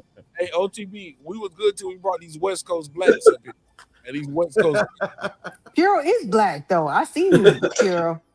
Nah. Puro's a black man. He said, nah. He said, nah. Let's get it clear. I'm part of the clan now. Let's get it straight now. My power. Puro. Puro looking in the mirror. La raza. Look, Puro looks in the mirror and sees Oscar De La Hoya in his brain. Everything. Damn far, bro. That nigga be getting. Now I'm mad, bro. Now I'm gonna take my bongo home. That nigga be thinking he Oscar De La Hoya in the morning. I'm the king of California. What's up? He Ryan Garcia. Nah. Huh? I'm Puro Sur, the one and only. Puro Sur. What's up, Shelton? Hold on. The South. Let me do a quick mic check on everybody. Try Burrow. Is your mic on? Can you hear us? My mic sound nice. Check 1. Yes. Okay. Yes, sir. Nobody does it better. Shelton Moore, you there on the phone line? You hear me? What? Shelton here? What else, Shelton? Okay, so Insiders come out. Hold on. Let me make sure. Let me try real quick, Shelton. Before I give you the floor, because this nigga Try been trying to get on for about an hour. Pause. What's up, Try? Like, what the hell was going on with the phone line and the Instagram? What up? I don't know. I called and I just got they said the number was out of service or some shit. Yeah, bro. I don't know what's going on. Some people get through, some people not. And I seen niggas already making diss videos about me saying I blocked them from the show. I'm like, not again. Oh, man. I'm like, damn, niggas making diss videos again. I'm like, no, it's not just you. Like, something's happening here. Maybe it's me trying to hook the other phone up to the show line, but oh my God. I'm like, I'm at war again. Well, fuck it. Let's play. Let's play, nigga. Let's play. All right, so we got everybody here. Mic check 1 2. Everybody's here. Shelton Moore. Look before we go to Try. Go ahead, Shelton. What's on your mind, bro? I'm seeing y'all. I saw your thumbnail. Your question was, will America be better post-Iran war? Of course we will. War is the best business. All right, I just sent you the link. Can you see the link on your phone, Shelton? Let me see if you can get through. Let me see. Yeah. No, Shelton sound better on the phone. He gonna be chopping it up. You know what? Yep. Stay right there on the phone. Stay on the phone. I do sound better on the phone. Much love. That. Cause Shelton be up here. He be talking to us, but that nigga be up here. He would be like this. Of course America will be better post-war. Now the question is, how will the people in Europe and how will Israel be after this war? That's the question. In the Middle East, huh? And speaking of that, is this fight between Usyk and Rico Verhoeven going to even go down? Because that check, Egypt is only like 600 miles away from Iran. So. Nigga, I ain't going They through a got fight in Egypt. ICBM. Even if I That's what they're gonna fight at. They're gonna fight in front of the pyramids, bro. Man, that would have been beautiful if we weren't in war. That would have been beautiful. Like, oh my God, can you imagine a visual? So is that fight even like, gonna go niggas down? I fighting don't right think that here. fight's gonna go down. Then. Look, can you imagine niggas fighting here in the pyramids, like right there? behind them. And niggas out there doing their shit in their drone camera. That shit would be dope as fuck. That would be goddamn it. I really want to go to Egypt, but not right now. But I got a question for you, Sheldon. With the present cost of we just disclosed earlier that this shit costing us $1 billion a day. You feel me? Right. Think that our economy recovers in a strong fashion, and why or how is my question. Because the reason we're going over there, because there's something over there that we want that's profitable to us. That's the whole point of it. It's not about them having nukes or them being a threat to us or even them being a threat to Israel, because we really don't give a shit. The reason we're going over there is they got something that we want. Oil. They definitely got oil. It's not going to trickle down to us, though. No, it'll never get to us. Say it look, again, right say now, it since we went over there, I'm in California, right? Since we went over there, when the war started, gas was like $3.37. Now, gas in LA, gas is $5.45 a gallon. In 2 weeks. We always pay the cost of war. $3. Hold on, stay with me. So that's California. Let's go to New York. Try what gas looking like in New York. That's what I love about this shit. It's the biggest thing that they hate, that we have a global platform like this. I don't drive. I couldn't tell you. But as long as we can get back to the hip hop, though, at some point. All right, try. I don't drive. I couldn't tell you. Yeah, New Yorkers don't drive. Oh, so it has a point where your bus ticket or the train ticket went up. Nah, that don't affect that. Oh, no, it does. It just ain't got there yet. It will though. Yeah, it will. It will. All right. It definitely will. We had $2.73 to $3.89. I mean, $2.73 to $3 for a bus ticket. Gallon of gas. Oh, in New York? In Cincinnati. I'm in Cincinnati. Oh. Yeah, I'm in Ohio. I wish. When the last time gas was $3 down here? Yeah. Look, I go to the motherfucking. I get my gas at the Indian casinos because they got the cheapest gas. But I buy premium. I ain't flexing. But I only buy. I haven't bought anything under premium for 10 years. And I'm lucky. I'm lucky if I could get under $5. But that's good in California. I seen a sign somebody that's talking about $8 in LA. You can get the fuck out of here. I'll fucking ride my e-bike to work. You talking about 91? 91 premium? Yeah. $6 and 75, maybe. Never. Every time I go to LA, I gas up out here way before I get out there. I'm not buying no gas in Cali. I mean in LA. So the biggest thing is what's going on now is they say they trying to end the war, but the people of Iran is like, nah, we're gonna keep this shit going until the midterms at the minimum, because they want this Trump regime, and they want Americans to not only feel it economically, they want them to feel it politically. So they're going to keep this war going until at least November. So you can choose when you stop fighting, but you can't choose when the other people say we're done. They're already taking. You can't dictate to them when they want to stop. Right? You started it. We're going to finish it. But why are they making us pay for a war that we didn't even ask for? We're funding a war that we're paying for the cost of a war we never even asked for. He doesn't care about anything that you're talking about, food. Doesn't care. And we know that. And when you're talking about our president, not Israel, not the Ayatollah and not the new supreme leader of Iran, right? You're talking He about don't care our about government. none of that shit. Yeah. Your president. This guy, Of course not. he doesn't care about any of that. He cares about what he wants to do, when he wants to do it. That's what he cares about. He don't even care about that. He just care about being the president. And all the people who got him there care about what happens. He don't give a fuck about what happens. He's a narcissist. He only wants to be the big guy that everybody's looking at. He don't care what happens in this presidency. He only cares about being the president. OTB, What up, bro? can we agree that people are like still too politically aligned right now? It haven't really hit them yet. It's gonna hit us all within the next few months, or it's gonna be a terrorist attack. Where That'll heighten the awareness. there are people like, oh, they got secret cells over here. Like, yo, they are not fucking playing with us.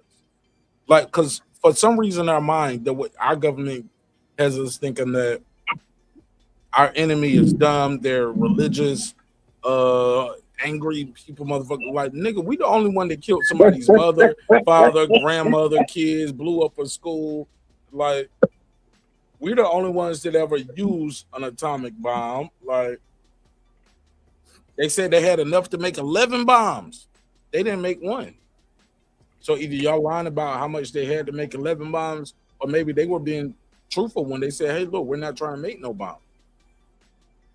And since Einstein has gave y'all the theory, like you said, y'all the only people that used it. Now that fear is, is predicated in how people deal with us. And I don't think that when you hear, the state of where we at, one, you're not even being honest with us right now about it. So when you say this is about to run into the midterms, I'm worried because we're not dictating this shit at the present time. So when it go on, I don't know that anything's gonna change. Second off, when you tell me that this shit is running through the midterms, this look like a deflection for the state of our economy. And it's ironic that it happens right at the midterm of your election period. I don't see this as coincidence. Like shit, I don't believe in coincidence. Not at all. So when you see that and you really can look at this from all four corners of the ring, then it looked like what it is. And what it is that we've never voted at a wartime president, period. So if he can keep this shit going, he'll get a third term like he's always been saying. Trump just put out something that said he's not voting any law in action until people approve the SAVE Act. Did y'all see that? SAVE Act? It's some gerrymandering shit where basically it's supposed to say Safeguard American Voter Eligibility Act. That's the SAVE, Safeguard American Voter Act. But basically they're just making it harder for people to vote. So it's no mail-in ballots. You can't go to certain places. You got to go to these places. They're just making it harder for people to vote how they've been voting. They tried that last election. They're trying to keep the Republican power. Yeah, you know what it is. Well, the parties, we know that the parties won't change if we have a war going on. You feel me? Like, let's be real. If we think, I really think if this shit gets crazy, I think it's about to be, by the time November comes this year, this shit could be big enough for a party change. Yeah, Trump ain't gonna be up for election again. Yeah, right. November. Right. But you know what? Lindsey Graham is. Chuck Schumer is. You get what I'm saying? It's gonna be Ralph Warnock might be. These people. And I think more people are being awake to like, hold up, why are we doing this again? What's going on here? Like, I remember shit, you can just go back as little as 4 years ago. People didn't know what the hell AIPAC was. More Americans are waking up and realizing, like, and I hate to say that because they don't co-op woke. When you say tell somebody wake up or you woke waking up. Yeah, they co-op that and make. That's how slow Americans are. Yeah, they go woke and go broke. Yeah, they co-opt that and made that a negative thing. Yep. Like waking up to realizing like what's going on. That's been co-opted. But You know what's but gonna, if but do if you you know go, what's going to cost the Republicans, the Senate, and the House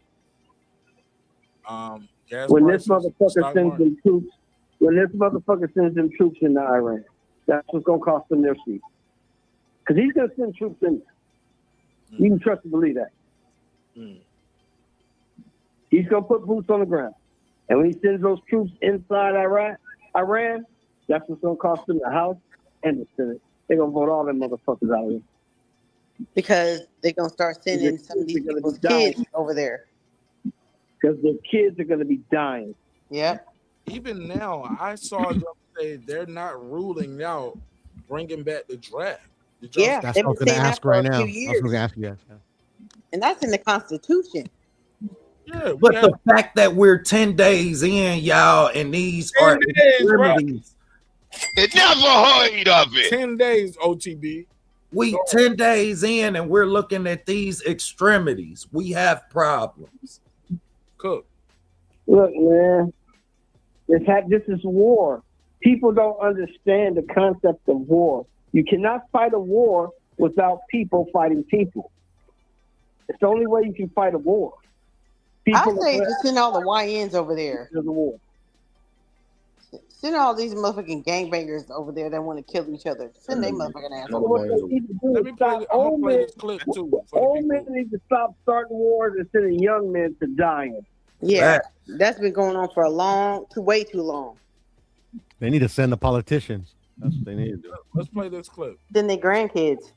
Does not remove options off of the table. Mothers out there are worried that we're going to have a draft, that they're going to see their sons get in and daughters get involved in this. What do you want to say about the president's plans for troops on the ground? As we know, it's been largely an air campaign up until now. It has been, and it will continue to be. And President Trump wisely does not remove options off of the table. I know a lot of politicians like to do that quickly, but the president, as commander-in-chief, wants to continue to assess the success of this military operation.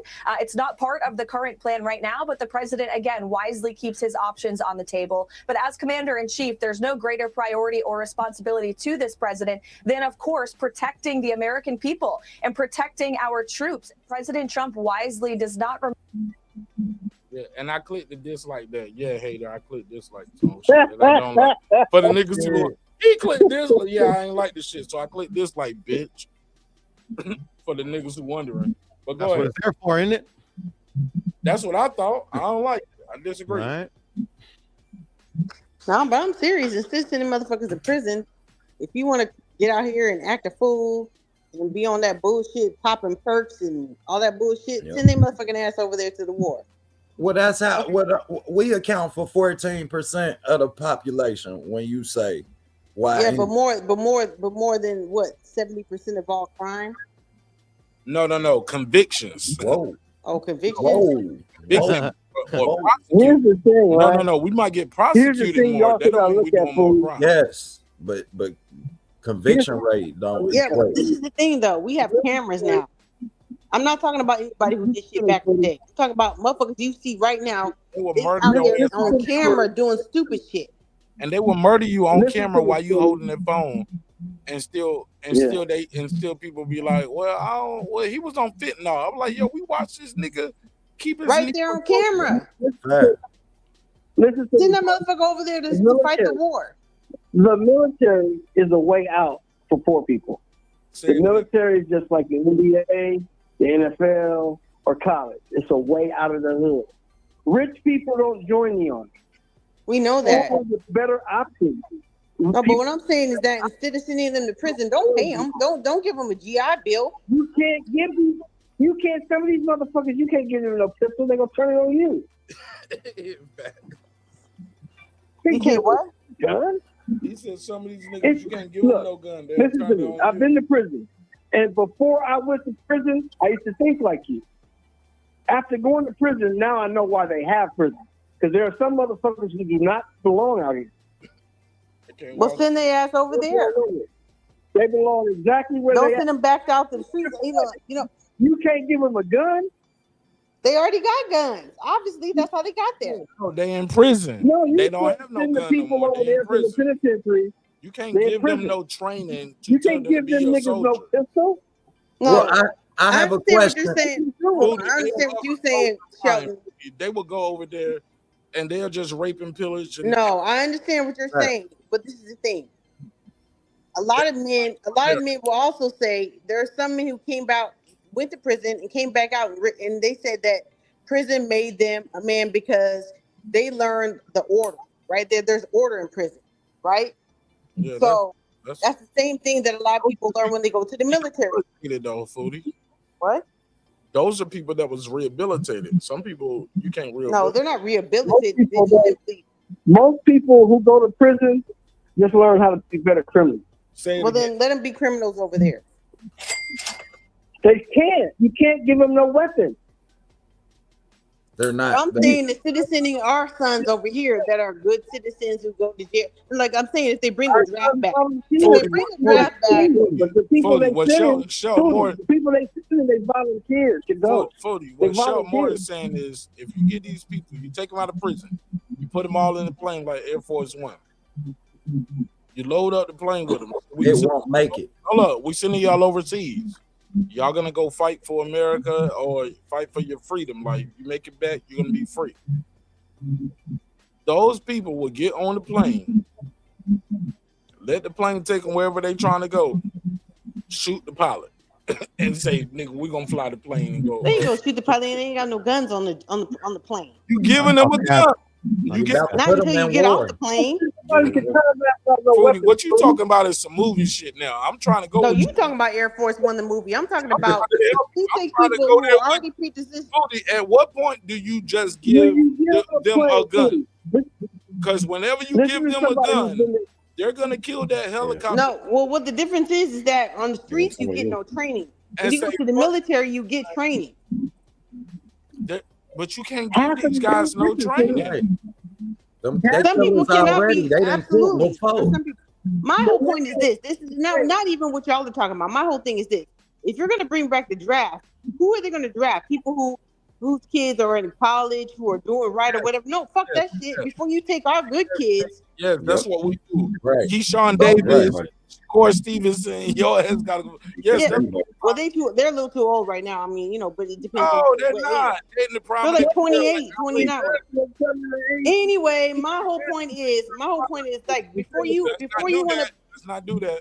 Before you want to pull from the good kids, take the motherfuckers who's already decided they want to throw their life away. That's not how it works, though, Foodie. That's not how it works, Foodie. That's not how. I know it's not how it works. That's not fair. And now I have a question for everybody. If they do draft everybody, we know it won't be on equal. If they start the draft process, we know that we won't get an equal playing field. Given that we account for 14% of the population, guess who is going to hurt and impact the most? The people that is already hurting and impacting the most. Us. OTB, when have we ever gotten an even playing field? No, exactly. Yeah, but we already out there doing bullshit anyway.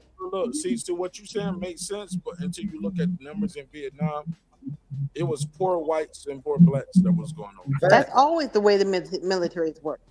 You get what I'm saying? That's the reason why they ant the GI Bill. Our percentage doesn't That's matter. the only people Right. However, it's going to be the most severely impacted. Yeah, right. That's because people are not putting their kids in better positions in life. No, they can take you out of that position. Muhammad Ali was the world champion. They took that nigga out. That's back then. We're talking about now. And right now, in the streets, motherfuckers is out there doing bullshit. Y'all don't think Bronny James getting drafted? Prior to him, they took Elvis. Not because he's rich. Prior to him, they took Elvis, took Joe Louis, so it was black and white. Muhammad Ali was the one that said, "Hey, this is constitutionally illegal." Yeah, that was before the draft was outlawed, though. But my whole point is, Foodie, that's how we got here. This nigga's talking about we gonna bring the draft back, like throwback Thursday. Yeah, but in today's present time, we're talking about people who are out there already doing bullshit. Like they didn't have the gangs like they have now back then. Foodie, we got here because Foodie, let me say this again. What We about the got here Falcons? because the president of the United States and his administration are saying we are not ruling out trying to reinstall the draft. Right.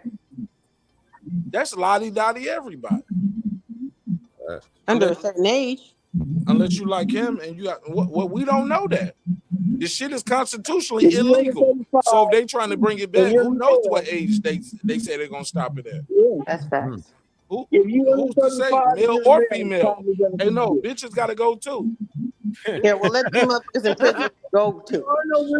If you ain't older than Cicely Tyson, nigga, you gotta go. Gotta.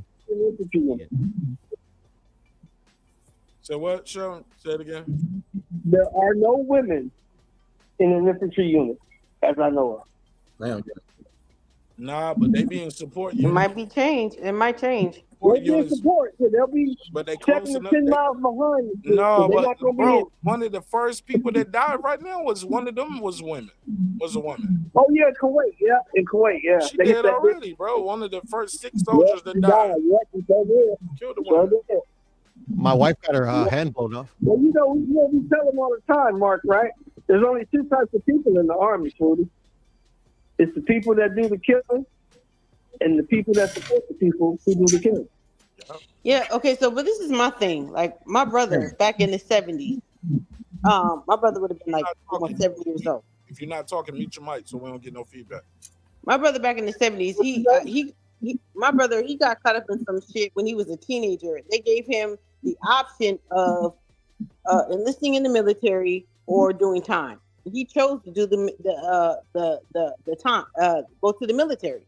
You don't think there are some people right now that said if you go to the military, if you list in this war right now, if we give you the option, we're drafting people. If we give you the option and you survive through the war, then you're free.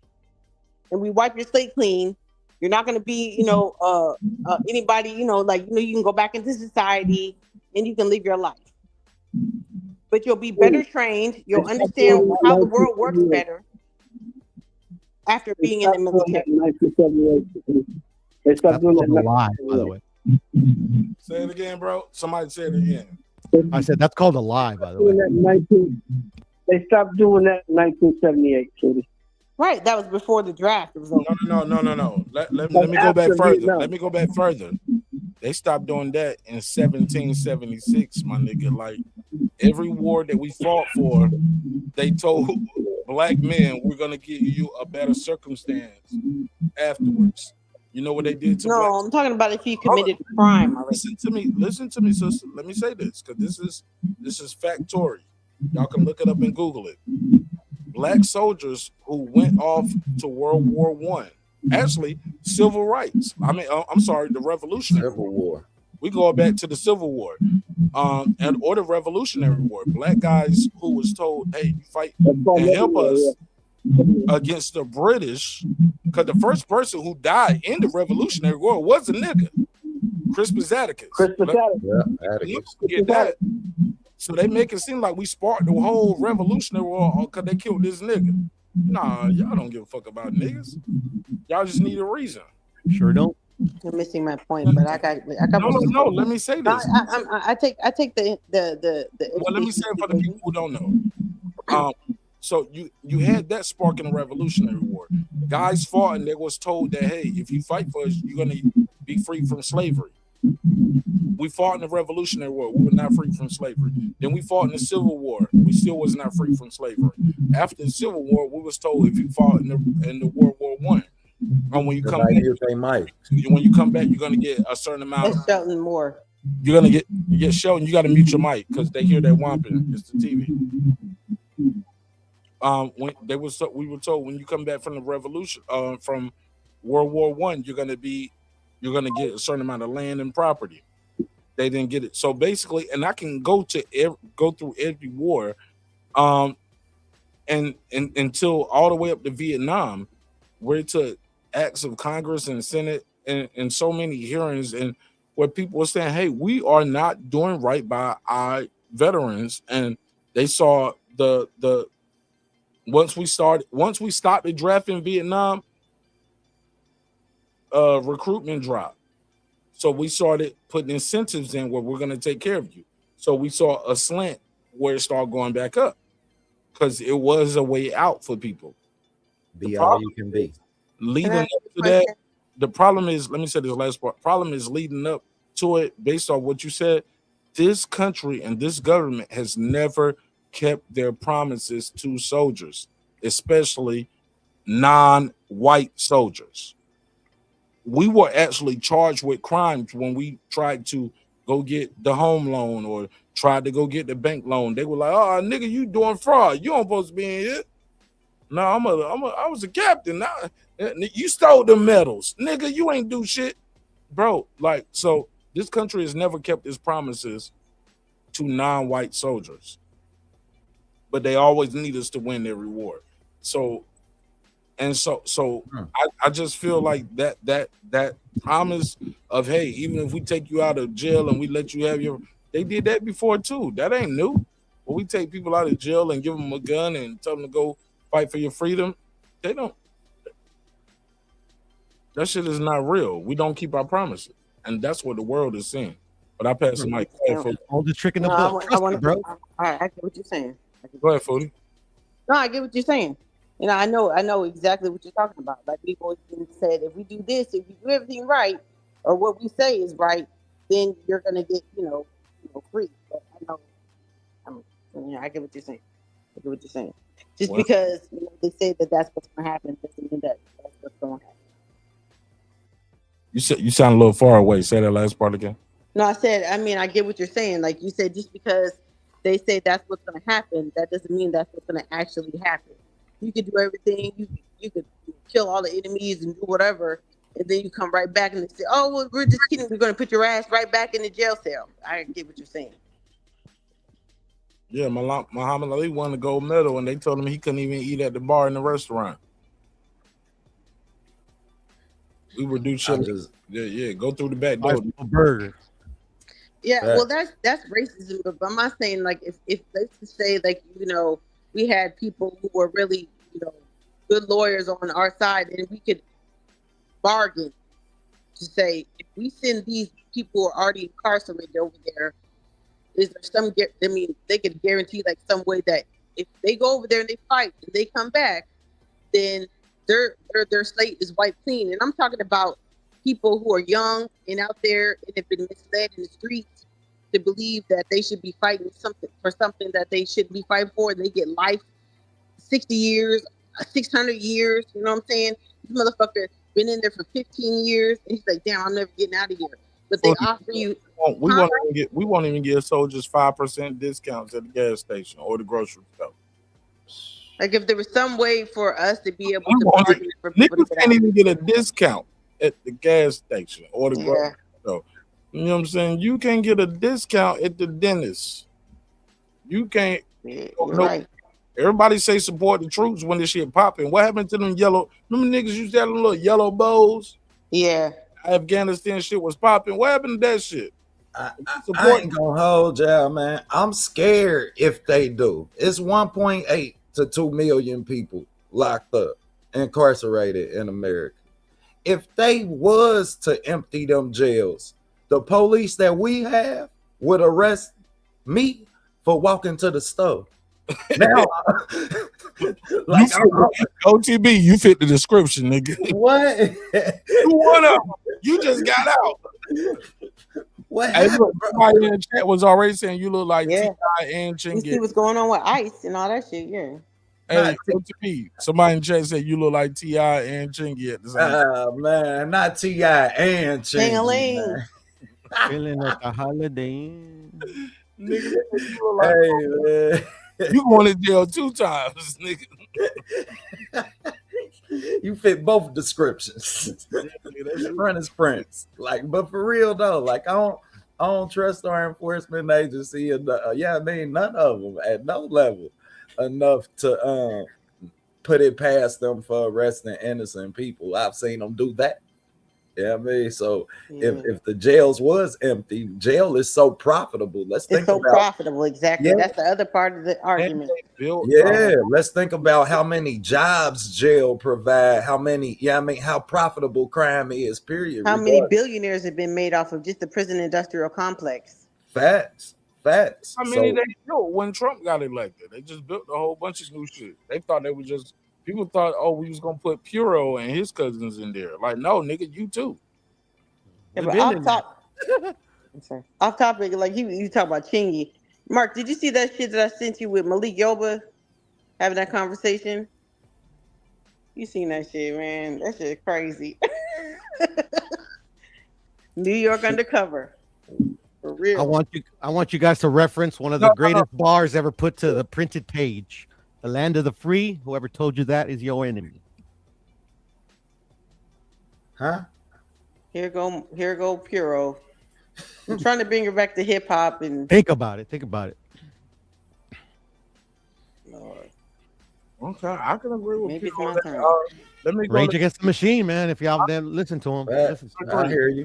I hear Listen. you, girl. Hey, look, let me get Tribero. He's a Brooklyn native. Let me see if he's gonna defend Malik Yoba. Go ahead. What's up? Nah, I hear what you said. My bad. Y'all talking politics, man. That ain't my house. Let me play the clip. Let me play the clip. I think that's old though, but what's up with the boy Malik Yoba out here? New York undercover. Yeah, that's from old. That's like from a couple years ago. Yeah, rolls dried up, man. I never seen that shit before. I didn't either. I don't know. I don't know though. I guess back to the New York undercover days. I always wonder about him and Torres. Huh. I always wonder about him and Torres. Like, they were too Especially friends. Too after- close. All right, let's get to Epstein's. I don't know why I feel Footy want niggas to be Just bringing it back to pop culture. All right. I got a couple more topics, and then I give y'all the floor for the night. It's just I don't know what's going on with this damn Instagram, man. This shit is not sending my shit out. Told you. Yeah, I see y'all ain't even read it, so it's like it's popping up like y'all haven't even read nothing I sent. I sent No, you a I message, did. for Foodie, and you didn't read it. It's okay. It'll come. You'll see it. You'll laugh. All right, so basically, okay, I got a couple good videos. I just want y'all to respond to them. We're gonna react to. Okay, well, let me ask y'all this on some boxing shit. What's up with Clarissa Shields still trying to fight Roelly? Roelly, did y'all see that shit going around? Man, I personally watched the whole interview, man, and watched her stand 10 toes down on her feeling like she can beat Roelly. And I just feel bad for Roelly, bro. Like, I can't imagine. Yeah, I mean, like, cause you know Roelly, and we know what type of person he is. We know he thought about it. Like, should I knock this bitch out? Bro, you the one man who could get a reason to, knock a bitch out. Yeah, I mean. And he handled it gracefully too. He did, man, and I had the utmost respect. I met Roelly like 3 times, bro, and maybe 3 or 4 times. Like, I know I got like 2 or 3 interviews with him on camera, but every time I meet him, on or off camera, he's a nice guy. Facts. Cool dude, laid back. He almost seems shy around too many people in camera. You get what I'm saying? Man, you couldn't guess that. Facts. Yeah, man, he's laid back and chill, man. Like that shit.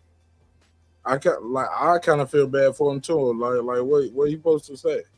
You feel me? Like something to say. I mean, come on. That's rough, man. And I feel bad for her too, because if boxing provide the stage for her that her talent, is, then she don't have to do all of this extra shit to be seen. Papoose shit, yeah, I mean, all the extra antics that we done seen. I follow Look, Pap upstairs, nigga. Pap upstairs.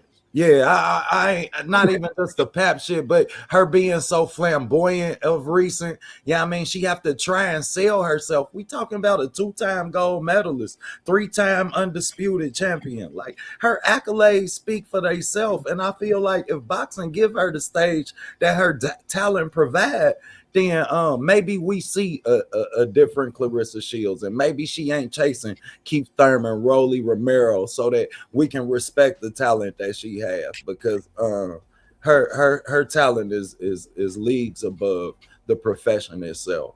And when you an anomaly, what else could boxing give her? What else could they give her? Speak up, Sheldon. Say it again. I said, what else could boxing give her? What other than what it's already given her? I mean, she doesn't have the talent pool in the weight classes she's fighting in. She can't generate the money that her male counterparts can generate because she don't have the people to fight. right? And that's not her fault. Right. Yeah, but it is her fault. It is her fault when she says stupid things like, I could beat Triple G. I could beat Keith Thurman. I could hang with Canelo. Why she can't believe I in could her beat. This is desperation. She's desperate. She's trying to get to the money. Why she can't believe in her skill set though? Because she Against who? Because she trains with Shakur, she trains with Keyshawn, she trains with Bud, trains with Andre Ward, Anthony Guerrero, Andre Guerrero. She training with killers. Hold on, She's not beating them up though. Hold on, let me say this. Hold on. Yeah, let him cook. Let him cook. Yeah, y'all asked the question. Let me answer it. She's training with killers and she holding her own. So when she see these other guys in there who ain't no killers and they are accomplished at smaller divisions, she's like, yo, a nigga who fight at 135 can't fuck with me. I'm 170. I walk around at 185. I'm champion at this way, but I walk around at 185. A nigga who fight at 135 ain't about to fuck with me. That's her opinion. Until we prove her wrong, or Zuffa or somebody, Turkey LSU, somebody got to put the bag up.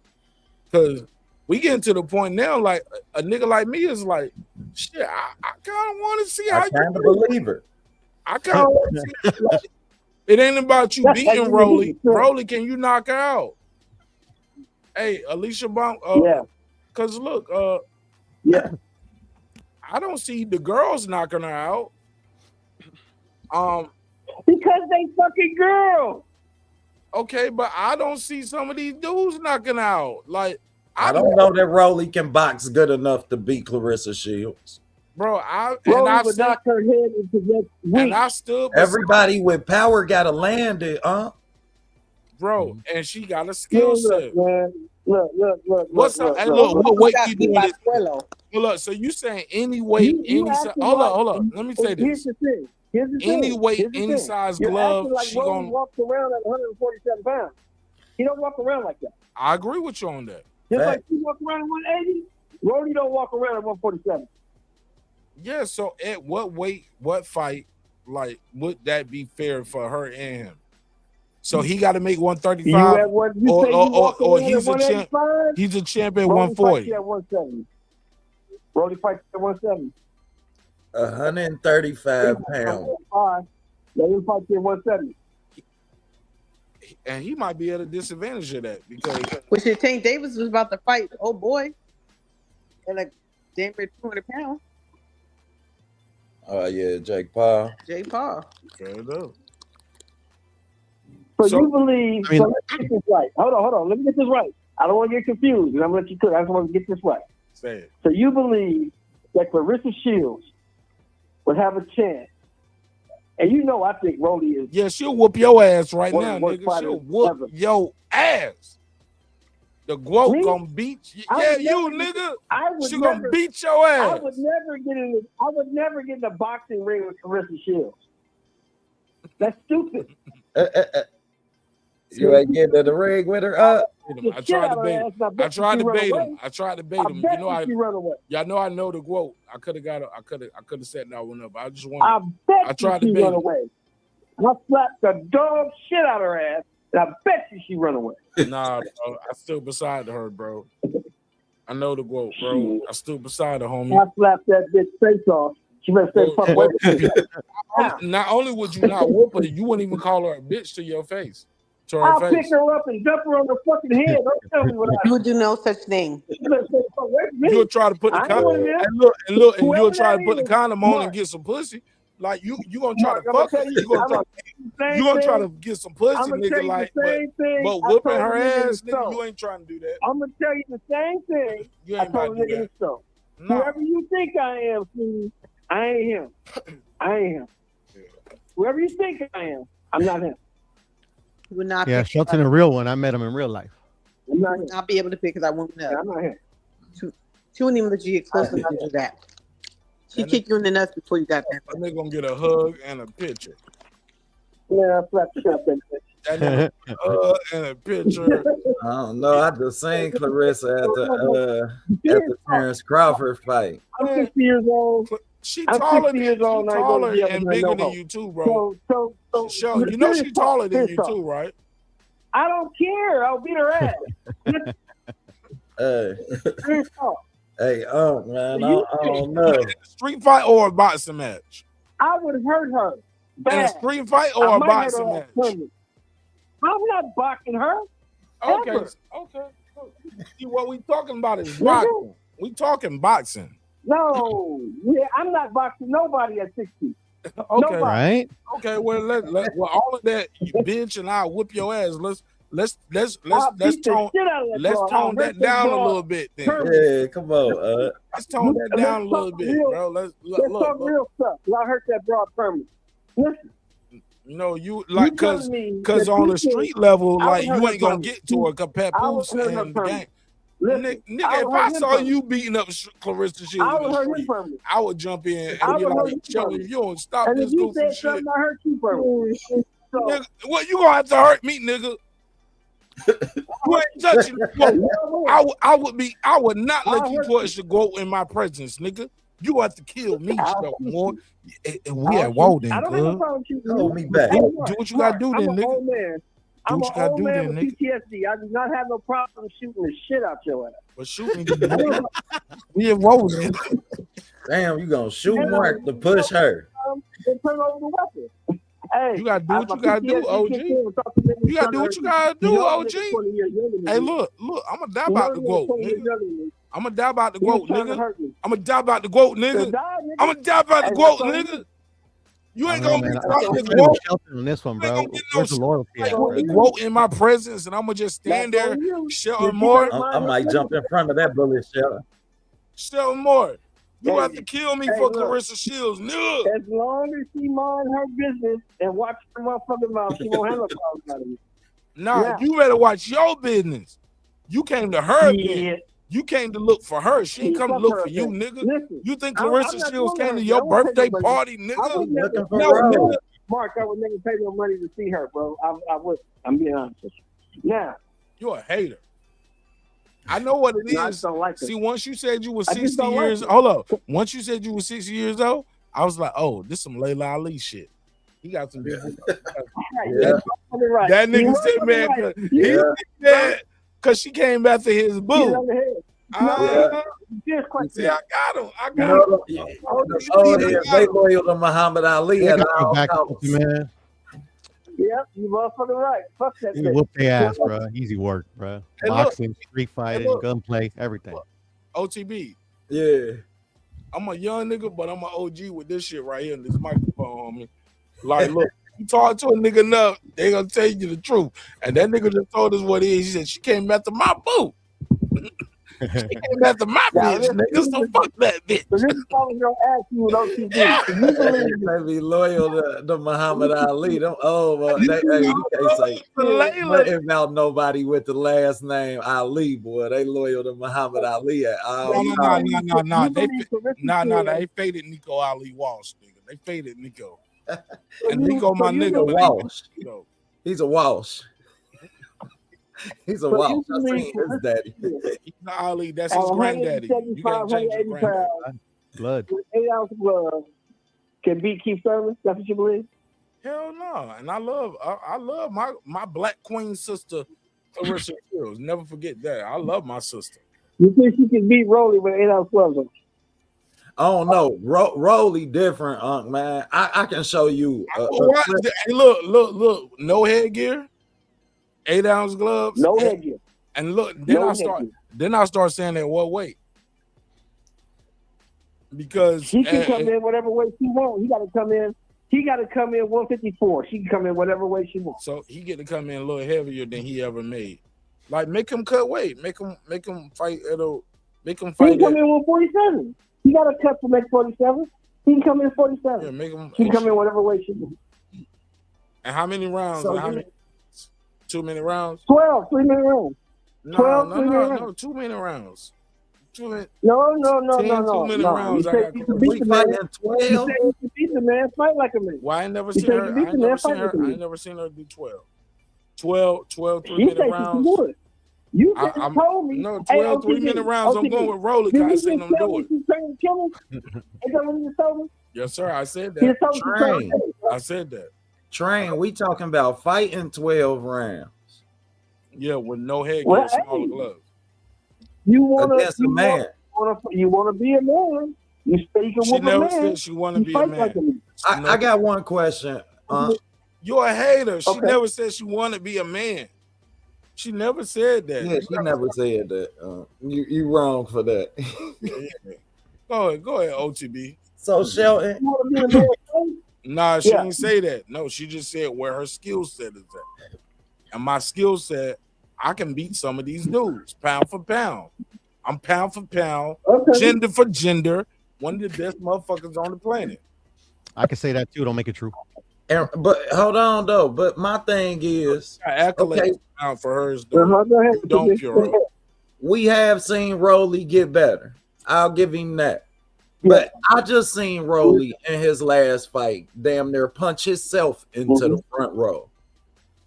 Like he literally threw a punch so hard, he damn near rolled out the ring. Like if Ryan Garcia would have tapped him, he'd have got the knockdown. Like yeah, but he had 12 rounds to do it, and he didn't though. But go ahead, champ. What you say, bro? He had 12 rounds to do it. I just don't.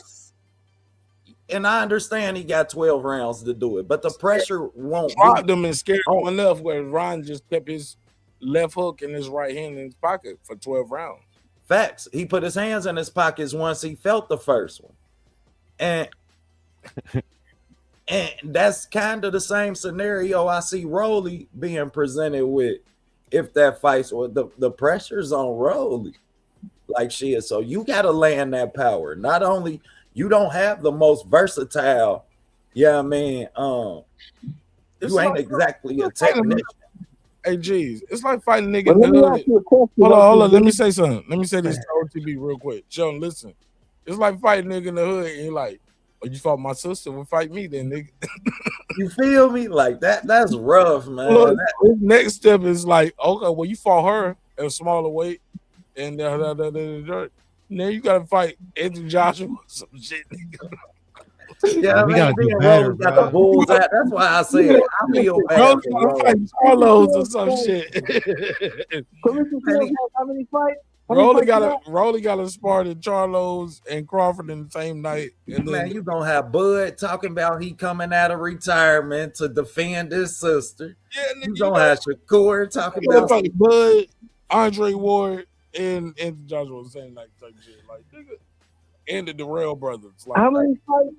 How many fights does Clarissa have? 0. Like, stop it. You said against men? Like against men, 0. She got like 18 fights. How many fights does she have? How many professional fights does she have? Less than 20. About 18. I think 18 exactly. I'm gonna look and be sure, but I think she got 18. And how many knockouts she got? 3. And how many knockouts she got? I know she got 3. Yeah, I couldn't tell you how many KOs. Yeah, she got 3. And how many of those were men? Nah, but if you watch them fights though, they don't let. Trouble. She got 18 fights, and 3 knockouts. But let's be clear, They don't let them girls fight her a lot of times. They be letting them bitches hold on to her because they got a job to do. I'm gonna say this. She like if If they Roelly start hits warning her and really, telling really girls hard, stop holding, she would have a lot of TKOs if they say stop holding. Stop holding. If Roelly Okay, I'm gonna hits take her your with point the away. You shot he hold hit Ryan again. Garcia with, that fight is over. Say what? If Roelly Romero hits Clarissa Shields with the same shot he hit Ryan Garcia with, that fight is over. That double She's left not hook? getting that. Be permanently hurt, probably. No. I've never seen her in that offensive position. No, even when he dropped The reason Ryan. I say that No, is even when he because dropped Ryan, when it was hit Ryan with that shot, he called him that off shot guard. took all the fight out of Ryan. No, All but the then fight. it was a double tap. Ryan didn't want to fight no more. It was a double tap, and he got Ryan off balance. Ryan wasn't hurt off of that. Ryan was fearful because he had experience of being in the ring with Roelly, but let's not act like that was like some Kovalev type shit. Like, Yes, because Ryan got up. Ryan got up. He just And didn't. Roelly still ain't I'm stopped. not gonna keep. We're not gonna keep going back and forth. What I'm gonna let you and OTB do, I'm gonna let y'all go ahead and talk her into an ass whooping. Y'all go ahead. I ain't gonna let that happen, Shelton, bro. Like, look. Damn. And you feel say I ain't gonna let that happen. She can talk all she wants, bro. But like if women could beat men, women would fight men professionally. But they don't. Just talk her ass into getting in there and get her damn jaw broke. She be sitting next to Jake Paul around this motherfucker. And I respect the hell out of all boxers, but come on. I mean, like. Well, I will say this. Yeah, I gotta be mean, I was almost about to say I ain't never seen Clarissa get caught in the position that I seen Ryan Garcia in. And when she got caught against Hannah Gabriels, it was in an exchange. However, when she got caught in the gym and she went to go get her knife because she said the only reason he knocked her down because he was cheating. Yep. Well, yeah, I mean that's a sparring situation. I don't really, mention sparring situations because everybody in that gym. It's worse though because it's got bigger gloves and headgear on. Oh, look at the sparring. He beat him at sparring. See? He did. Nah, I can only look at it from a situation, Shelton, that I done seen. If I'm visualizing how this fight is gonna happen, then I can only visualize it from times when I seen both these people in the ring.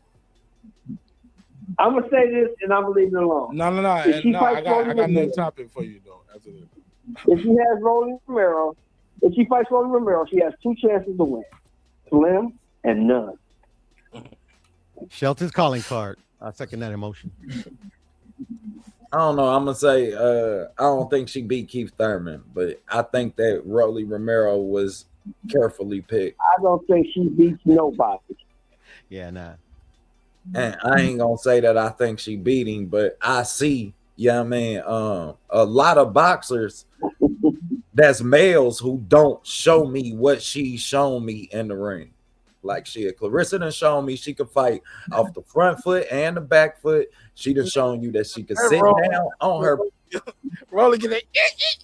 You dig? Like shit. Never shown you against men though. That's the thing. That's the part of the context you don't put on it. She looks great against the people she's been fighting. Well, I don't know that I've seen another woman that I feel like beat her. I think Alicia would beat her. Seen a woman that can be Roelly. That's the question. No, I haven't. The woman that caught him the case before he fought the tank. That made him lose the tank fight. Green can be Roelly. I don't think Daniel Perkins can be Roelly. I don't think Big Mama can be Roelly. I don't think none of them bros can be Roelly. None of them. And they're great at what they do. They all are in their craft. Like they're great at what they do over there. Over there, they're great. But we gotta stop. Over here, not so much. I would say maybe Ann Wolf. Yeah. Let me ask you. Maybe. No, and I love Ann Wolf. She probably can beat Roelly and knock her head off too, girl. Oh, yeah. I would. He's too young. Yeah, he's too young, too strong. Lucia Riker, maybe, because those women can hit. No, so you got Lucia Riker over. She's only like no, I don't. But I'm just saying. I mean, like, maybe not pulling his punches. Like, what are we talking about? Like, Roelly's a 3-division champion. Roelly killer, man. I don't understand, but it's okay. It's all right. What was the topic, Mark? I'm What's gonna the topic? in my head too.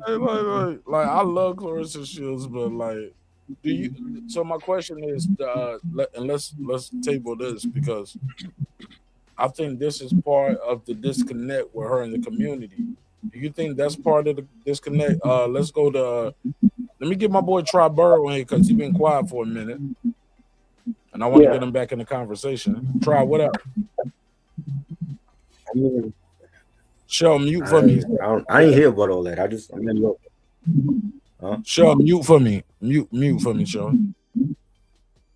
Try. Do you think some of the disconnect with Clarissa Shields in the community is because people hear about her fighting a dude, and you think like people like that's a disconnect, or because you in the hip hop community heavy, and I never heard you do no reviews on her music.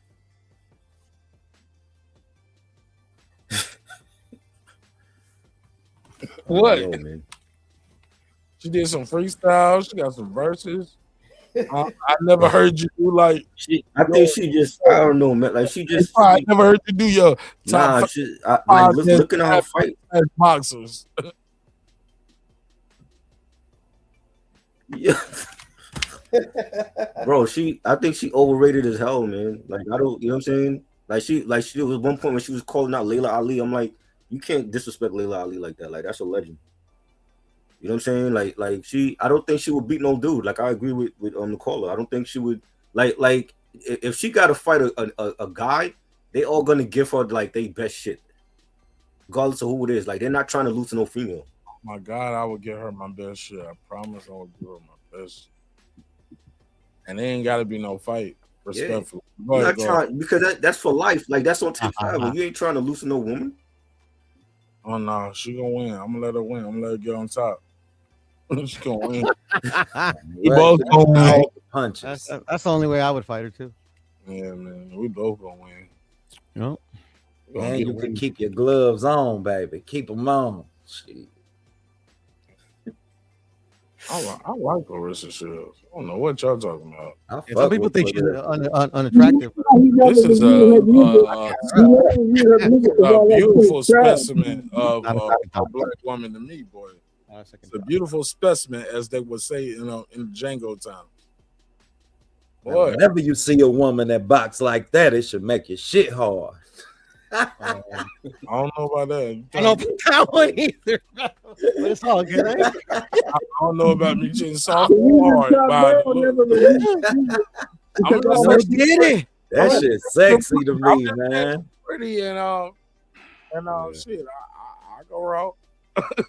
Hey, that shit's so sexy to me, y'all. Boy, I be seeing her fight off the back foot like, damn.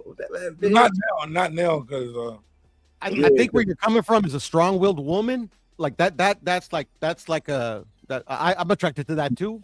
But the boxing aspect. Nobody likes the broad. Nobody likes the broad who talk too much. Shit, I don't like a nigga. And they all talk too much, man. Damn. Fat.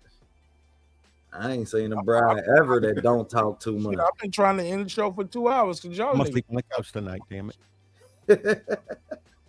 I'm trying to end the show for 2 hours. Y'all niggas. But not only do you talk too much, you talk out the pocket. Nah, man. Nah, she's saying what she thinking, what she believed, though. Let her have it. That's her story. That's her life. That's what she think and believe. You feel me? I have to let her have it. I ain't got no choice.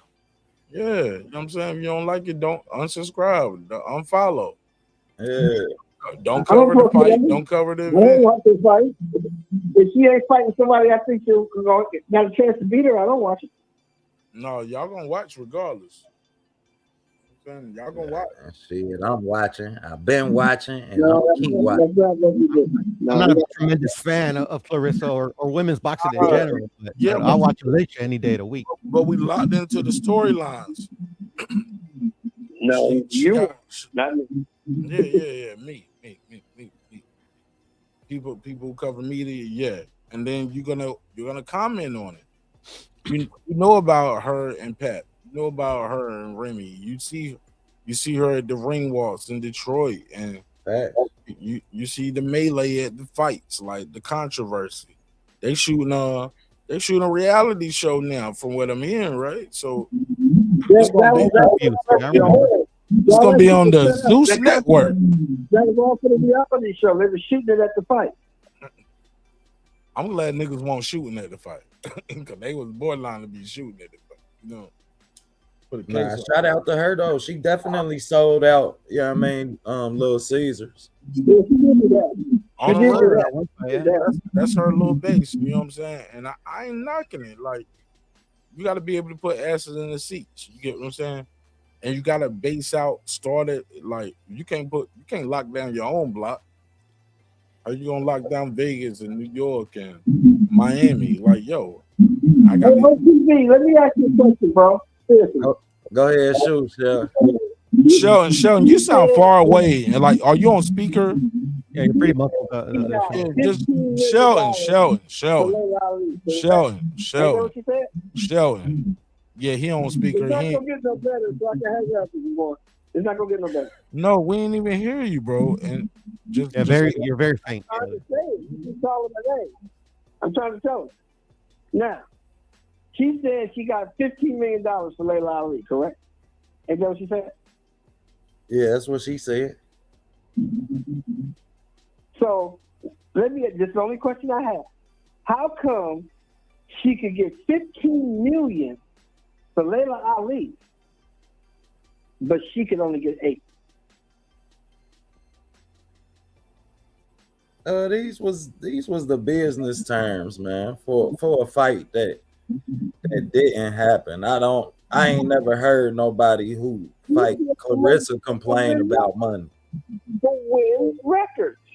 So why would Win Records give Layla Ali $15 million, but only give you 8? But because it's an investment, they deserve a return on their investment. Slow down. That's a trick question.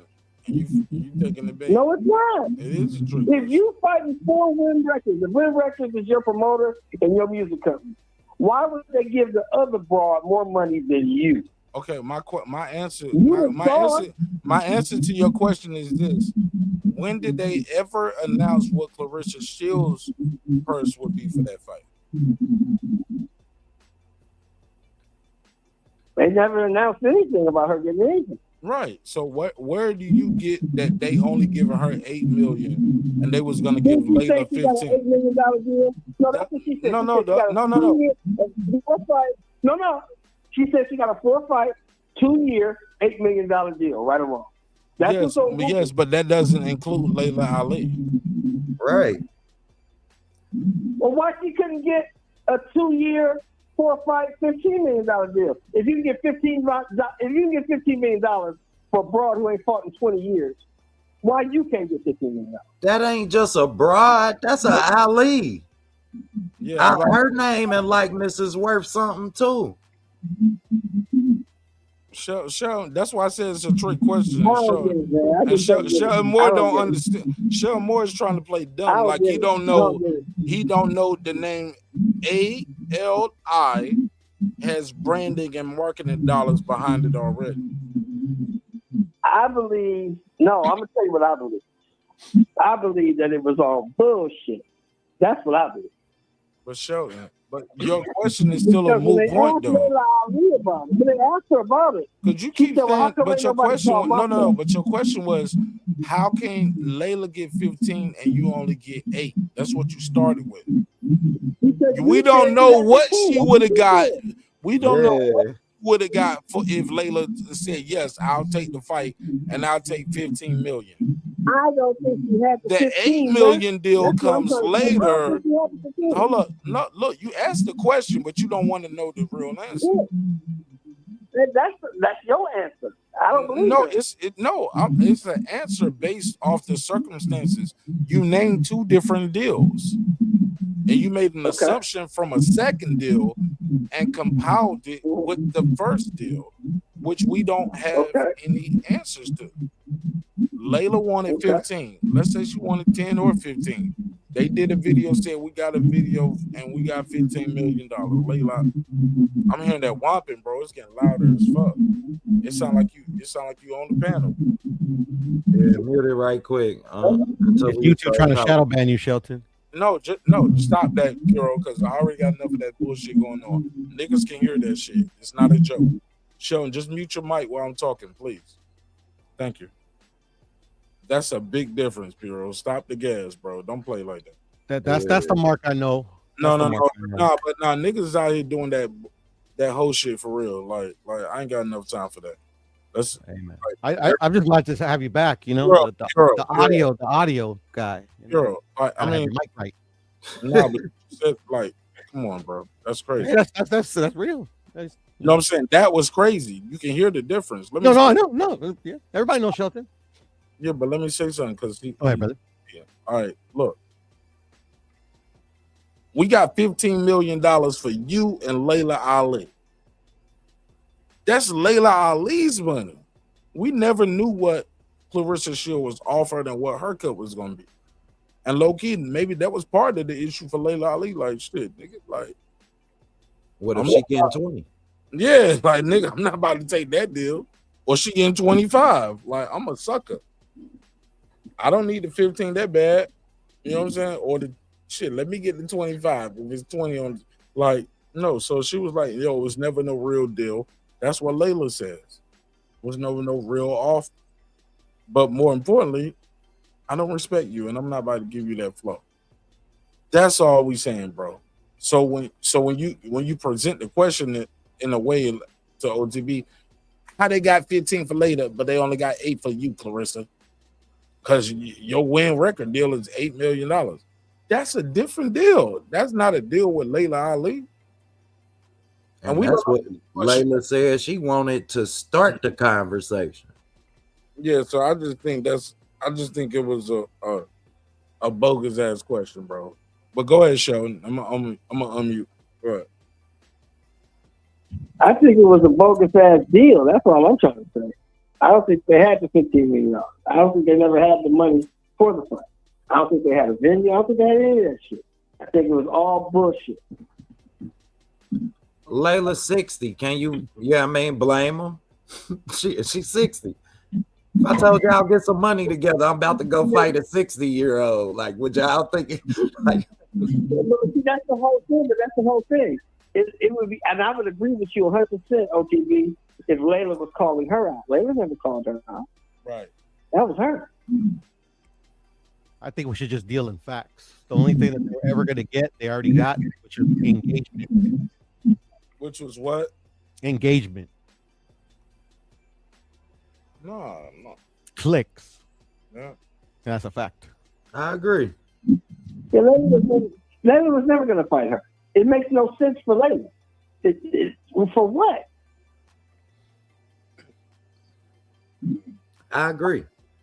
The only person that wins if Layla fights her is Clarissa. That's the only person that wins. Win, lose, or draw. Right. Yeah. Well, I don't know that Clarissa win. How much credit do you think she gets for beating a 60-year-old Layla Ali? None. Not a drop. Exactly. So I don't know that fight does anything for either one of them. You don't stop Manny Pacquiao. Manny Pacquiao hasn't been on the show for 20 years, Pearl. Yeah, he has. He ain't took no 20-year layoff, bro. Nah, when did he retire? He just fought Barrios. No, I'm talking about before fighting Barrios. Right before they fought Ugas, like or like that nigga ain't had no Thurman. Keith Thurman was before that. Yeah, I know. That was like a 10-year. No, bro, he ain't had no. He got a layoff to the Hall of Fame. Bro, he's never had a layoff. Pure, let's not be argumentative. No, I'm not being argumentative. What I'm trying to say is have a 20-year layoff, Pure. Like, let's just stop it. Well, obviously it wasn't a 20-year layoff. But what I'm saying it wasn't even a 10. Piro, well, that's what we're saying. She had a 20-year layoff. And you said Manny Pacquiao. I don't Manny think Pacquiao did not have a 20-year layoff. We don't have to be argumentative. What were you doing? I'm not trying to be argumentative. If I can get my point off, I can, land my plane. Okay. 20-year layoff is the point. Go ahead. 20-year layoff is not the point I was trying to make. What I was trying to make is that the Manny Pacquiao and Layla are similar. You got to mute, Shelton. You got to mute. It's too much whomping. Please, brother. Thank you. Go ahead, Piro. No, the point I was trying to make is not. I was trying to be argumentative on saying that Manny Pacquiao was coming off a 20-year layoff. The comparison I was trying to make is that Manny was doing like the OTB is like how much credit would Clarissa get for beating Manny, and the point I was trying to make is first, maybe I should have started with that, is like how much credit would Barrios would have got for beating Manny, or vice versa. At the end of the day, like they both were coming off retirements long enough that literally they're both already elected to the Hall of Fame. That's the point I was trying to make. He didn't say that. That's the only comparison I was I like the way you brought it home, though. Yeah, thank you, OTB. Like Mark likes to give me a hard time, but sometimes I gotta stand up for myself. Maybe I didn't hear nothing about. I gotta, I didn't hear about Clarissa fighting Manny. But even then, it's not the same. Shelton, you gotta fix that, bro. Like, I'm asking, what was he doing in 2007? Who? Puro Sewer, what were you doing in 2007? What was I doing in 2007? Not on YouTube talking with y'all. Well, that's the last time she fought. Dang. Shit, I was in my prime in 2007, actually. We all were, Puro. The good old days. I mean, the days are still good, different days, but yeah, man. Fun times. I got a prime at this age. I got a prime section of the day. One day is morning, one day is afternoons, one day is nights. I hear you. I'm just like a completely different person than I was in 2007. So to answer OTB's question, Clarissa would get no credit for beating a 49-year-old woman who hasn't fought in 20 years. She would get no credit for that. So and my point from that was just, I don't know how much, anybody should have entertained the thought of that fight. I know I didn't. I never entertained the thought of that fight. I never wanted to see it. You'll never hear me say I want to see it. Hypothetical styles. I doubt that I ever even analyzed that. Like, just because I feel like Clarissa's in danger of not having her counterpart.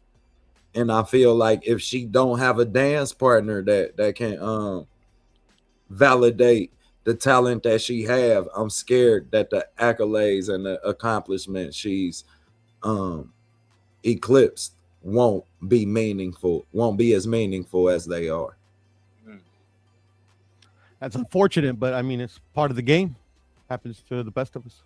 To the best of them, excuse me. Right, sure. Look at Larry Holmes, one of the greatest of all times, but that's one of his criticisms.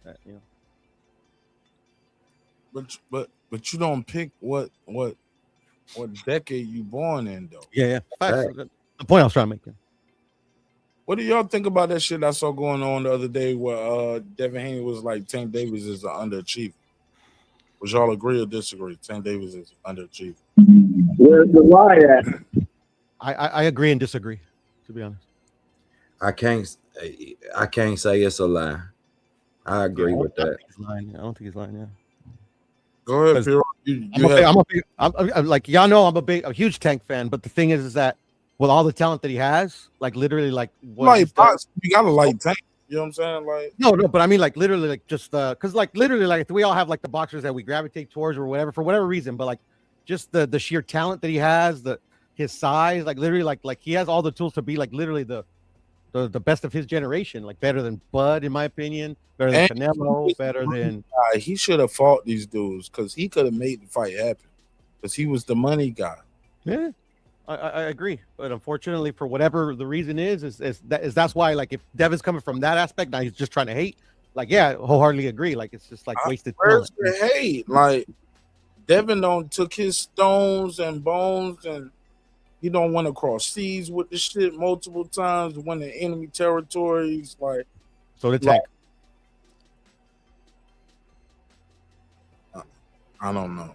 I don't think Tank ever fought outside the country though. Yes, he fought overseas in the UK like very early in his career. I believe he fought the guy that Terrence Crawford fought overseas. Then he missed weight. Is that the one he missed weight for? No, Gamboa. He didn't miss. No, it was Ricky Burns. If I'm not mistaken. Fight Ricky Burns, did he? Was it Ricky Burns or was it the other Brit? He didn't fight I don't know, but that was like that. I Like, know he didn't fight Ricky Burns. He fought overseas early in his career. He was. But yeah. But that was like his first big achievement, you know. And he was like, they set him up. Like he was like he was a contender at the moment. Like literally, like people were like, "Oh yeah, this guy's great." We don't know how great. You know, the British guy was already established. I believe he was the champion. No, the champion that he fought was the Puerto Rican dude. No, yeah, but Pedraza. I know I'm talking. It's Scott Quigg, is it? Was it Scott Quigg? I'm gonna pull up his box. Yeah, that's what I was gonna look it up myself. No, I'll pull up the box. Because I've been following Tanks as amateurs, man. So yeah, because I don't think it was Pedraza though. No, it wasn't Pedraza. It was a British. Leon Walsh, bro. Leon Walsh. So he fought Leon Walsh. He got a third round TKO. I believe that's the last time he's been the underdog, if I'm not mistaken. How many champions did Tank Davis fight in his career? Man, I ain't about to count. How many did he? What was the question, Shelton? Current or former champions? How many has he fought? How many? How many guys for the show? How many champions did he fight when they were champions? When they had a belt? How many? 2 off the top of my head, but it could be more. Well, 3 actually off the top of my head. Well, he fought Pedraza and he fought Lamont Roach. Lamont Roach was a champion. Yeah. So Lamont Hector Roach. Garcia was a champion too. And Leo Santa Cruz was Leo Santa Cruz. Yeah. And Barrios was a champion. Barrios. Tank has a decent resume. It's just like for me, just all the talent. It's just it feels like he asked a number. So let's count. Go ahead. Santa Cruz, Barrios, Lamont Roach, Pedraza. That's 4. Quaylar. I want to say Quaylar. Was he a current champion? No. He wasn't. Okay. I'm on Tank's box right here. Okay. I think that's it. It's like 4. But you got your answer. Go ahead, Sheldon. Let's just say it's 4, maybe 5. I might miss one, but it's 4. Go ahead. Go ahead, Sheldon. Is that enough for you guys? Those 4 champions he fought and the rest of the people on his resume. Does that make up a Hall of Fame resume for you guys? No. I'm gonna say no, but like my Hall of Fame criteria is not lax like it is nowadays. No. Definitely not. I got a question for you, Sheldon. What fight do you feel like changes you being able to ask that question that he left on the table? Shakur Stevenson.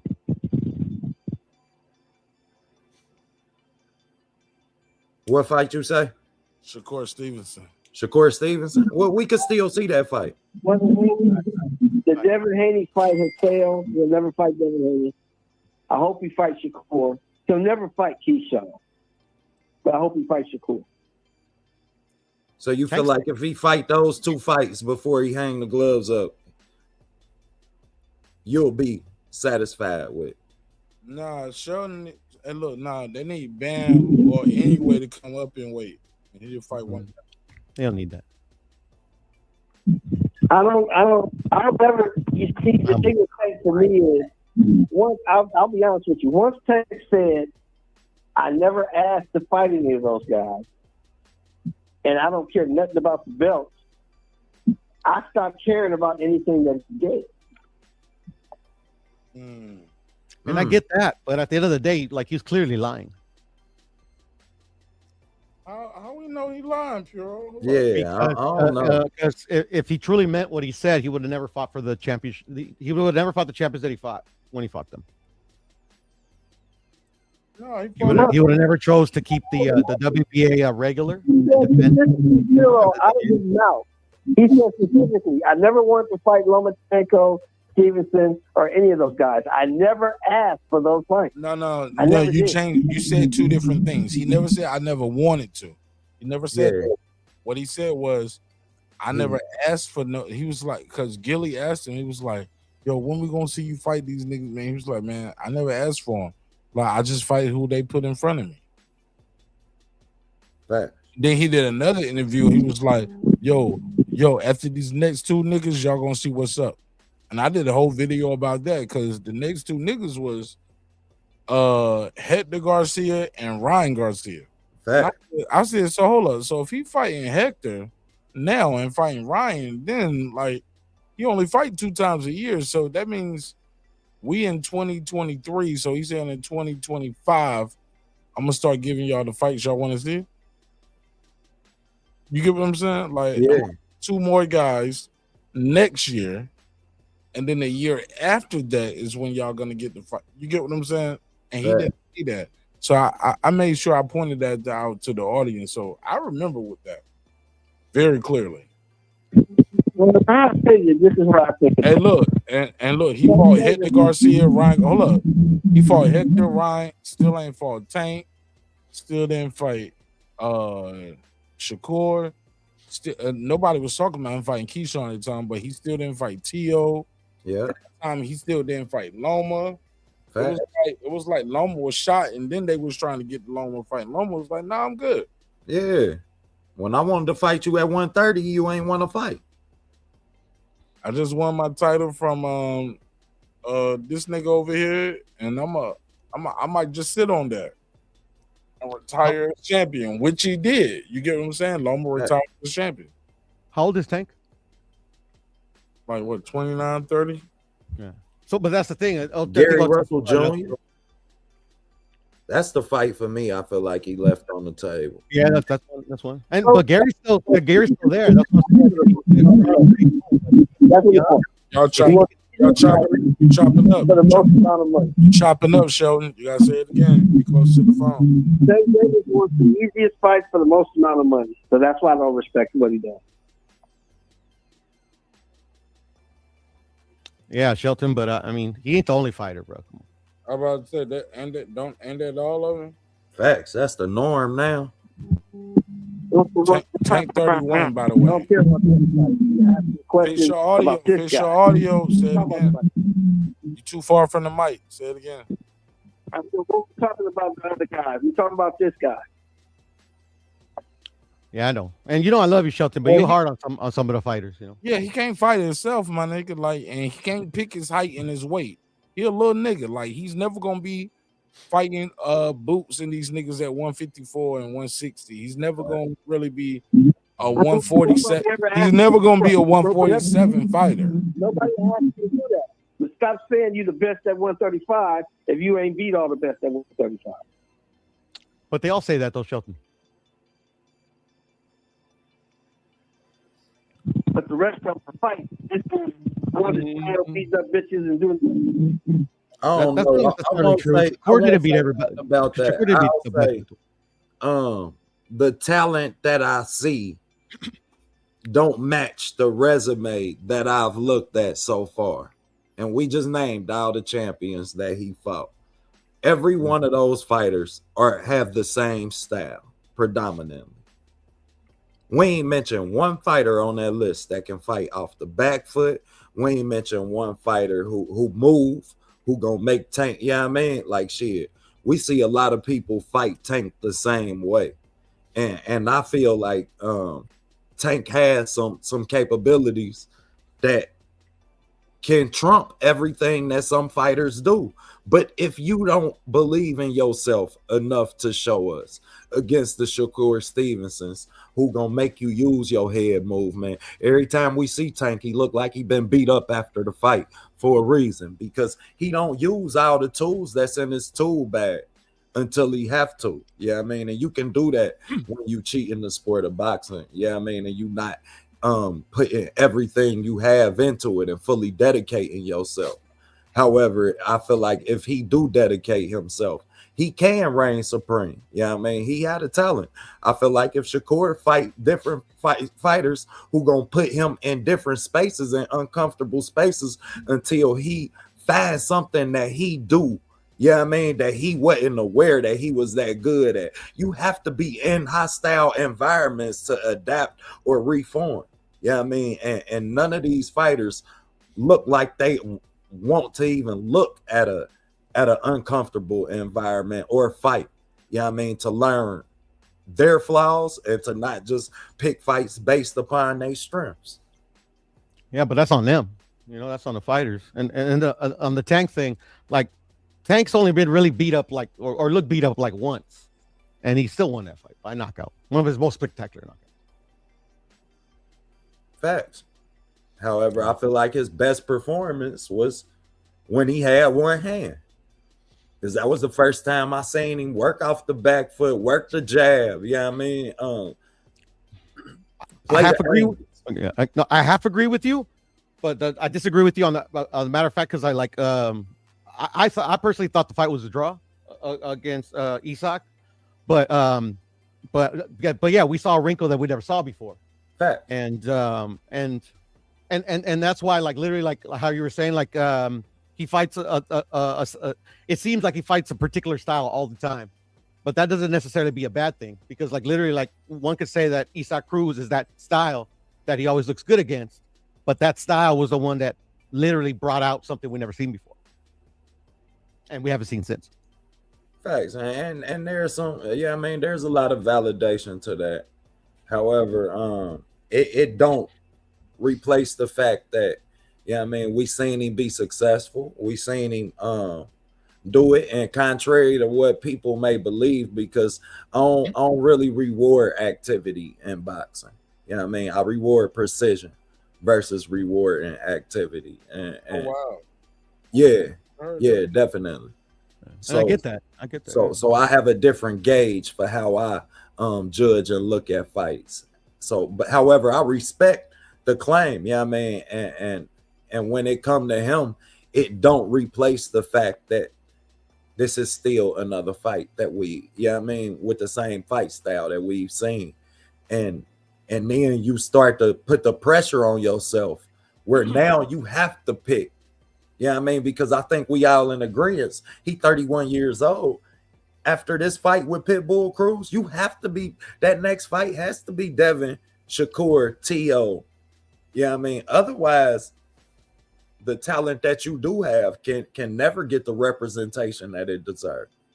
No, and I wholeheartedly agree, and that's why, like, hopefully, like me personally, like be a Tank fan, and just, you know, any boxer fill in the name with this skill set, you know, I would want to see, like, you know, his full potential, you know, so maybe he can put his head out of his ass. He has plenty of time to literally, he can still be everything that like most people would want from a fighter with his skill set, but he's just, you know, the fight's got to get made.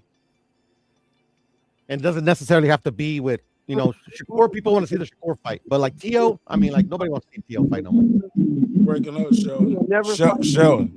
Sheldon, you breaking up, bro. Say it again. He will never fight Haney. Haney's not going to capitulate to come down to where he wants to fight at. He'll never fight Haney. I don't know. I think that fight's going to happen. I don't know. I have a feeling that fight's going to happen. I don't know. Like, shit, it's a window that's definitely closer when it come to defining moments within his career that really give his talent the validation it deserves, man. And just like with Boots, I hope that we don't leave. Yeah, I mean, I hope that Boots don't leave too much outside the ring, that we don't give him the talent that he deserves. And my problem with all of that is One, you got a bunch of people that's playing Monopoly with a sport. You know what I mean? Or playing chess with a sport. You play chess with sports too much, you get beat by a pawn. You know what I mean? And that's what'll keep me watching. It's a theory I believe. When you don't make yourself better, hard work beat talent when talent don't work hard.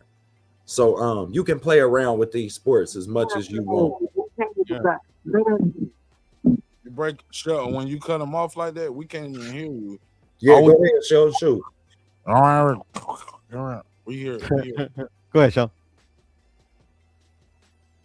I said, say that again. So I didn't hear you. Hard work beats talent when talent don't work hard. Period. And I just hate to see that for him. You know what I mean? I hate to see him lose to somebody he ain't supposed to lose to because he thought it was a cherry pick fight. He thought this was somebody that was sweet. But I think that can be misconstrued as well, though, because like literally, like there is not an opponent that you're not supposed to lose to. That's Right. me personally why I watch boxing. Yeah, you got in the ring, nigga. You lost, nigga. You supposed to lose. Muhammad Ali lost to like literally that you could say he wasn't supposed to lose to, like literally like against Joe Frazier. He literally in skill and power, height, reach, he literally had every intangible you would want. It's like a perfect matchup. How'd that turn out? How did y'all feel about piracy in boxing? I see somebody in chat, Barry, and he said he wants the 69 with Puro. What? Mark, bro, get your mind out the gutter, bro. He said his name Barry. I want a 69 with Puro. Yo. Look, even Shelton hung up. He's like, I'm gone. Yeah, I'm glad though. I didn't switch on. But look, quick answer before you go. Oh, sorry. Go ahead. Though, like, how do y'all feel about people like stealing fights though? Like, quick answer for me, I think it's all BS. Like literally, that has nothing to do with nothing. Go ahead. Yeah. Does that hurt the sport? Is it like nah? That shit been going on. People gonna steal it. They gonna steal it even if it's a good fight and affordable fight. Like, what's your take on that? I think it's both, Mark. One, it's been happening forever, and then two, I'm gonna be right here, but I'll be right back. Okay, you got your Mark. I think it's both. Like literally, like it's been happening forever. Literally, fighters still get paid. Like the traditional methods of demanding a payday versus a certain fighter still exist today as they existed before, but it hurts the sport in that they use this narrative that like literally like some of these fighters aren't getting paid what they need to be paid because of the rampant piracy, which I think that just that narrative is what hurts it, not necessarily like what's been happening since I was a kid. Like I just started paying for pay-per-views till I could afford them. I miss my black box. Man, I'm too much of a fan and an advocate of the sport of boxing to not support these guys within a livelihood that their profession can cost them their life anytime in the ring. Like for that reason alone, bro, I buy these fights. I continue to buy them. I ain't gonna sit here and act like I buy everyone. You know what I mean? But for the most part, man, these guys jeopardize their life in that ring, man. So I won't be okay with stealing at no cost from them. Yeah, and I hear you. And at the end of the day, I think like the line could be blurred with stealing and not being able to afford certain fights. And literally, well, I mean, we've reached the point where you want to watch it, you know? Right, and I feel that, and I respect people that do go that route because we've reached the point where I was talking to somebody. You could make the case that pay-per-view kind of killed the sport of boxing previous to cable networks and pay-per-view dictating the terms of most boxing promotional deals. It was on every household and it was free, and it was on every Saturday. That's why a lot of these older people could grow with these fighters. You know what I mean? And when we've reached a point where you look at a promotional company like PBC, and I'm a big fan of PBC, but all pay-per-view cards, and to say that all of them cards be worth what they ask, I'm like, shit, hell nah. If I'm gonna pay $60, $70, I expect 6 good fights. You know what I mean? 6 of them. Shit. Yeah. or at least the one big one that is worth it, because that's kind of like how it got started. You know, it's just like this fight's so big, these guys want to, like you're saying, they risk their life, so they want to get paid, more than they would get paid normally. So yeah, at least that one big one, but not every single one. Like I have like a little joke that I always blame Mark for making me pay for.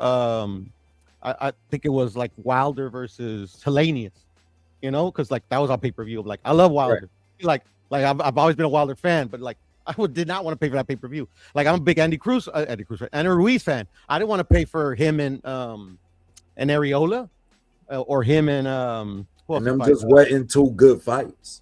It's like, oh my God, but at the end of the day, it's just like every single fight now. I mean, pay-per-view wasn't made for that, like, and then pay-per-view, like literally it's not mandated that a customer has to pay for it. Like literally pay-per-view it's a choice. You either want to pay for it or you don't. That's it. And I hear you, Pittsburgh, where you say, I seen you where you said Lamont Roach earlier, but that's why Gervonta had problems with Lamont Roach, because you done been 20-something fights without fighting somebody with that fight style.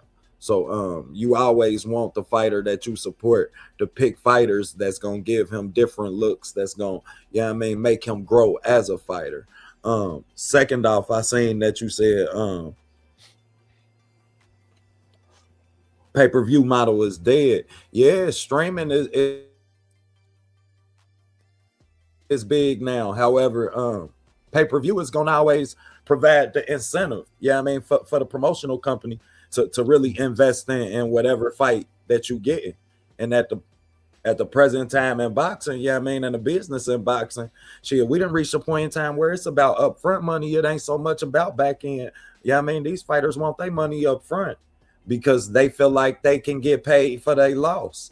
Do I feel like that's cool? Like, hell nah, because it ain't enough money you can give me to know I'm about to, to even take a ass whooping. Like, I just ain't cut like that. We put them up. I'm trying to win. So, but also these fighters are not dumb. Like some of these fighters that have fought on pay-per-view, they know they could never take back end money, because back end money you're literally betting on yourself there. So if you don't have if you can't generate what you're asking for, like literally, why would you ever just choose back end? Like you have to get something up front, which to me, regardless of whether they have fans or not, is bad business to not get something up front. Like literally, like nothing's guaranteed in this world. So you need to at least get something for your services.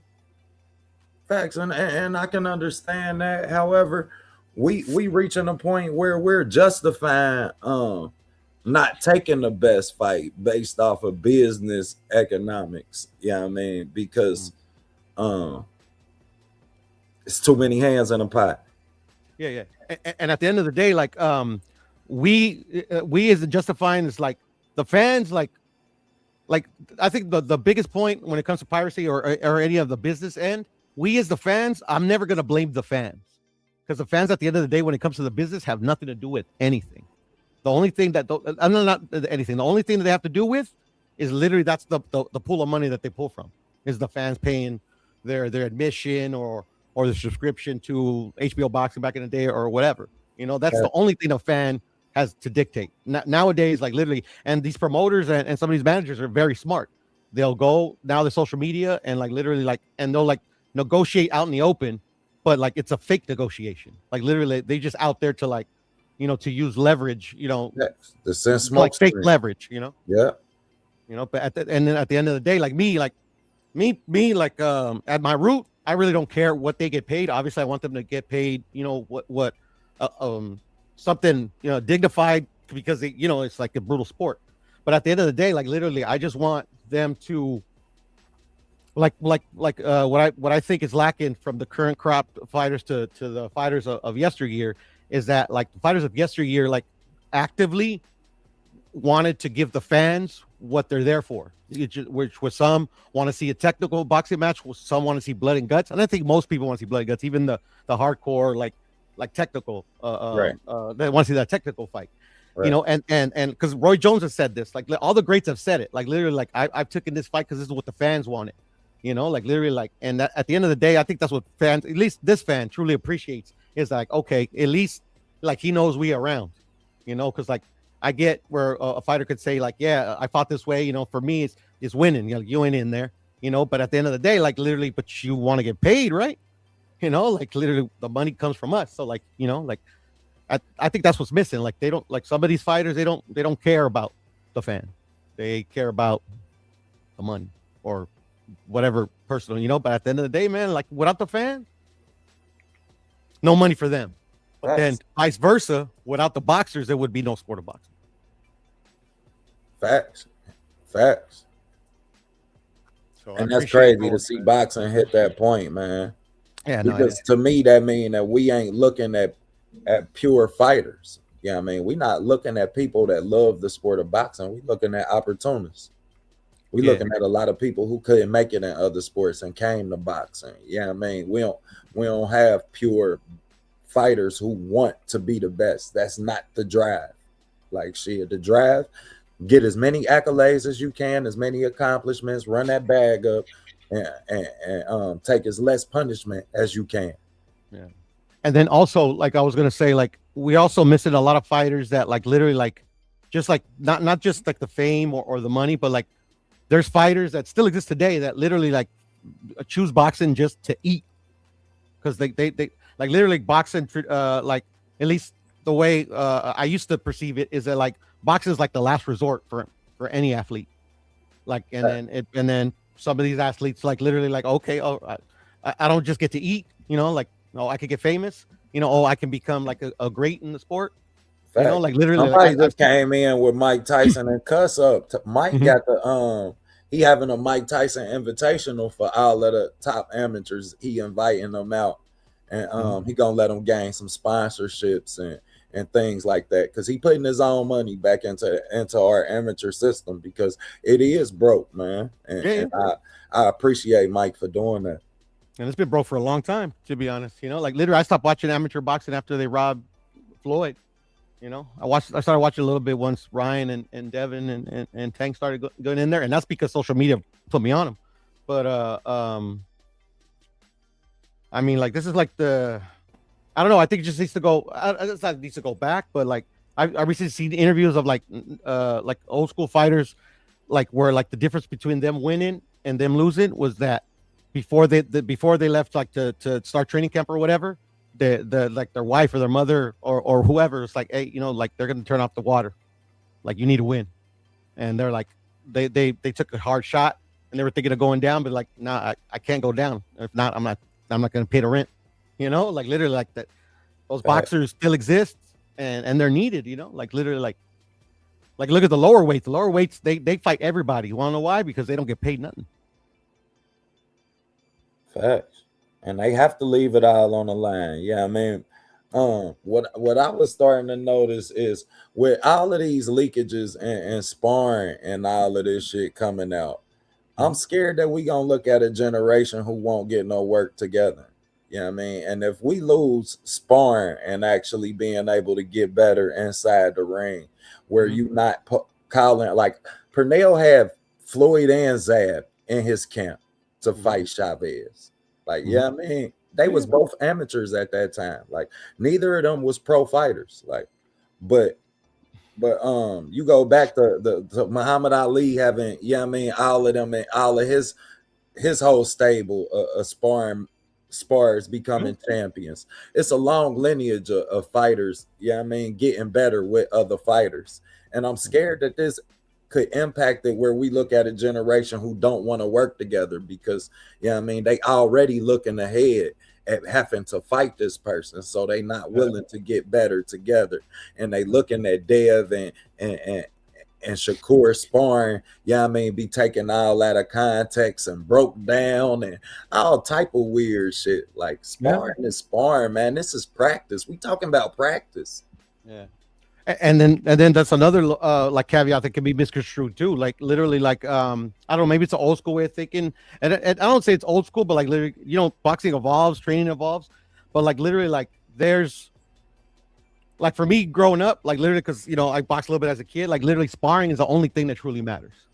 Because boxing is the only sparring is the only thing you can really simulate what's going to be in the ring. Like hitting the pads, that's all good to work on them reflexes, the muscle memory. but like literally like I'm just gonna say in a Mexican boxing culture, not Mexican American, but just strictly Mexican boxing culture, like they really don't like Chavez didn't hit the mitts until he got with Manuel Stewart. He strictly did road work and sparring. That's it. And look what he did. Facts. That is some validation to that. However, you got to be a gifted fighter.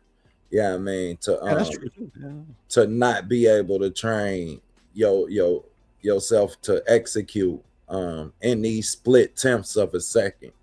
You know what I mean? I'll always believe boxing is a thinking man's sport. Oh, it is. It's not a belief. It's not a belief.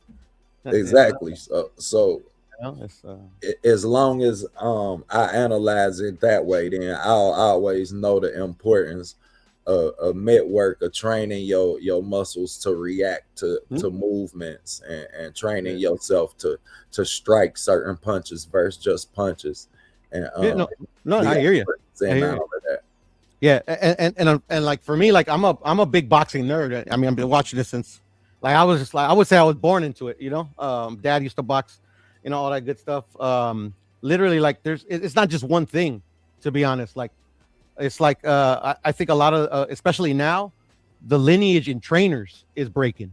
Like literally before it was like in any country in the world, and anywhere, any gym in the world, there's always been a lineage. Like literally, like you just focus on the greats. Every single great that's ever existed has a lineage. Emmanuel Stewart, Elaine Richardson. Yeah, I mean, you got Bowie Fischer. You got the 80s, the boxing tree with Georgie Benton. Yeah, you know, and then in Mexico you got Nacho Beristain, and you got Julio Hernandez. You got like literally like Canelo. Like a lot of people don't know, like literally like Canelo, Eddie, and Chepo. Like they come from a lineage as well. His name was Cholain Rivero. Like literally a legend. Damn. Literally, like it's just every single great that's ever in the sport. You go through their trainers. Like it's not just a random trainer. It's all been a lineage, and I think we've been losing that. We got a lot of coaches that call themselves coach. They'll go on a YouTube stream and I'm a coach. I'm like, okay, like who you learn under? Like, what are you talking about? Who I learned under? That's what they'll say. I'm like, okay, all right. And that's why this sport, I mean, is being taught. Like I feel like, bro, I listen to some trainers. I'm about to have a session on my show that's just gonna be dedicated to how trainers talk and whether they fight or respond. You know what I mean? Because like I don't know, it's a thin line, and sometimes I do feel like we regressing as far as how the sport is being taught. They don't teach the fundamentals, bro. And sometimes I feel like sometimes I look at trainers and I'm actually impressed. I just listened to Wally Moses during the Shakur Stevenson fight, and I feel like, I mean, I was so impressed with Wally in that fight. Like shit, I was highly impressed with Wally. So I definitely feel what you're saying when you say that. Like shit, sometimes I do listen to some trainers and be like, bro, that's a gym teacher talking. Like, I mean, where's the eye of the tiger? Yeah, just kind of like because you see like some legendary dudes like Teddy Atlas, you know, Cuss. I mean, like Cuss. God, what's his name? He trained Muhammad Ali, Sugar Ray Leonard. You know, but my point is like there's motivational speeches, and then you see a lot of clips where like, you know, they say, oh yeah, if it wasn't for that speech, you know, stuff like that. But at the end of the day, like literally, like that's a very small part of like an entire like career that this trainer spent with the fighter. You know, at the end of the day, like, you know, it's like there's so many like levels to everything in this sport. It's like you said, it's a thinking man's game. Like me, I've never been involved either amateur or professionally in the sport. But like I said, I'm a boxing nerd. I've been watching it for a long time, and me, when I like something, I like to learn about it. It's like there's so many like different levels to everything, you know. It's crazy. Man, I boxed as a kid, and then I just became a gym rat, man. I just really fell in love with the sport and dug into it, because growing up I had played so many sports. Like I really fell back in love with the sport of boxing. I'm about to post my channel in the chat too for y'all too, man. I'm gonna post a link to my channel. Yeah, I subscribe. I actually subscribed to your channel. You know, like you were gone for a while, right? Yeah. Yeah. I remember you're one of the channels because like me, like I try not to criticize because a lot of people get into their feelings, bro. But there's not a lot of good boxing channels on YouTube. There never has been. There's like select few. You're one of them. Oh no, I appreciate that, bro. It's like literally like it's like I like shit talking, like if you haven't noticed, you know, but like that gets kind of old too. And then it's not like it used to be, like where it's like all in fun. Now it's all like, you know, kind of like corny and stuff. But like literally like at one point I was thinking of starting a channel. I have a channel, but like an actual boxing channel, because like literally like if there's a need for a boxing channel that actually teaches the sport and not just like giving their opinion on what fighter will win, but like literally there's no, I don't think there's a channel that exists other than a select few that actually teaches you what you're looking at, not who you think and like what this and the other, you know, like literally like and not just like on the technical aspect, just on like on the rules. Right. Like if it could be like a boxing channel that literally just like literally when there's like a controversy and breaks it down on both ends, like try to be unbiased, where like, okay, kind of go with the play devil's advocate. Like I think that channel would blow up. But I don't think people want that. People want the yelling at each other. You know? Drop the ad. We want free smoke, nigga. No, and I want it too. I want it too. Let's call each other bitches and hoes, and I could do that, and I get mad. That's gonna get it. That's gonna make us famous. You know, it will too. Or let's ride the work off another nigga. Let's do that. That's gonna make us famous. Plenty of clicks and tricks there. Shit. Like man, like I literally like signed up for to get certified as a boxing trainer. You know, I haven't like completely gone through it, but like and not because not a trainer, excuse me, to score the fights. Not because I want to become my God, niggas Puro, they killed you for 3 years over that shit. Yeah, I know. But literally, but the only reason was not to like referee around this motherfucker. You know what? Yeah, that's the thing. I wasn't trying like to mold. I literally just wanted to understand when there's a robbery what that judge was looking at, because like literally like most people just judge on what they think the judge is looking at. Like literally like, oh yeah, they get influenced by the crowd, this and the other. Yeah, that could happen. But there's like literally like, and if you know that I've been criticized for years about making these points, like literally like anybody that will try to debate you on like say a robbery, just tell them to break down how you're supposed to score a fight and how the judges score a fight. They can't do it. Exactly. Nobody know it. Ain't no set code to it. Yeah, but there is. That's the thing. Nah, fuck that. You Mexican, so you rules. Against the There's literally fuck rules. that. Like literally, like I got all the WBC, I got all the Association Boxing Commission rules. They're like literally detailed on how you're supposed to score a fight. Getting still, you keep getting it wrong though. No, you definitely got that Canelo Bivol one wrong, bro. Well, everybody got that one wrong. Like Vegas got that one wrong. You know what? Which one I got right though? I got right Jermel Castaño. I got the round on the money. Did you get Canelo winning at the end, right? What? Which one? The Bivol? Yeah. No, man, that's Mark, man. Always trying to like, put that jacket on me. No, I thought Canelo lost. The only person to this day that ever said that Canelo won that fight are two people: Canelo himself and Bostic, his sparring partner. Those are the only people that said Canelo won. Okay, I could have sworn I had you on that because remember you HLD and Clips watched that shit again. Yeah, I know, and literally, I actually proved my point in real time. It's on wax. But they still say that I'm saying that I say what I didn't say. But whatever, man. It's all good. At the end of the day, in the back of my mind, I got them 3 or 4 bodies, and those scalps will always be hanging on my wall, and I love it. That nigga said the scalps will be on my wall. Okay. He just hit us with the in my mind. I'm the scalp collector, bro. Everybody knows this. In my mind. I lost one debate, bro, and I respect the dude I lost the debate to. It's the only debate I ever lost. But respect to that guy, Jay Nori, I believe. It was on Knockout's channel where I lost the debate. And I shouldn't have lost the debate, but I choked. It happens. It happened to the best of us, bro. It never happened to me. That's the only time ever. And that's why I don't even like debates no more, because sometimes niggas will agree with you, but like when it's a debate, it's like they cut off a part of their brain for deductive reasoning and cognitive dissonance, and it's just like it's all about the win. Yeah. But this guy You know, like debated so good. I just like, man, let's just have a conversation, you know? Yeah, but my one reason I didn't win is because I refuse in any debate. I refuse to like lie to win a debate. So like literally, nigga, I won a debate off of sound effects, nigga. What you mean, nigga? I can't do it, man. I can't do it. And like literally, Smoke hopefully my nobody's ass watching. too, Puro. Hey, Puro, he smoked my ass too. You know, it's like I just can't do it. Like literally, like hopefully nobody's watching, because that's like one thing like people can use against me is that I won't subscribe to a narrative just to win a debate. I can't do it. I don't know why. Yes, you will. Yes, you will. And you done it before. I haven't. I haven't. Not in the boxing debate. I'll tell you what. Like when I'm debating my wife over like something like, you know, silly. Yeah, of course. I ain't never gonna let her win.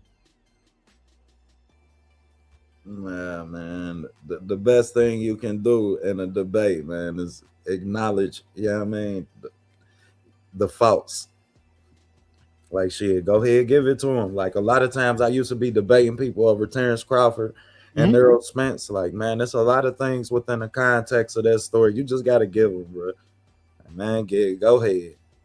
Oh yeah, no, I've done that a lot too, especially you know on YouTube. Well, actually, like literally, like in my opinion, like I would say, like out of the boxing fandom that's ever existed, there's been 3% that actually like are truly like merit the moniker of hardcore boxing fan. The rest are just casuals that think they're hardcore fans, in my opinion. Facts. And ain't nothing wrong with that, man. Without the casual fan, the sport don't grow. You know what I mean? If it ain't for the hard fan, it take the hardcore fan to tell the casual fan what's a good fight. What's a fight worth watching? That's a fight you want to see. Like facts, shit. OTB. Facts, bro. That's why I tell people like, yo, you still lead the way as if you the hardcore, you gotta lead the way for the casuals. They gotta know this is the fight to watch. They don't know what to talk about at the barbershop when it comes to boxing unless OTB tell them, unless Puro tell them, you know? Facts. If not, they're going to be walking around still talking about, like, you know, Jake Paul and Anthony Joshua was the biggest fight in boxing. You know what I'm saying? And that's no disrespect to either of those guys. That was a good event. That was good for the sport, as far as an event and eyeballs on the sport. But as far as the biggest fights and the best fights, that's not the biggest fight for Jake Paul and the most competition for Jake Paul. That's not the biggest fight and the most competition for Anthony Joshua. Fact. You know what I'm saying? Just even having that debate is what's wrong with modern boxing. So what, brother?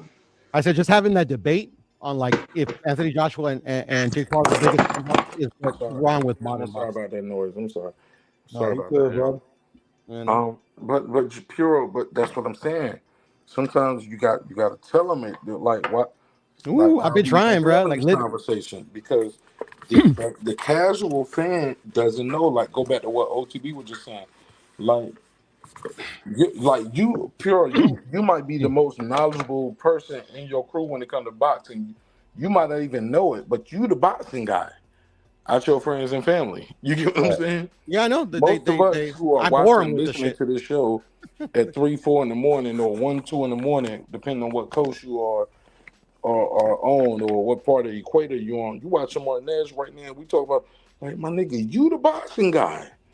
And your crew at your job with your friends and your coworkers, they want to know what you think about Floyd fighting Mike Tyson, and you sitting there like, nigga, what? Yeah, Floyd versus Mike Tyson. Hey, like, yeah, man, that's the big fight. But this is the thing. This is the sad state of affairs that American boxing is in. Nobody asked me about that fight. Nobody asked me about any fight because the casual American boxing fan is watching influencer boxing. They're like literally like influencer boxing, influencer boxing. And unfortunately, in my opinion, and it's a hard thing to say because I'm a huge Floyd fan, the Manny Pacquiao Floyd fight kind of killed like the spirit of the casual American boxing fan. Like no, they don't watch boxing like that no more. So, but I mean, like it is what elaborate on that. No, I was there. I'm gonna tell you it was really killed me, but I'm gonna let you get that off though. Go ahead. Just real quick. I was there. Yeah, I was there. Like literally, everybody. I mean, come on, the numbers show it. Everybody was waiting for that fight. It did not deliver. Everybody at the fight party I had, What you mean and that it literally didn't deliver? was That was a 100 big deep. I never event. had a Floyd won. yeah, but I It never had delivered for me. I had a big I never fight had a party. boxing a fight party that big ever. Literally, everybody that was at my fight party does not watch boxing anymore. Literally, they all left loaded. They all started getting drunk by like the 6th round. Well, with all due respect, you got to pick better friends, and my nigga, you can't be going to Home Depot trying to pick up people for the fight party. It's not about the friend thing. It's It's a about joke. It's a joke. No, I got you. No, I hear you. No, it's not. It's just like it. I mean, like literally, it's nobody's fault. It's just literally, it was hyped so much. We finally got it, and it failed to deliver. Like literally, like what you mean? It was a Why did one-sided it fail ass to whooping. deliver? Because it wasn't no knockouts. No, because it was like I'm talking about for the casual. The Some casual of us said Floyd was gonna do exactly what he did. No, I said that Floyd was gonna do. I said like that. what you saying. The people that thought Floyd was gonna lose or get hurt or No. The casuals, like literally the casual that literally wanted to see that fight be great. Like they wanted to see, Ali. I'm sorry. Sugar Ray Leonard, Tommy Hearns won. They wanted to see Castillo Corrales. They wanted to see Pernell Whitaker Paez. They wanted to see Ali Frazier. They wanted to see the biggest fights that we've seen. I'm gonna tell you how you're wrong. Real quick, you ready? What they wanted to see. I'm gonna tell you how I know you're wrong. Good. Because right after that, Floyd fought Conor motherfucking Gregor, who had less skills and less experience than Manny Pacquiao, and the motherfuckers came out in droves for that shit too. But it wasn't boxing fans, bro. No, that's what I'm saying. But these are casual. MMA sold that fight. MMA sold that. Hold up, we started talking about casual fans, right? But casual boxing fans is what I'm talking about. No, casual boxing fans. Yes, sir. It's what sold Floyd versus Conor McGregor. No, it wasn't. They did. Yes, it was, bro. That wasn't, wasn't hardcore boxing fans. That wasn't hardcore MMA fans. It was the MMA fan, bro. Bro. I'm just telling you. MMA, because I'm gonna tell you how you're wrong. Because if it was like that, they could have did it again. They ain't did it again like that since. They tried. Fact. They tried twice. They tried with Ngannou. With Fury, they tried with Ngannou and AJ. Those shits was big. They still ain't bigger than Floyd versus Conor McGregor. Like that shit was they did it. I'm just saying. That was the MMA fan. We got to argue. We ain't got to agree. We can just look at the stats. So but it was the MMA fan. That hurt and killed casual boxing. Floyd and Manny, I tell you wrong, because the numbers say the casuals came out to see Floyd again. Yeah, but the MMA fan came out to see that. I don't know. Tank was on that undercard with Conor McGregor. I'm telling you, like literally, like the hardcores didn't come out to see that Floyd fan. The Floyd fans didn't come out to see that fight. To this day, and I'm a huge Floyd fan. Like literally, like people like make fun of me because like, why do you like Floyd? Because like he's great. But anyways, literally, like to this day, I haven't seen highlights of Floyd Conor. I've never seen the fight, and I never will. I don't know, man. I just feel like shit. That fight definitely. I'm with Mark though on that one. That fight definitely ain't what killed boxing. I may go with pay-per-view killing boxing more than that fight did. But that's not what I'm saying, that it killed boxing, because like literally they've been saying that boxing is dying forever. Boxing will never die. Like literally boxing is the biggest event that can ever happen. Literally like for the biggest fights that get the hype, everybody comes out. Like no other sport does that. Like literally like Canelo outsold the Super Bowl. Like what are we talking about here? Like boxing, like the Bud Crawford and Canelo. Like I already knew that was just easy. It appeals to everybody. Like American versus a Mexican, two of the best fighters to do it in the sport in recent years. Like that was a guaranteed sell. Like literally, like if that fight wouldn't have happened, that's just bad business. Is there a fight in boxing that's that big that can be made? I do think so. What's the fight that I forget, because there's very few.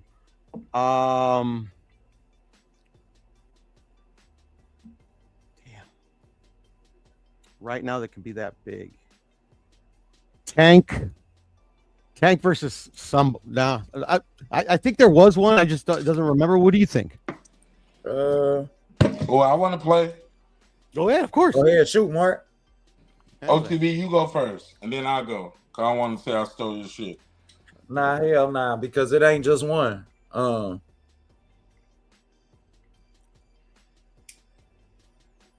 think Tank Boots is massive. If that fight ever happened, yeah, I mean, I just said Tank versus Boots.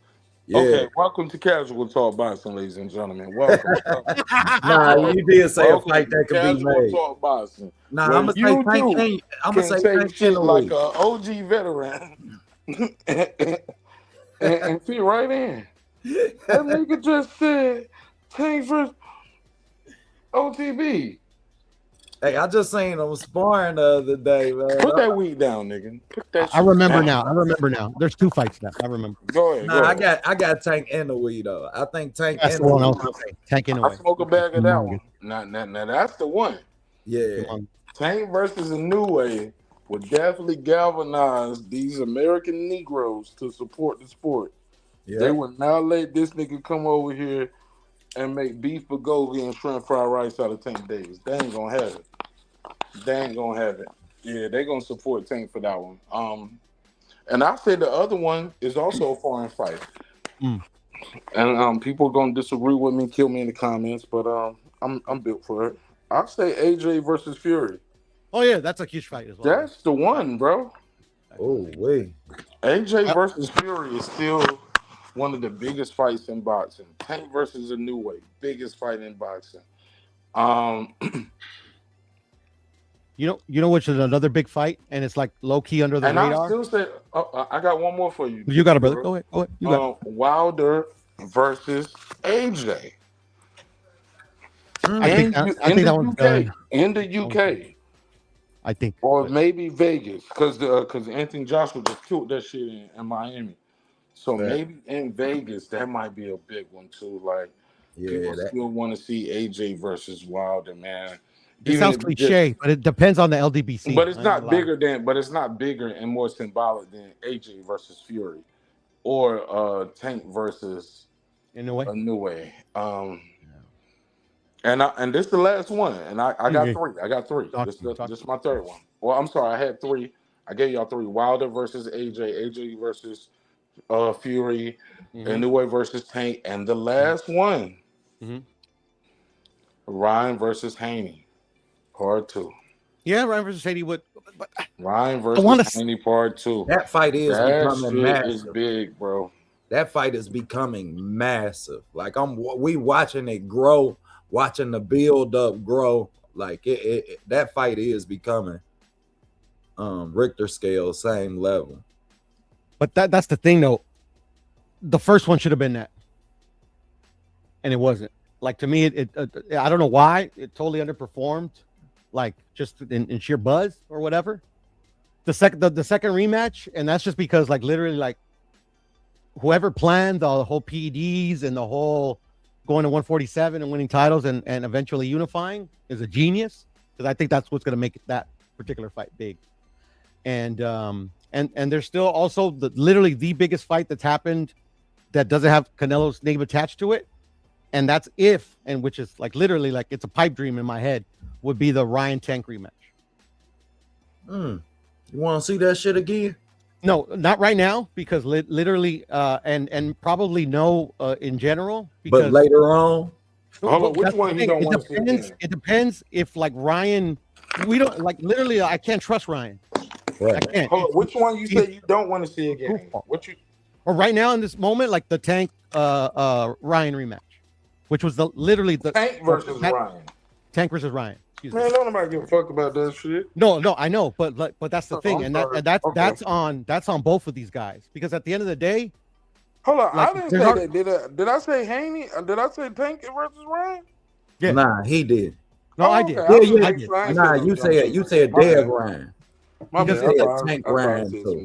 It's not without precedence, but the thing is like Tank and Ryan are so wishy-washy, and like Ryan more on the performance end, Tank on like if he's gonna fight or not. is that like literally if these guys actually did what they're supposed to and like literally be like professional boxers, like literally like there's a world where like Ryan could consistently get better and like literally have performances like he had against Barrios and other performances that's good, and like literally like where they meet at both of their peaks, right. And literally that would outsell the first fight, which did like remember Mark, I called the pay-per-view number to a T.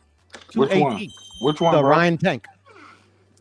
Ryan Tank. Oh yeah, I think you did. Yeah, it was like 1.2.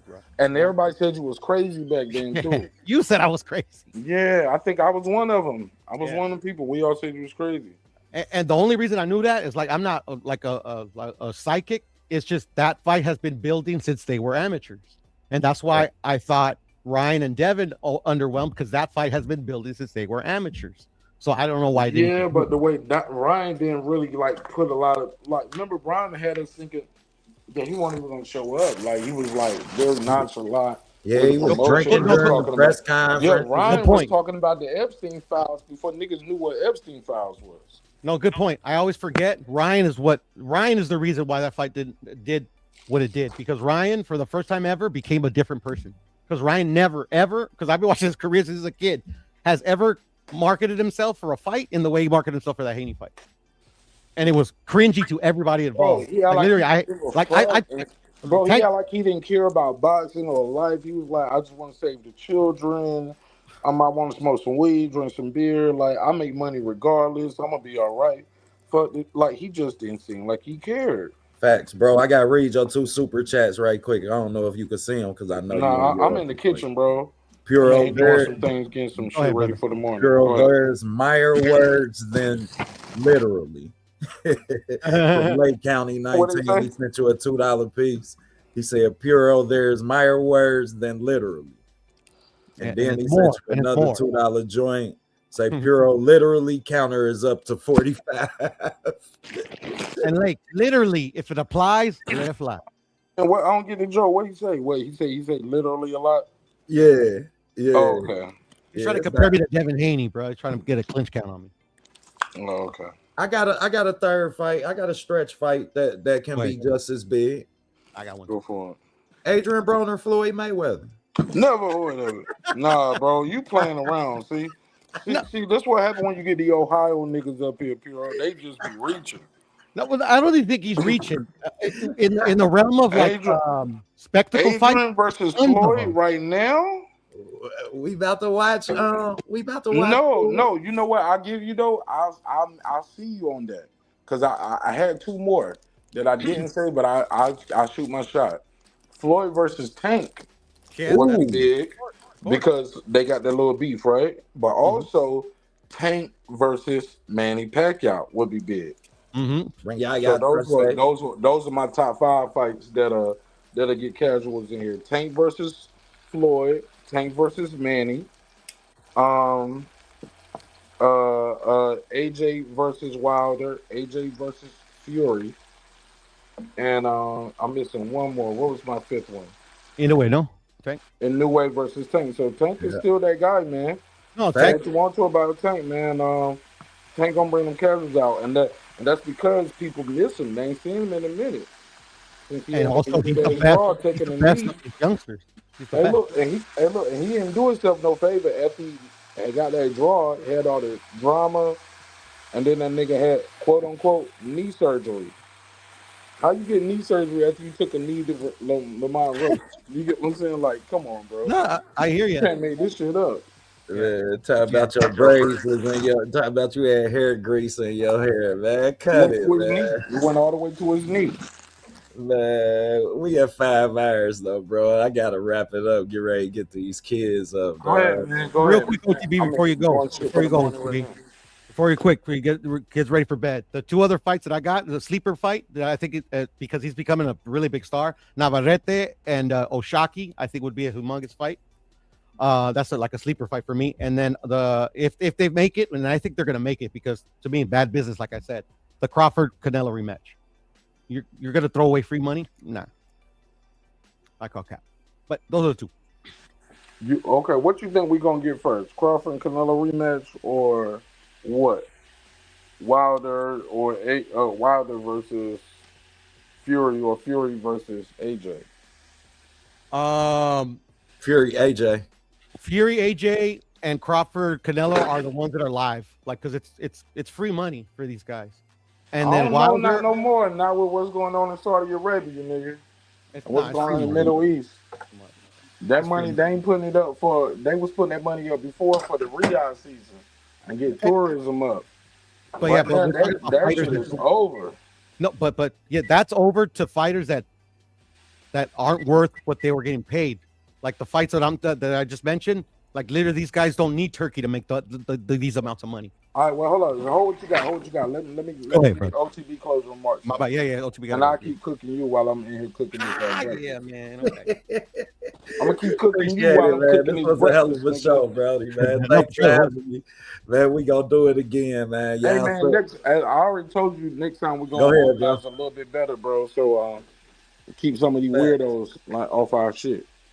Nah, man, we No, good. I'm joking. He means me. He means me, OTB. But it's okay. I can take it. No. I'm talking about me too, and I'm a weirdo. Nah, man, we all weirdos, Hey, man. look, I We talk just to take strangers on pride the in it. internet about a sport that nobody in my country loves other than me. You know what I'm saying? So, you don't count the market. We're on your platform. Just take pride of it, man. We welcome all the weirdos, man. Once again, bro, I appreciate you having me, man. I enjoyed this shit, man. I genuinely enjoyed. All right, well, look, we're gonna make a deal. Next time we're gonna do it on your channel. Then, how about that? Let's go. Let me know when. Hit me up, bro. Puro, man. Keep on, man. You might have to start a channel. Believe in you, bro. You got to believe in you. Stand up. I do believe in me. I do believe in me. I don't believe in everybody on the internet. All right. Keep it that way, man. I appreciate y'all, brother. All right, it's all love, bro. See you next. All right, mister. I'm gonna keep cooking Puro when you crashed out because I was making fun of you. No, that's all good. Shout out to OTB Boxing School, OTB Boxing Class. Man, go over there for that film breakdown. Like, he's definitely gonna do the breakdown. Gonna show you when niggas not doing their jab, slipping their jab the right way, the body work, the footwork, the head movement, pause. Like, he definitely gonna break that film down for you, but he's also a member to the neighborhood. So make some noise for him, ladies and gentlemen. Friend of the show. All right, so Puro, get your ass back in this pot, nigga. I ain't done cooking yet. No, but yeah, those guys. But you know, like the Canelo Crawford don't need turkey. Tyson Fury and AJ don't need turkey. No, never did. You think they can do that with just because they ain't on the same side. So Eddie, you think Eddie and Frank gonna do that by themselves? Mm-hmm. They can. And they would have. I don't know if they can get those guys.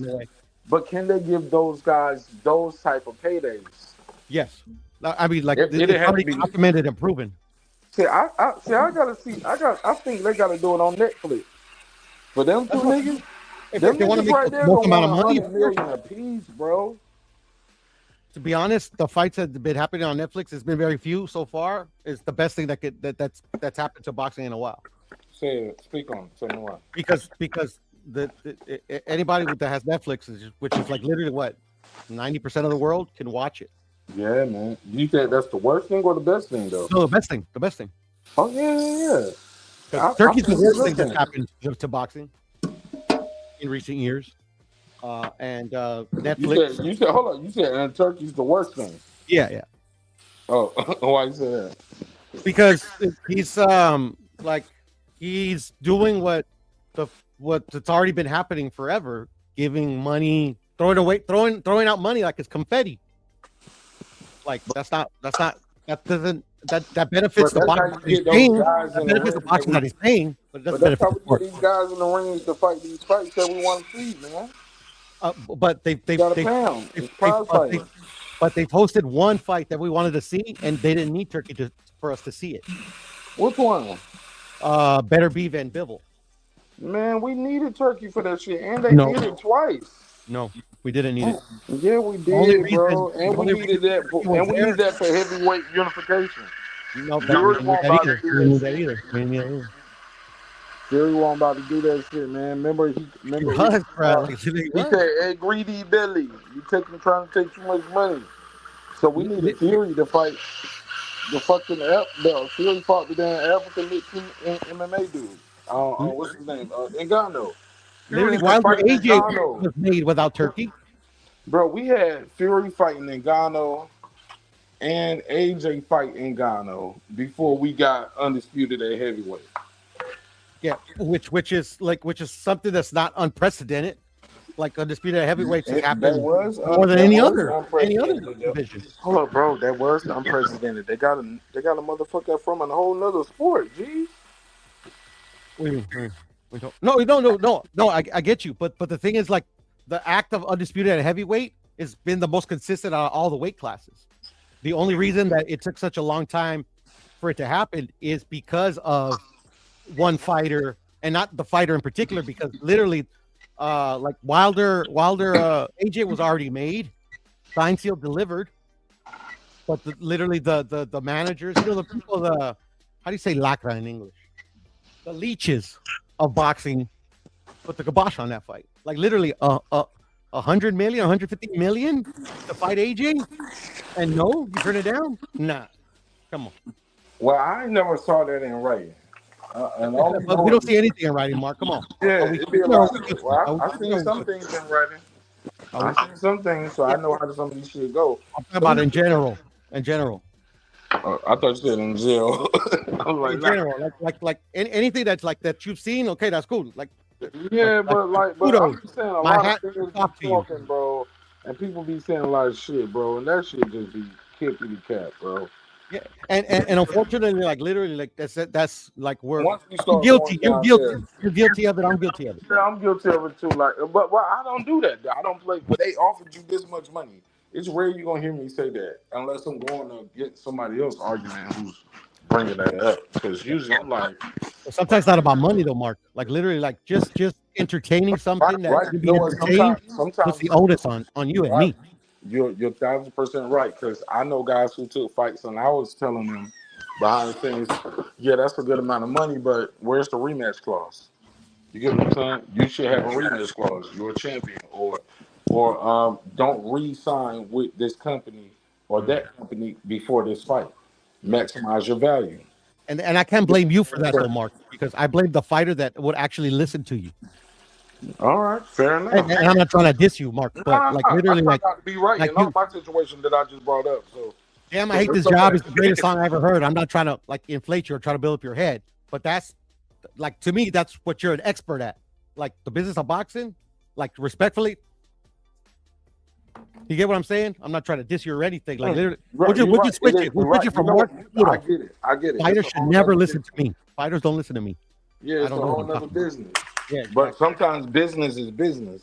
No, you know I understand. And a contract is a contract. You know percentages. Yeah. If you got business, you know business. But I get it. Boxing is definitely a niche sport, and it's definitely a tight knit community. And yeah, and people want to fuck with people they fuck with, and they know. And if you ain't fuck with the people that we fuck with, you know you don't get certain opportunities. That's a fact. Yeah, that's a fact, bro. Yeah, and that's the thing. And at the end of the day, like you'll get gave them great advice. Look what they just did to John Pataya, and he an IBF world champion. Look what they just did to John Pataya. But John did that to himself. Here we go. Like, go ahead. And it's not obviously all on him. But at the end of the day, like he's not a dumb man. I mean, I don't know him. I don't know if you know him, but like literally, like. You know the little civil war that's trying to happen. You know what Zupa's trying to accomplish in this sport. Like, why would you go there and expect the IBF to like give you the benefit of the doubt? They agreed to it and took the money, Piro. Yeah, exactly. But at the end of the day, they like agreed to it, took the money, and then later they said, "Oh, we were misled. We didn't understand this was a championship fight." Hold up, Piro. So hold up. So you think all the fans, everybody around the world watching? Knew this was about to be a championship fight for Zuffa, but the IBF didn't know until the day of the second day weigh-in? I think the people around the world didn't know. The fight is when the IBF found out. Left you from think right. That's what's going on, huh? I think the people of the world don't know wouldn't know left from right. Like, okay, well, I'm just saying the IBF. Hold up, bro. The IBF though, this is your champion. He has paid his sanctioning fees. You didn't know this was going to be a championship fight for Zuffa? belt, but all of us knew this was the inaugural Zuffa belt fight, bro. Everybody in the world knew except the IBF.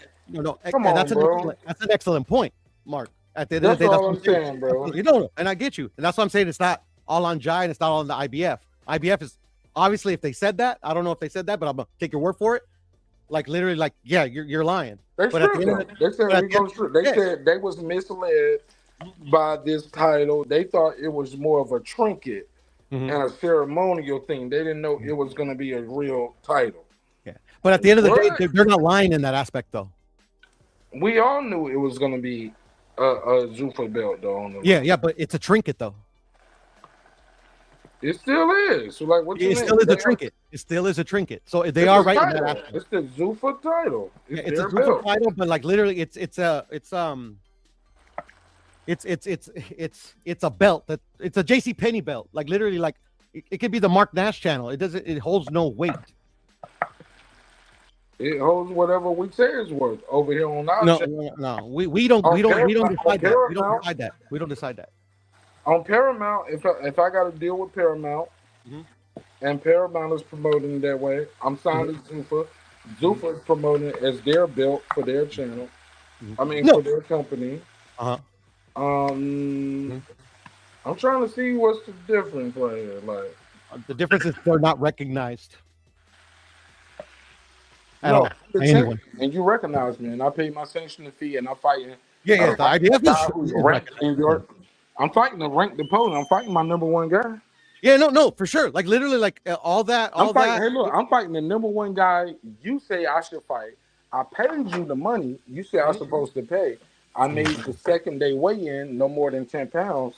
And now you get a call from Mauricio Suleiman or whoever. I ain't saying who you got a call from. But you get a call from somebody. Got a call from everybody saying, "Hey, don't validate these niggas. You about to give them validity." No. And which I would have done. I think which you would have done. Oh, Bob Arum or Oscar or Eddie? Who? Any fighter that literally that it has one or it has aspirations to obtain one, whether it's IBF, WBO, WBC, because like it Dana White says it all the time. Eliminate these people. No, the guy for the IBF that was fighting paid the sanctioning fee. You pay me your sanctioning fee. This is a defense. And it's also a chance to win another title in a new company. Yeah, which holds no weight. Which is why I was rooting for Brandon Glanton for two reasons. One, so it'll blow up in their face. Why don't hold no weight from Atlanta? And I was thinking of you, bro. No. Don't think of me, fuck nigga. Yeah, bro. I mean, you're the homie, bro. Like, how you gonna change who I am? You the homie. Don't think of me, nigga. You know, I was about to tell you before I forget, Mark. It's a 90% chance I'm gonna be in Atlanta in April. So hit me up. What you want to spar or something? Like what you trying to do? No, man. Let's like buy you a beer, bro. Like I'll whoop your ass in the ring too if you want. Like you know. Let's spar. Let's meet up and spar a little bit. At the end of the day, bro. Like I've said it many times, bro. Like literally, like man, you the homie, but you ain't never gonna be truly the homie. Like Shelby's the homie until I meet your ass. Niggas want to meet up with me. We gotta spar. And if you beat me, then you can have a non-alcoholic beer with me. If I could shake your hand and see you in the eyes, I'll whoop your ass for free, bro. It's cool. I'm gonna hold you to that. But what if I win? It don't matter, bro. No. It don't matter. I want to fight for free. Like what I get when I beat you up though, like I'm supposed to. My respect, man. I don't want your fucking respect. I want your money. Like literally, you get into the ring with me. You get into the ring with me. It doesn't matter if you run around for 8 rounds, 1 round, 2 rounds. You got my respect automatically. What if we don't do a ring? Let's just do a parking lot or something. Bruh, I mean, like literally, like whenever you want, anytime, any place, anywhere, bruh. Like literally, you easy work, bro. I said, nigga, we can fight right now. What's up? Jump through the Wi-Fi, bitch. Man, hold on. Let me pull out this device I've been working on, bruh. Boy, I've been working on this Marty McFly shit over here. Boy, I can't wait till I can fly to y'all niggas. Go back to the future on y'all niggas. Because the energy be different in real life. Yeah, man. The energy be different in real life. Yeah, man. But the good thing, the few people that I've met in real life, Like literally, like they all been awesome people, man. Like Yeah, most people, most people are good people in real life, man. I met a lot of these goofies online, and a lot of like good friends, a lot of good dudes that do like goofy stuff on the internet. I'm sorry, brother. Yeah, no, and there's some I never want to meet, bro. There's some I never want to meet, and I'll be nice to them too. Yeah. Like literally, but they creep me out. They creep me out. A lot of dudes on here creep me out. I never want to meet you, ever. And don't mistake my kindness for me wanting to meet you one day. Like I don't want to have a beer with you. Like literally, like if I see you at an event, I'm walking the other way, not because I'm scared. Well, maybe I'm a little scared because you're nuts. Nah, fuck that. Let's go Sin City Manny, nigga. That's what I'm ready to go Sin City Manny with niggas. Let's go. You tried the Manny Crawford, Manny Pacquiao Crawford, huh? I mean Manny Pacquiao Floyd. No, I said Sin City Manny. What's Sin City Manny? Oh, okay, never mind. No, I've never heard of it. That's why. Okay. But I want to go to Magic City. I had a chance to go one time with the homies because they Raider fans and they go to wherever the Raiders play, and I missed out on that trip. They had fun. And it's got a lot of clout and shit, and once upon a time in my life, like I like those venues. So it's a bucket list. It's a bucket list thing. Like literally, Mark, you never wanted to go to Adelitas or to Hong Kong, bro? You would enjoy it.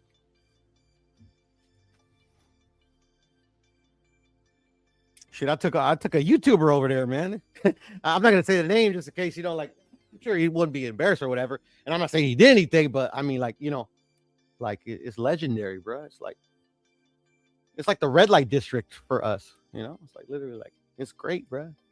And it's not like some $2 hookers, bro. Like literally, like they got international flights flying in there just so they can make their money, man. I love the Hong Kong. I haven't been there forever.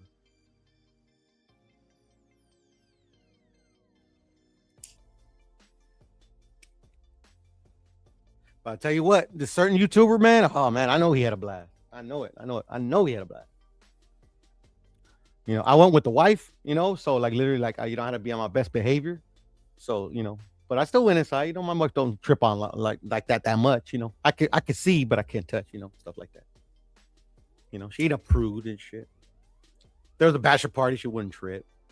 And there's some chicks like that, man. I had a chick like that. Thank God I dodged that bullet, bro. Like, really? I can't go to a bachelor party. I can't go to my brother's bachelor party because you got an issue with a fucking stripper. Fuck out of here. But anyways, that's how some women like to control your ass.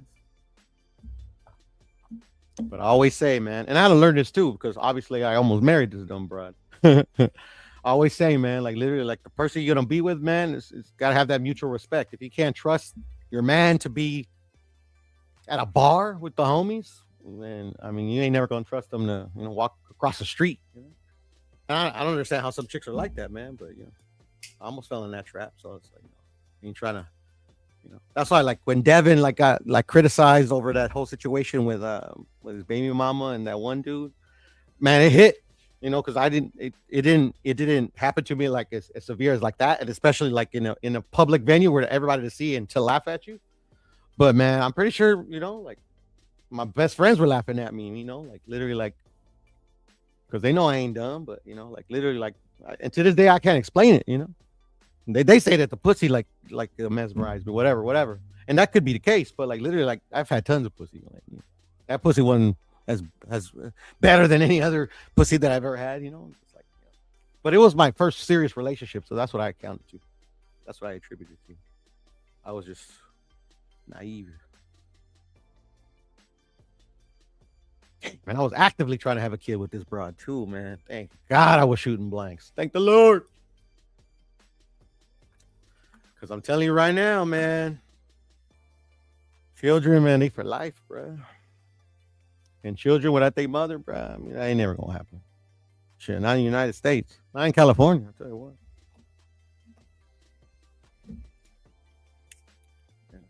It's okay, I dodged that bullet, and it only cost me lifelong trauma when she tried to kill herself, or unalive herself. Excuse me, Mario, I don't want to get your channel struck down, And,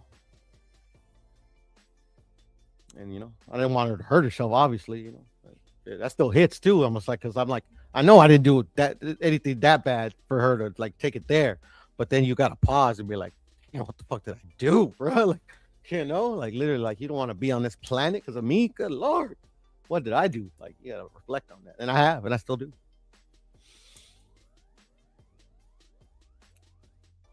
Trauma like a motherfucker.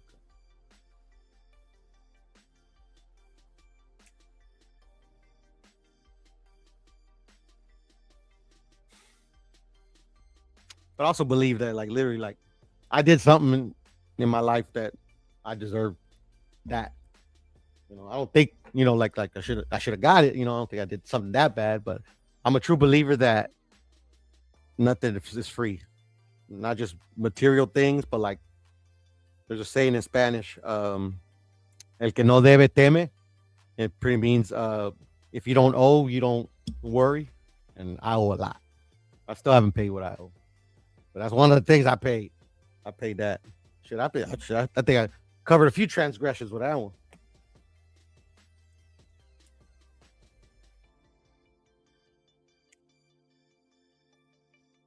And I do talk a lot, but like I talk, especially I do talk about that stuff, not to like literally like people to feel sorry for me, but like anybody that's listened to the sound of my voice, like hopefully can learn from that shit, man. Read the signs. But then there's a whole thing of what I also believe that goes hand in hand with that is that it don't matter like how many times like they tell you, or it's like I lived it, young man, and you don't do what I do. And I would think, obviously women, but I would think especially in men, especially proud men, men sometimes they think like they know a bit too much than they do. You got to learn for yourself sometimes, and I'm that type of dude. Like literally, like they could tell me a million times. Like, I'm back. What up, Mark? I've done it. Don't do it. I'm gonna do it anyways because I have to see it for myself for whatever dumb reason. But anyway, how's that sandwich, Mark?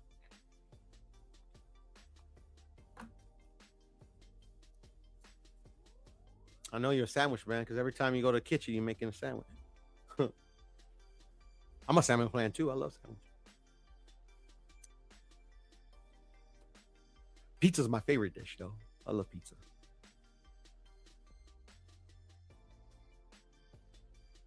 Shit, I gotta meet up with Dub too, bro. Dub's out there, man. That's my boy. Oh yeah, in Georgia. Yeah, man. Gotta meet up with the homie Dub. Got to. We've been trying to meet up for the longest. It's just he's in Georgia. I'm in California,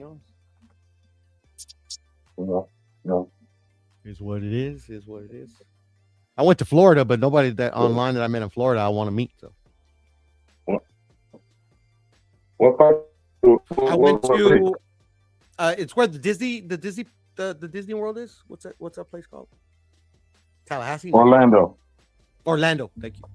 Orlando. Yeah, it was cool. Okay. Well, Disneyland, that area. I didn't go anywhere else. Yeah, I went to Orlando.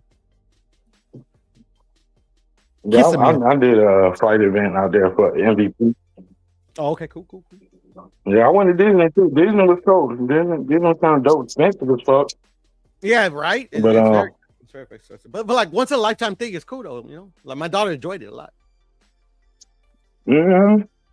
My daughter was talking to me about going. She enjoyed it. Sorry, go ahead. No, my daughter was talking to me about going to Disney again. Cool. Yeah. Yeah. If you could take her one day, she's gonna enjoy it, man. The kids eat that shit up. No, I told her she's gonna go for graduation. Shit, I fucking. Hey, that's what I do with my daughter. Like that's what I've noticed because like she's like hyper like me and like hard headed like me.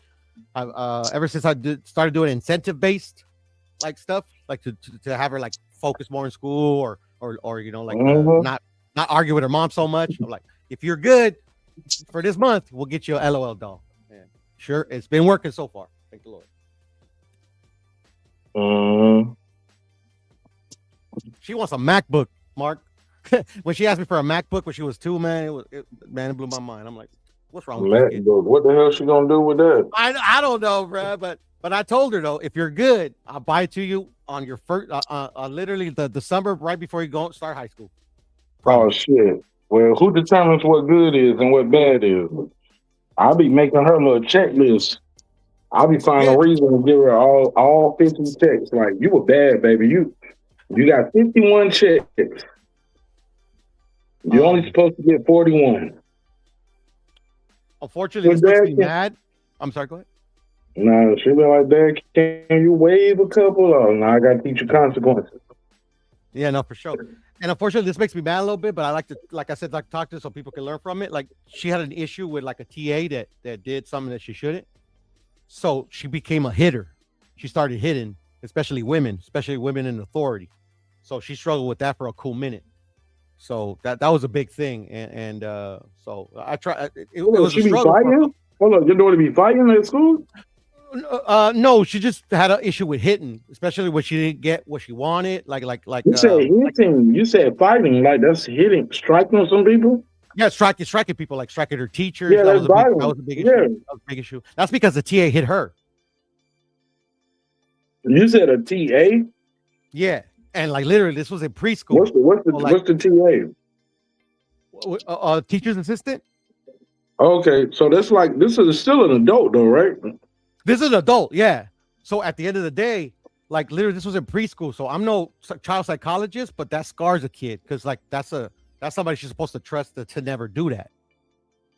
So I think that's what she developed. She developed like, okay, like this adult is hitting me, I can do that too. You get what I'm saying? And unfortunately, it's a female, so I couldn't beat the ever living shit out of this person. You know, I obviously went through the proper channels, did the police report. Get fired? Like, what they do? No. Unfortunately, they didn't. The school didn't even believe us. What? Factual facts. That lady's still working to this day, and that's what scares me. Not because like, oh, I'm so mad they didn't do anything. There's no consequences. She's gonna do it to somebody else. So did y'all stay at the same school? Did y'all leave the school? What happened? Yeah. We left that school, and yeah, like I said, we filed a police report. We did all the proper channels, but they didn't believe us. It was my daughter's word versus against an adult. An adult.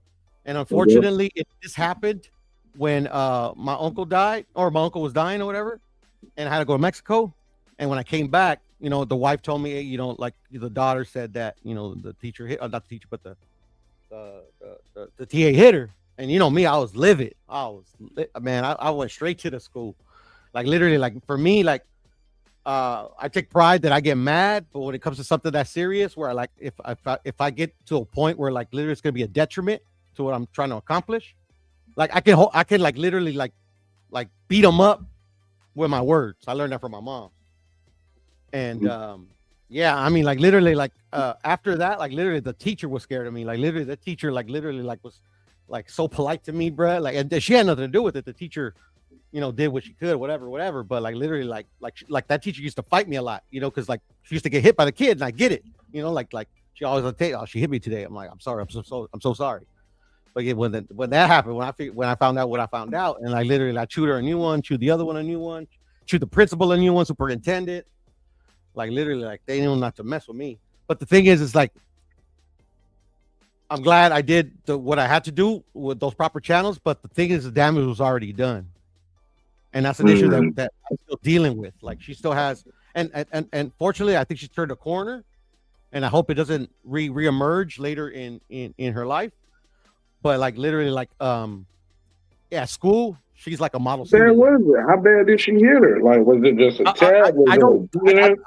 I don't know how bad she hit her because she had no marks, she had no nothing. The daughter, like the daughter didn't like wasn't afraid, but she was always angry. You know what I'm saying? Did it happen more than once or what? My daughter, her name's Amelia. She only told us of the one time, but the one time was enough because she became a different kid, Mark, and that's what pissed me off the most. That like literally she became a different kid. She never hit nobody ever. Like literally, she's a social butterfly. She still is, but like literally, like she just was like. But the teacher hit me. I'm hitting everybody. Exactly. Like literally, like whatever. Like she said, the teacher said the rules. Yeah. Yeah, and then the thing is that like they and I felt it. I felt the energy, and also the way they treated the students different. They started like literally she became a problem. You know? you know, when she never was. Like literally, like, oh, we love Amelia. Yeah, she's one of our favorites. Till like, oh, you know, Amelia did this. I mean, Amelia's so disruptive. You know, like literally, you should guys get her checked and this, that, and the other. And unfortunately, so she stopped cutting the grass and doing the laundry and shit. I'm sorry. Go ahead. I'm fucking with you.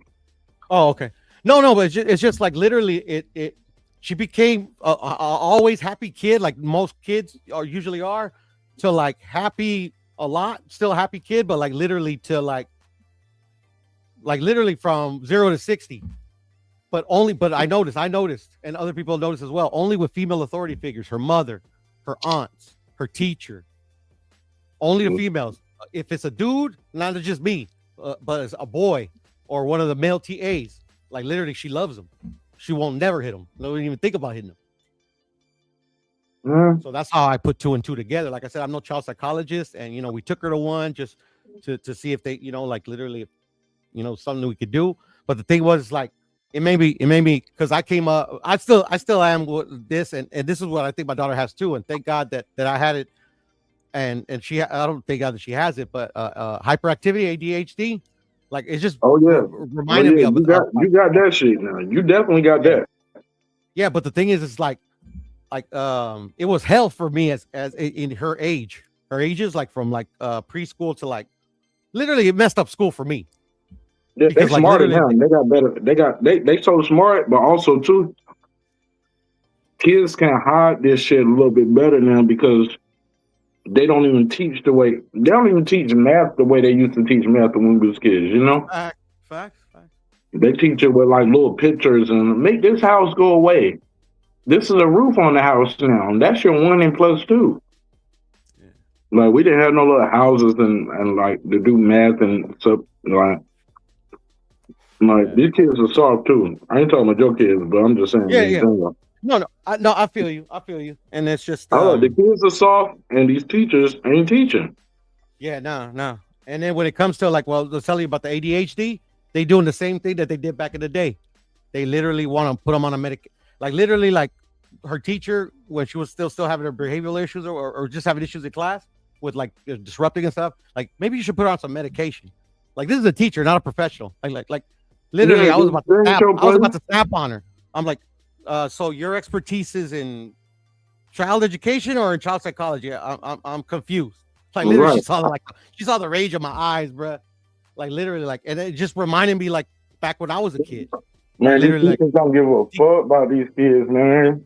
No. And they actually mad at you when you involved in your child's curriculum and your child's education. You the problem, man.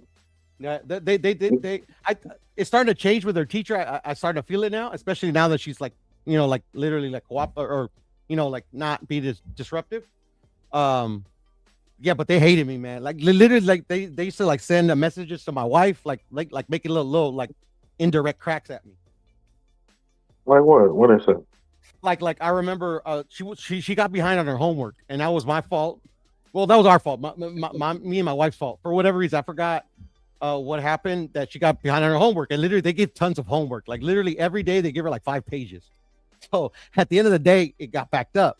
So like, why is she doing her homework? Well, we're trying to catch her up. And this is where a time where like literally like her focus. Hey, look. Yo, that kid's homework, especially girl, them niggas got you doing homework. Yeah. Like, yeah. I'm 3 + 5. Like, I know this already.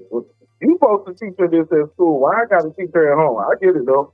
But yeah, you definitely, when your kids in kindergarten and first grade, they got your ass doing homework as an adult.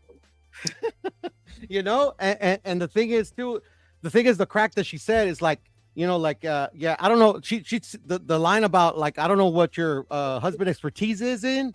You get what I'm saying? Like she used it back at me. And I remember when she didn't send me the message, she sent it to my wife. When my wife showed me the message, oh man, I'm like, really, bitch? Like really? Oh, she flipped it back on you. Yeah, flipped it like literally, like, but without any merit, like literally just out of spite. You know she fucking with your daughter when you ran around. Which means she probably being spiteful to your kid, you know? Yeah, and I think it could have been a case. I never got that vibe, but I think she would be like she would treat her different than the other kids. But a little bit, you got to, because I don't like your daddy. Like I had the I like your parent-teacher dad. conference yesterday, and it like literally it's night and day with them now. Yeah, I don't like your daddy, nigga. I'm gonna treat you a little bit different. Like that now, heaps and praises. Like Mark, Yeah. thank the Lord Jesus, and I knew this too because I fought these people tooth and nail about like trying to put her in the special class or whatever because of whatever. Ooh, I got this Like, one nigga right now. I wish his kid was in my class. Oh, this one too right now. I wish his kid was in my class. And literally, like she was behind at the beginning. She was behind Mark, like on her studies or whatever. Like literally, like in the past, this was kindergarten. In first grade, she's won they call it the Panther of the Month award.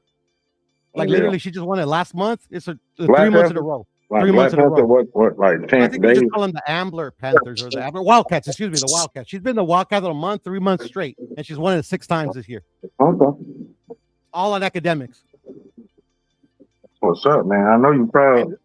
Bro, I'm strutting, bro.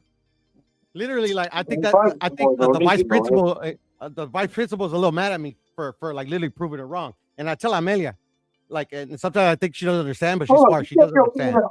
Your kid at that same school where that drama was happening?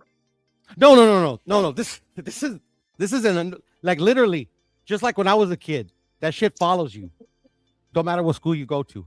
Oh, for real. Like literally, every teacher, even I've never met This this teacher. following you. Never You met might me. be a problem though, Jesus. What happened, brother? She keep following you. You might. No, but it does. Like literally, like I ain't talking about Amelia. I ain't talking about Amelia. I'm talking about your crazy ass. Oh, it could be too. But I don't see you get into it with niggas, Puro. You be starting shit, nigga.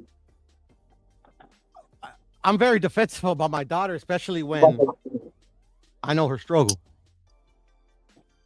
Like Yeah, well, I was literally, talking like, about I don't you. know if you no, I got you, but I don't know if you know about a struggle that you can have personally, but like another person cannot understand it unless they have it as well. Yeah. Like that's what I got with Amelia and her ADHD. Like I tell my wife and my family all the time. I literally prayed before like we knew like how she was going to develop in that way. I literally prayed that she was nothing like me in that aspect. And sure enough, she's exactly like me in that aspect.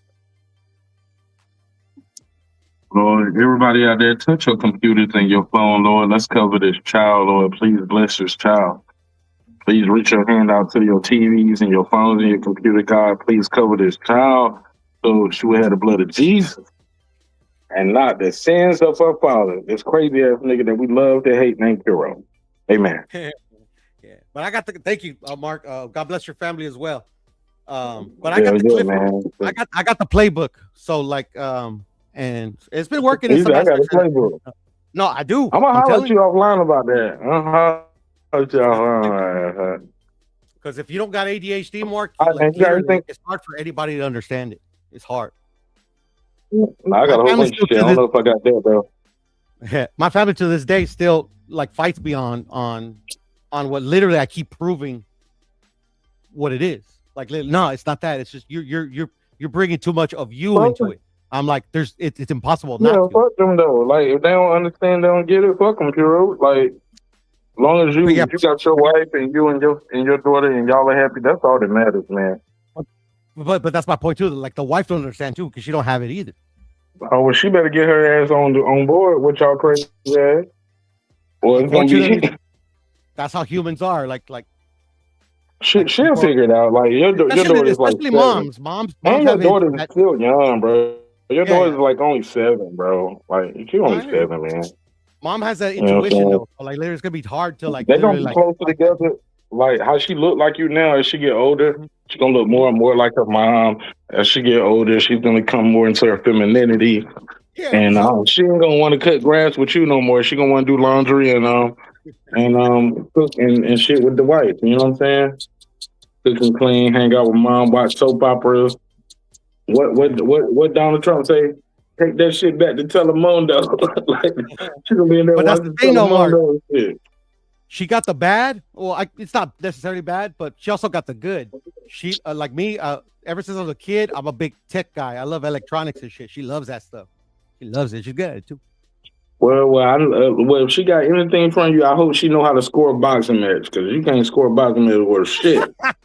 Yeah, I got the certificate from the Associated Boxing Commission. Where's yours? In your mouth. Yeah, man. No, but like hey, I look, said, on my betting sheet, nigga, like on my, how nigga say I got an 89% boxing prediction record, nigga. But yeah, yeah, no, that's wild, bro. Like literally, like okay, like I like people that claim that like prediction boxing record, like it's 50-50 going in, right? Like literally, like anybody can pick any. Every like, come on, time. it's not impressive. Man, you call that rounds now. You getting those shits now? Okay. Yeah, and that has it is impressive in its own right too. But also, you got to realize that that's 100% luck as well. Like nobody can tell the future. So if you pick a round, you got lucky. Oh no, you keep picking that shit, I'm gonna think you got the Marty McFly almanac or something, though, homie. I mean, I've picked around. I wouldn't say consistently, because I don't think anybody can pick it. Yeah, that shit ain't regular, bro. Niggas don't be picking around, man. It's not. But look, you picked the draw, and that's not regular either. No, but if I I bet on every draw though. That's why I keep winning. But the draws that hey, look, some niggas win on one draw the whole year, nigga. I won on 3 draws last year. But the ones that I know that you won, when you broke them down to me, you break them down with logic. You just don't. Okay, I think this is gonna be a draw just because I think it's a draw. That's the difference. No. That's the difference. Yeah, I'll bet on everyone. Like the Ryan was it? No, which was the draw that we're on? It wasn't on the live, but it was on a. We're just watching backstage. And then you made a bet with me right before the scorecard. I was like, I gotta win this money back. Yeah, but that one you picked, like, because I was wrong on my original bet, but I bet with you backstage, and I was like, this shit about to be a draw. Yeah, no, but you picked it like literally, like you just didn't pick. Oh, it's gonna be a draw because I think it's. I feel like I got a feeling. Like a lot of people, I got a feeling. No, like literally, like I just think it's gonna be, and it made sense to me at least. And then when I pick rounds, I try to I'll pick the round like not a random, but I'll be like, okay, I think the way the style fights and the way how this guy's good and how it can go. You're gonna get tired around this time. Yeah, or it's gonna be a mid to late round stoppage, and then I'll pick from a mid to late round. I'll just pick out of random. Mm-hmm. It's like Brandon Figueroa. I thought that was gonna be a late stoppage. Literally, bro. Versus who? I got that round. I'll give this Dick Ball. You thought he was gonna get stopped? Yep. I picked late stoppage because I didn't think he was gonna win the decision in England. I mean, it's not beyond the realm of possibility, but the odds weren't good in my opinion. So I picked round 12 stoppage, and I got it. But I could have picked round 1, But he stopped him in the 12th? It was the 12th round? Yeah, you haven't seen that fight, Mark? No, I just can't remember it, though. It's been, I don't watch so many fights, and I can't remember, like... Yeah, no, I hear you. And boxing's dead, right? Round? Literally, that fight happened two weeks ago, but go ahead. Man, who you telling, bro? It seemed like it was a month or 2 ago. Yeah, no, like... So, look, he stopped him in the 12th? He stopped him in the 12th. And he was up on the cards. Ain't that crazy? Did they have a rematch clause? I don't know, to be honest, but he's with Eddie Hearn, I think. So like it's called rematch room for a reason.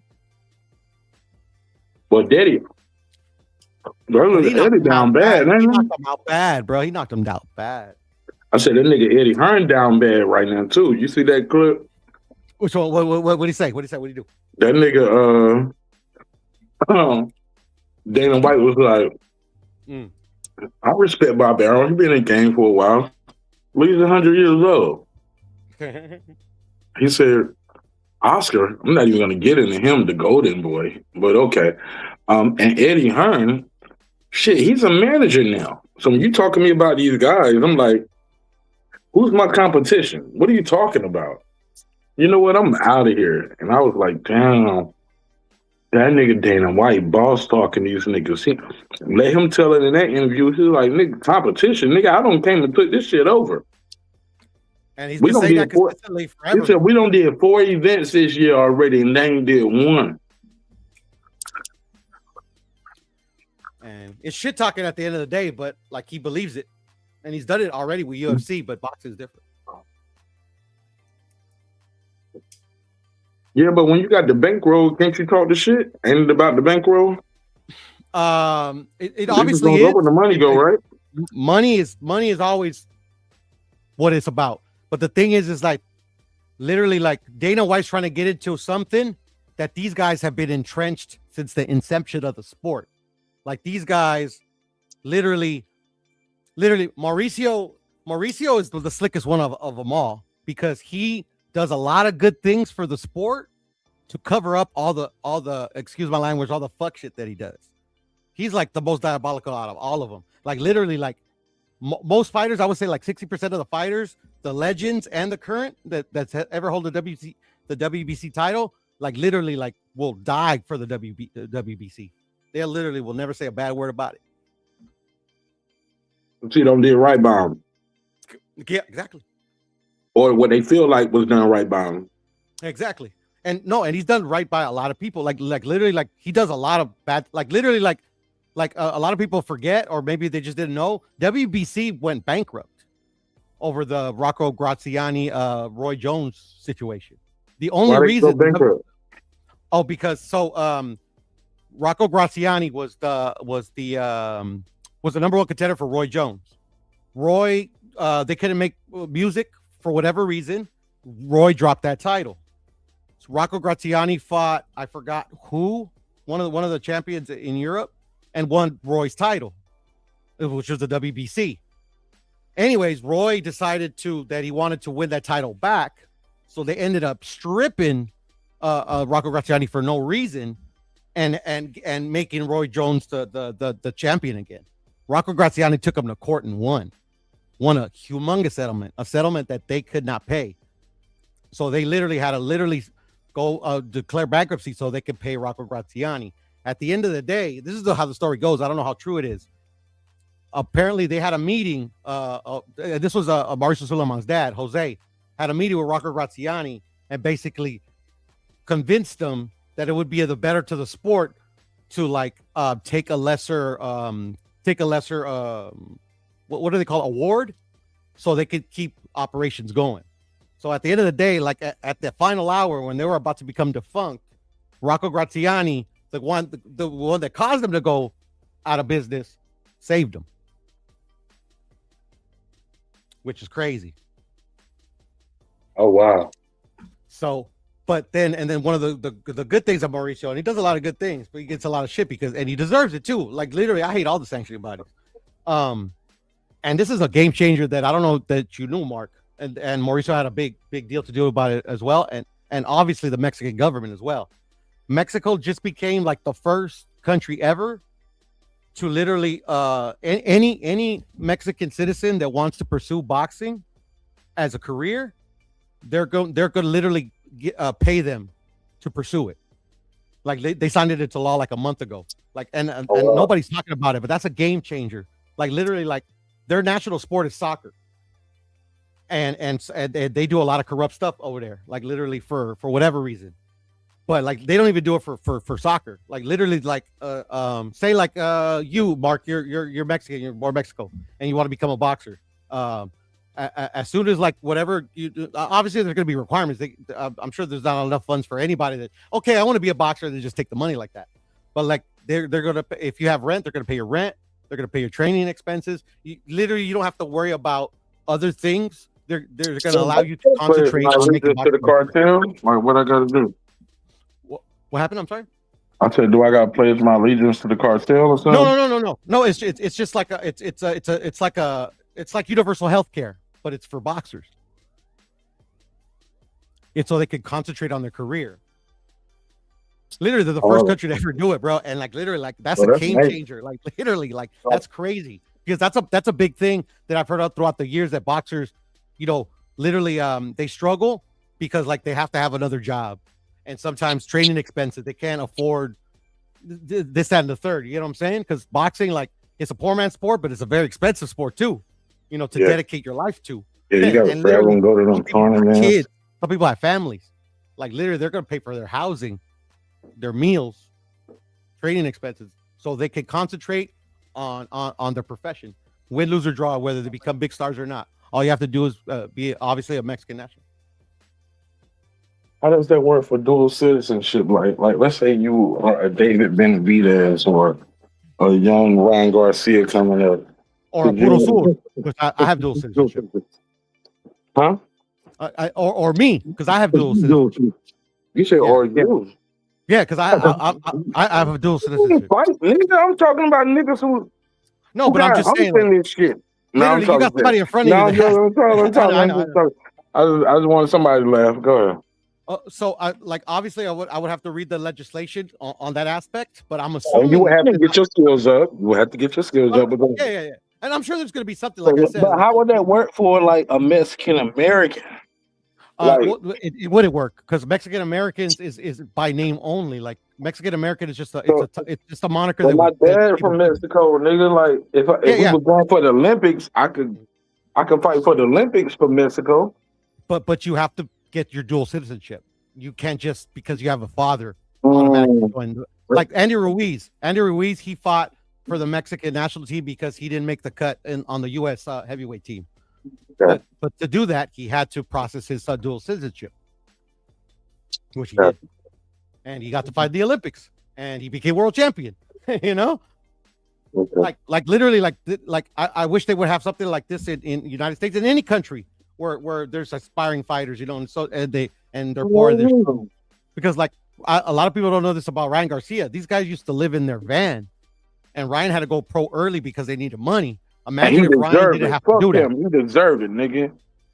Whether he deserved it or not, I'm talking about like literally. No, I'm just talking shit. I don't like that nigga.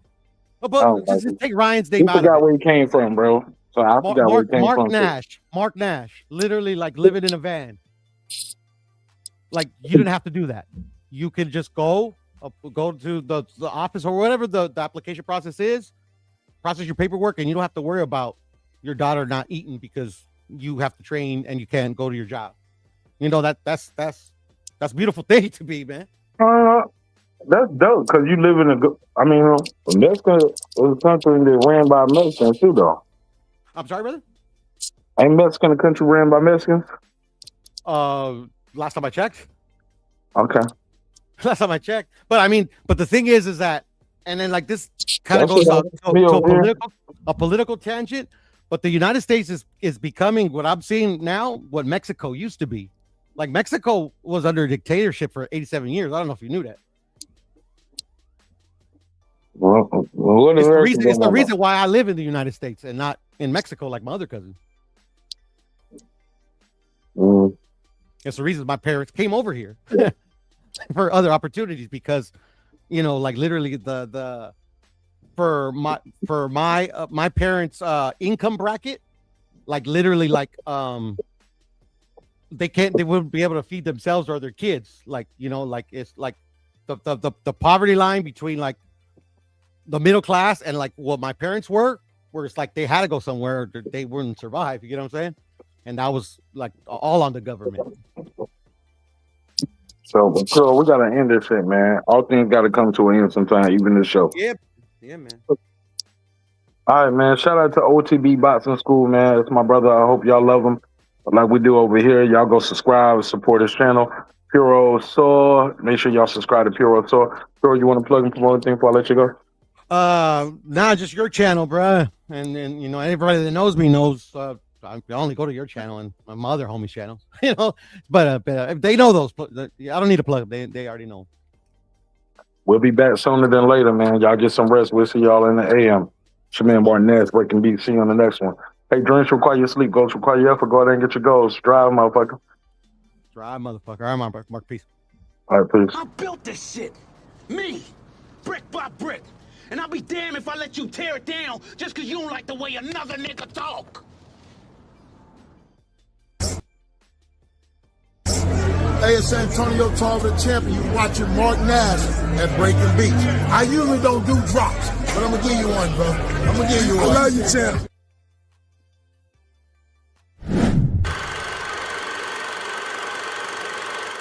This that squad sound.